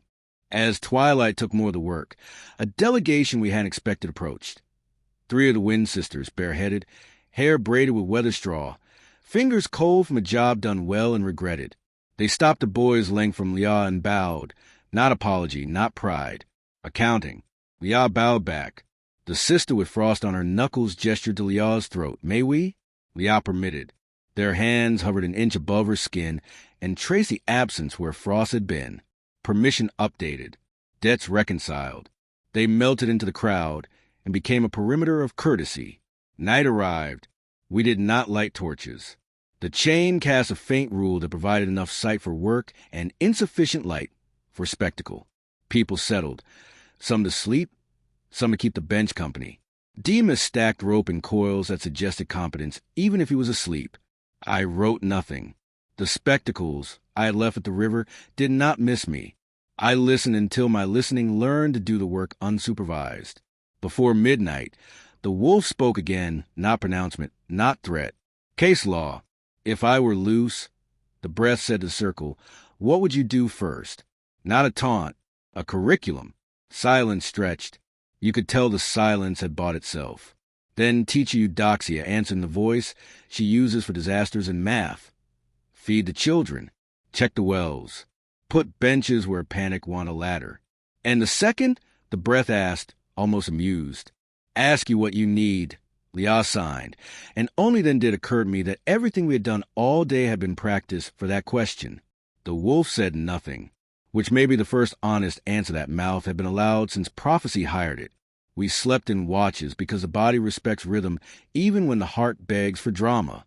In my watch, the chain's tone drifted toward me and asked, without words, to be forgiven in advance for when it would fail, because all vows do. I told her we had built slackened benches and a hinge into the ear, and that the field would not hold it responsible for being a tool. It sang back a single note that I have heard at funerals when someone tells the truth about a flawed good thing. In the deep of night, the unroyal year turned a fraction by wind alone, and the rune unmake caught starlight and did not use it. The acceptable eclipse slept like a coin under a grandmother's pillow. The thread between Liah's hands lay slack as a bridge that trusts the river. The storm beneath her ribs kept time with the chain, not because it had surrendered, but because coordination is a kindness.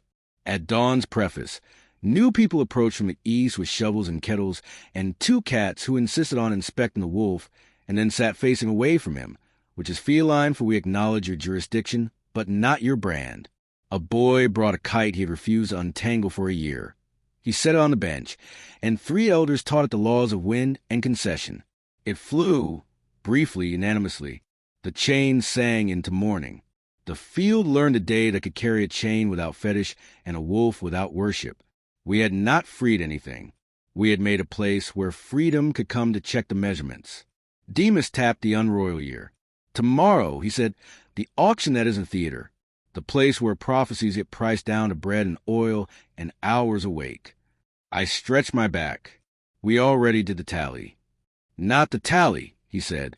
The rationing of fear. If the chain is public, panic will be too. Someone has to portion it, so the small can eat first. Liah stood, flexed her fingers, tightened the thread once. She touched the bench, then the copper square, then her throat. Her look said, soon, but not yet. The river note waited. The storm held. We had purchased one more day with benches, and the kind of quiet that costs a coin most people still carry. We set out as the second morning stretched its shoulders. Behind us the circle kept shape without us. That was the test. People did not cheer. They rose. They assigned breakfast. They checked the wells. They taught the children to count breath with the chain. The wolf watched us go like a teacher who allows you to carry the chalk and then watches whether you will steal it. We walked toward the east where a low spine of stalls had stood up in the night. Not selling, allocating. Signs read when, who, how much, until no one shouted. A bell waited but did not presume. The wind brought us the smell of yeast and metal, and worry portioned into units that left most hands free. Pardo, the world ends every day, Demas muttered, not grim. We're just negotiating the size of the piece. And the shape, I said, and the bench to eat it on, Liah signed. Behind us, where the chain sang in public, a child laid his ear to the dust and told his sister, it sounds like a loom. She said, or a heart. He said, same, and rolled over to let the sound stitch his mourning. We went to help price the fear. The stalls rose overnight the way mushrooms do. Suddenly, decisively, with a smell of damp wood and inevitability. They weren't shops. They were scales. Each bore a single word burned into its lintel. When, who, how much, until, no one hawked, no one shouted. Yet already people lined before them as if instinct had called them to inventory. This is it, Demas said, rubbing his jaw. The rationing, where fear gets portioned so it doesn't spoil. Fear doesn't spoil, I said. It multiplies. Exactly. He adjusted his hat. That's why someone has to count it. Liah walked ahead, Thread raised, storm faint beneath her ribs. The unroyal year at her hip pulsed once. The rune released glowing faint as a lantern hidden under cloth. She did not hurry. She let the stalls measure her before she measured them. At the first stall, marked when a woman poured her dread of winter into a clay bowl. It steamed, pale and acrid, the way broth does when the bones are cheap. The clerk, a boy hardly older than her son, tipped the balance scale and portioned it into slips of paper. He handed one back.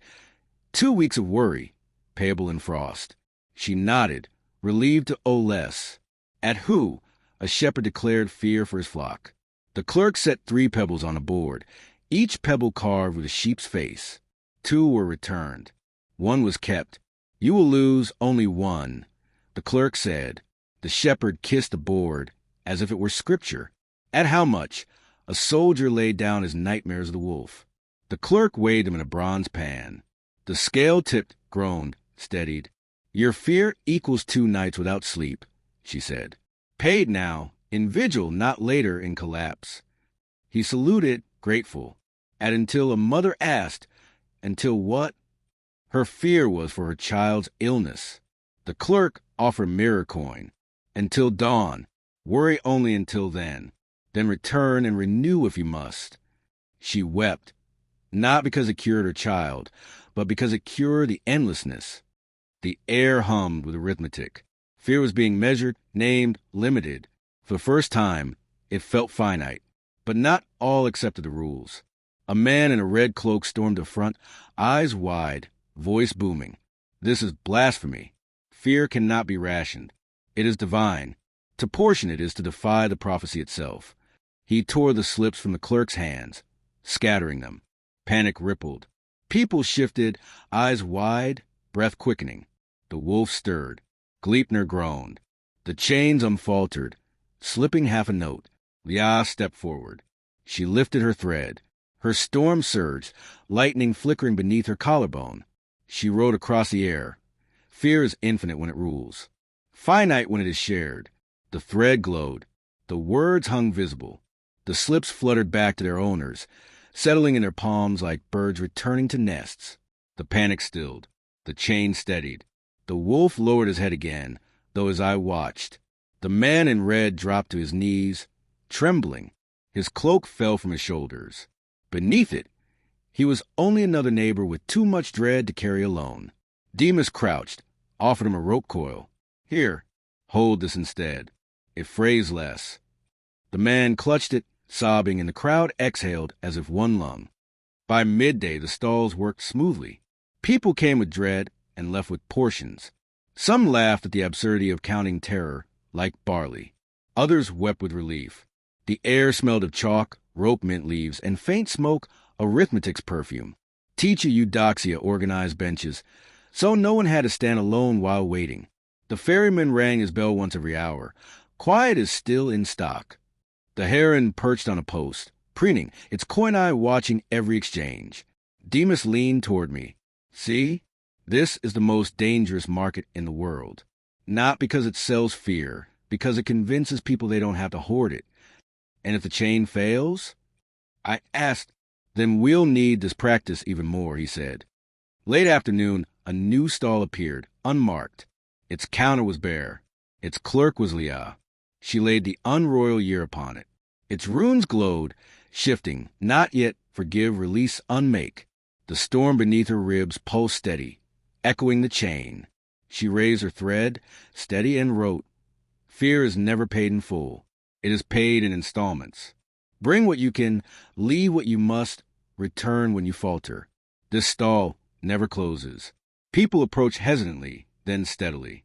They laid down fears too tangled for scales, a lover's silence, a child's shadow, a memory that bit. Leah received each, bound them with threadlight, and portioned them into the unroyal year's runes. Some were set to forgive, some to not yet, some to release. The storm inside her ribs throbbed with each transaction, but she did not falter. The wolf stirred again. His breath rumbled across the plain. You ration fear as if it were grain. What will you do when famine comes? Leah raised her head. She signed. Then we will share hunger too. The chain sang louder. The crowd echoed, not in unison but in confidence. Fear had not vanished, but it had been portioned, managed, human. Night fell. Lamps were lit, not many, not bright. People went home carrying smaller shadows than they had brought. The stalls remained. The words above them glowed faintly in the dark, and Gleipnir held. When the crowd had gone, we three sat again on the bench. The unroyal year rested between us. The copper square lay steady. The store beneath Lia's ribs beat calm, as if for once it agreed to be heart instead of thunder. Demas leaned back, hat low. Well, he murmured, fear's cheaper than I thought. I exhaled. For now. Lia touched the thread. It glowed faint once, a bridge across the night. The wolf watched. His eyes did not close. Dawn came like a letter with no return address. Plain, unadorned, addressed to anyone willing to read. Frost rehearsed its cursive on benches and ropes, then bowed out as tea kettles got the better argument. Gleipnir held its slender brightness the way a singer holds a high note that the chest threatens to betray. The stalls, when, who, how much, until, still stood, shutters up, scales at rest, ledgers patient as bread. We were early. The field knew us by the width of our footsteps. Lia rested the unroyal year on the bench. The copper square of the acceptable eclipse lay above its inner circle. Her thread hung from her living hand to the ghost of her missing hand, a loose bridge that had learned not to turn every room into a crossing. Under her collarbone the storm kept time with the chain, not command, not surrender. Coordination. Last day of the song, Demas murmured, rubbing his jaw as if polishing the future might help it take a better impression. Or first day of the next. The chain will choose neither. I said, it will hold, then fail, then hold differently. That's what vows do. The ferryman arrived with no boat and a pocket full of silence. Teacher Eudoxia came with a slate already half erased, because good teachers leave room. The smith stood at the ring and touched the hammer's head to the dust once, as if blessing a loaf. From the ridge, the listening trees leaned their attention like choir stalls. Somewhere far behind, in the mouth we had crossed, the teeth in the dark rolled over, chewed the habit of malice in their sleep, and decided to keep their day job learning all the new work we had assigned them. The wolf opened both eyes. He looked at no one in all of us. Being looked at by him felt like having your name spelled correctly for the first time by a clerk who doesn't like you but respects the alphabet. He blinked without apology. The chain hummed softer, could be fatigue, could be trust-trying experiment. Then the wolf asked his question, not with mouth, though the mouth was good at making the world nervous, but with breath, which is honest because lungs don't know how to lie convincingly. What would you love if I were free? It should have been a threat. It wasn't. It was curriculum. The field hushed. People looked down and discovered that their sandals had become pens. They looked up and discovered the air had become paper. Now who would you fear?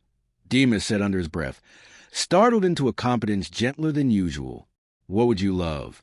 The first answer would decide the day's grammar. Teacher Eudoxia knew it. She didn't speak. She put two fingers to her lips. Think, and pointed at the benches. Sit, and let the silence by itself one more minute. A child spoke first. He had learned to keep his hand under his thigh when danger wanted to volunteer. But a question is different. It is a dish. He stood on his bench because height is allowed when the purpose is to be heard by the small. My sister, he said simply and sat. The bench agreed. A woman followed, voice like bread cooling on a windowsill. The hour after supper, when nobody wants anything. A dwarf. A hammer that fixes without making the thing proud of itself. The lamplighter. Lamps that don't turn into sermons. The ferryman. Rivers too slow to drown you and too fast to drink your reflection. The listening trees gave their opinion as a wind moving through leaves. Truth kept as witness, not as crown. Demas raised his chin the way a man does when he is about to admit he has loved badly and intends to try again. A price I don't win, he said, and the right to sweep after other people's miracles. My throat decided to be brave. A story I didn't write, I said, and the chain's note warm at the edges because it recognized a sibling giving up jurisdiction. Lia did not speak. She wrote. Love that does not require height. The words glowed in air, not bright, but legible from the back row. The wolf's pupils narrowed, then widened, as if trying on distances. Between his paws, the dust remembered our weight from yesterday and behaved itself. And if I were free, what would you guard? The breath asked next. A second exam, same paper. Wells, said a clerk who had learned to distrust lists that begin with names of men. Benches, said three carpenters in accidental unison, grinning at their own coincidence. Birth, said the midwife who had not announced herself because it is not a useful habit in her profession. Ropes, said Demas softly. Not to hang, to hold. Slack, said the smith, the way a smith says grace. Unfinished wars, said a shadow near the edge, and the rune release on the unroyal year answered by being enough. The wolf's breath gathered, then settled, then gathered, like a conductor testing a room. The chain's topmost strand whispered a complaint too thin for anyone but metal to understand. Gleipnir held anyway. You have built habits stronger than my appetite, the breath said, not flattered, not insulted. Good. Appetite respects habit. He shifted, not to strain the chain, but to remind joints that they belong to a body, not a prophecy. Then ask the last question, Teacher Eudoxia said, because all good classes end with the hardest problem made simple by being placed at the right angle. The wolf obliged. Who'll eat first if I am free? No one laughed. It wasn't funny. It was logistics. The ferryman rang his bell once, softly. Children, he said, and the field wouldn't have had it any other way. Second bell, almost a suggestion. Sick. Third, barely breath. Those who cooked. He put the bell away, because the rest could be handled by benches. The unroyal year turned under Lia's fingers. Give to carry to count to forgive. The acceptable eclipses square warmed as if a stove behind a thin wall had been stoked by thought alone. The wolf placed his chin on his paws the way tired dogs do when they decide to be citizens again. He breathed in our answers and breathed out a weather no one had scheduled and everyone had hoped for. Attention without hunger. Today, Demas whispered, the chain can fail. I looked at him. Because we can hold something else. Because we can share something else, he corrected. And the little cruelty I sometimes hear in him had not arrived for work. Lia stood. She lifted the thread and set on the chain, not a bind, to introduce. She touched the unroyal year. Thumb on knot yet. Fingers on release, palm covering the small inner circle of the acceptable eclipse. Her storm within answered with a thrum of rain, approaching a roof that has been tarred, hammered, and blessed sufficiently to justify the thunder's expense.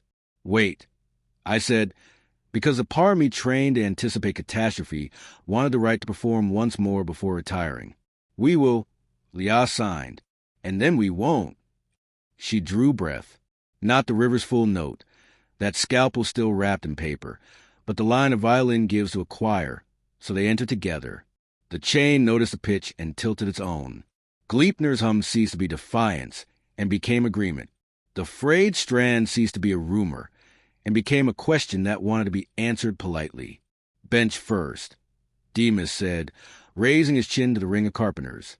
20 hands steadied wood. 8 hands held rope. For hands held children who wanted to stand. Lia shifted the year to unmake. The field lifted its shoulders. The chain broke. Not in drama, in engineering. Not in snap, in release. Not everywhere. In 3 measured places marked by runes barely visible unless you had learned to look for mercy in metal. The brokenness unbraided in the key of the acceptable eclipse, and the copper square on the bench caught the moment like a midwife's palm.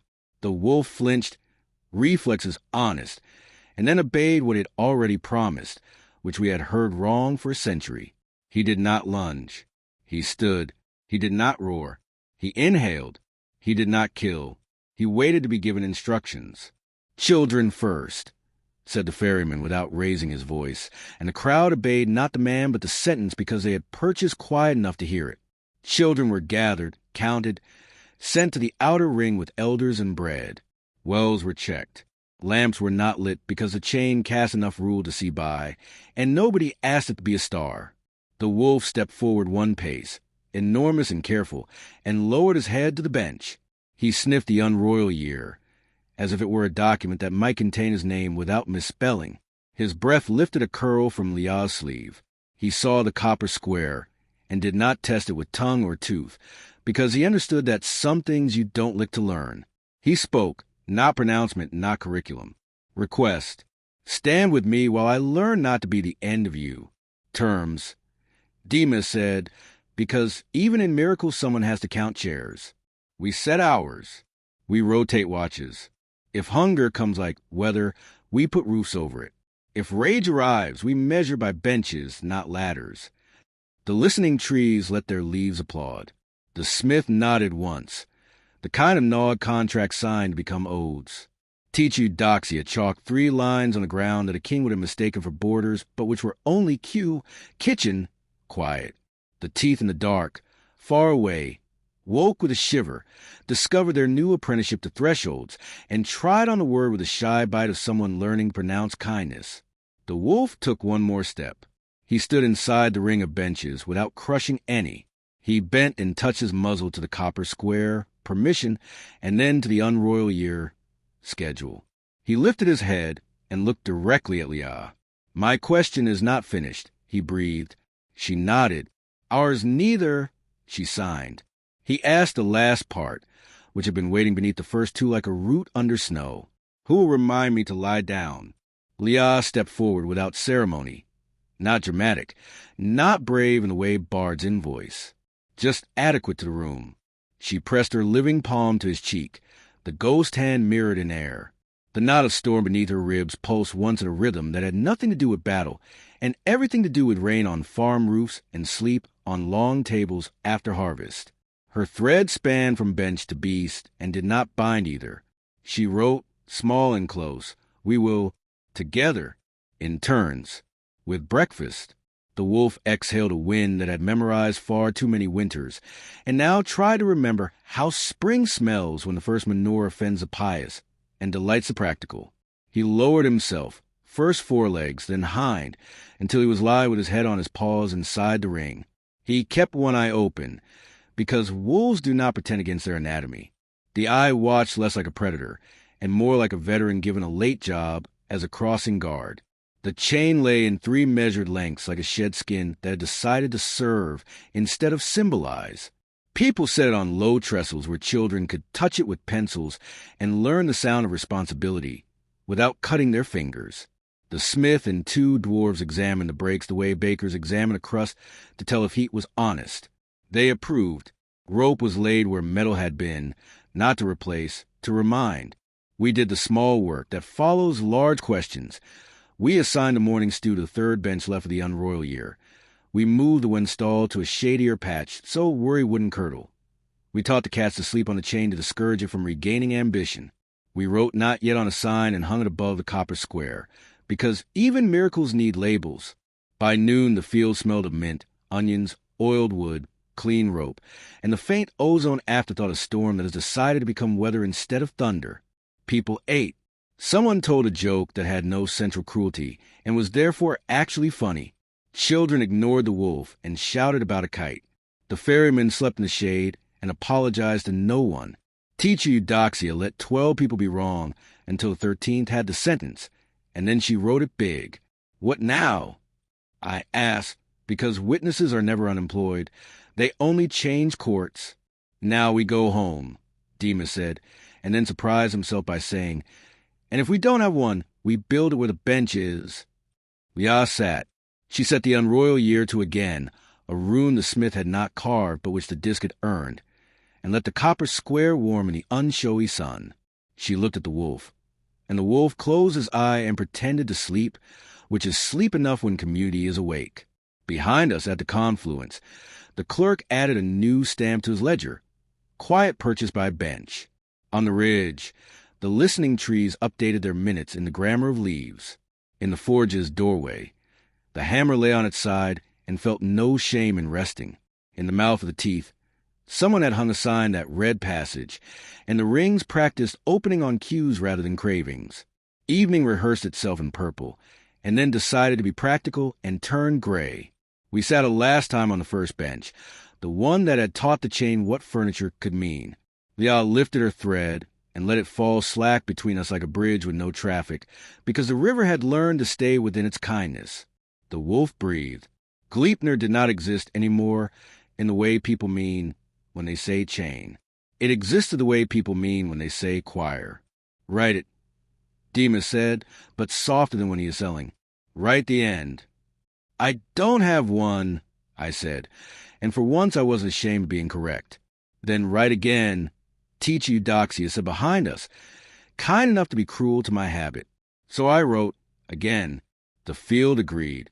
Tomorrow had already learned where to put its boots. It would arrive with bread and listen babies, and a little fear portioned into bowls that did not overflow. The wolf would ask new questions. We would get some wrong. The year would bend. The bench would hold. The chain would sing, not to keep him, but to keep us. We walked out by the low road. At the ridge we looked back only once. The heron stood on the copper square and blinked its coin eye as if approving an audit. The ferryman waved without lifting his hand. The smith lifted a hammer and then put it down again, which is a blessing if you've learned to read it. The listening trees tilted, and the wind spelled our names without the dignity we use to demand of our spelling. Leah touched my sleeve. Witness, her gesture said. Then eat. Demas laughed like a cupboard with something in it. We went to find supper in a world that had remembered to sit before it judged itself. What would we love if the wolf were free? Exactly this. A day where freedom is measured in benches and the size of a ladle, where fear is rationed instead of hoarded, where questions arrive like weather and leave like rain, where a chain becomes choir, where a vow knows when to end, and where again is a door that opens because someone oil-stoned the hinge. We stepped through it.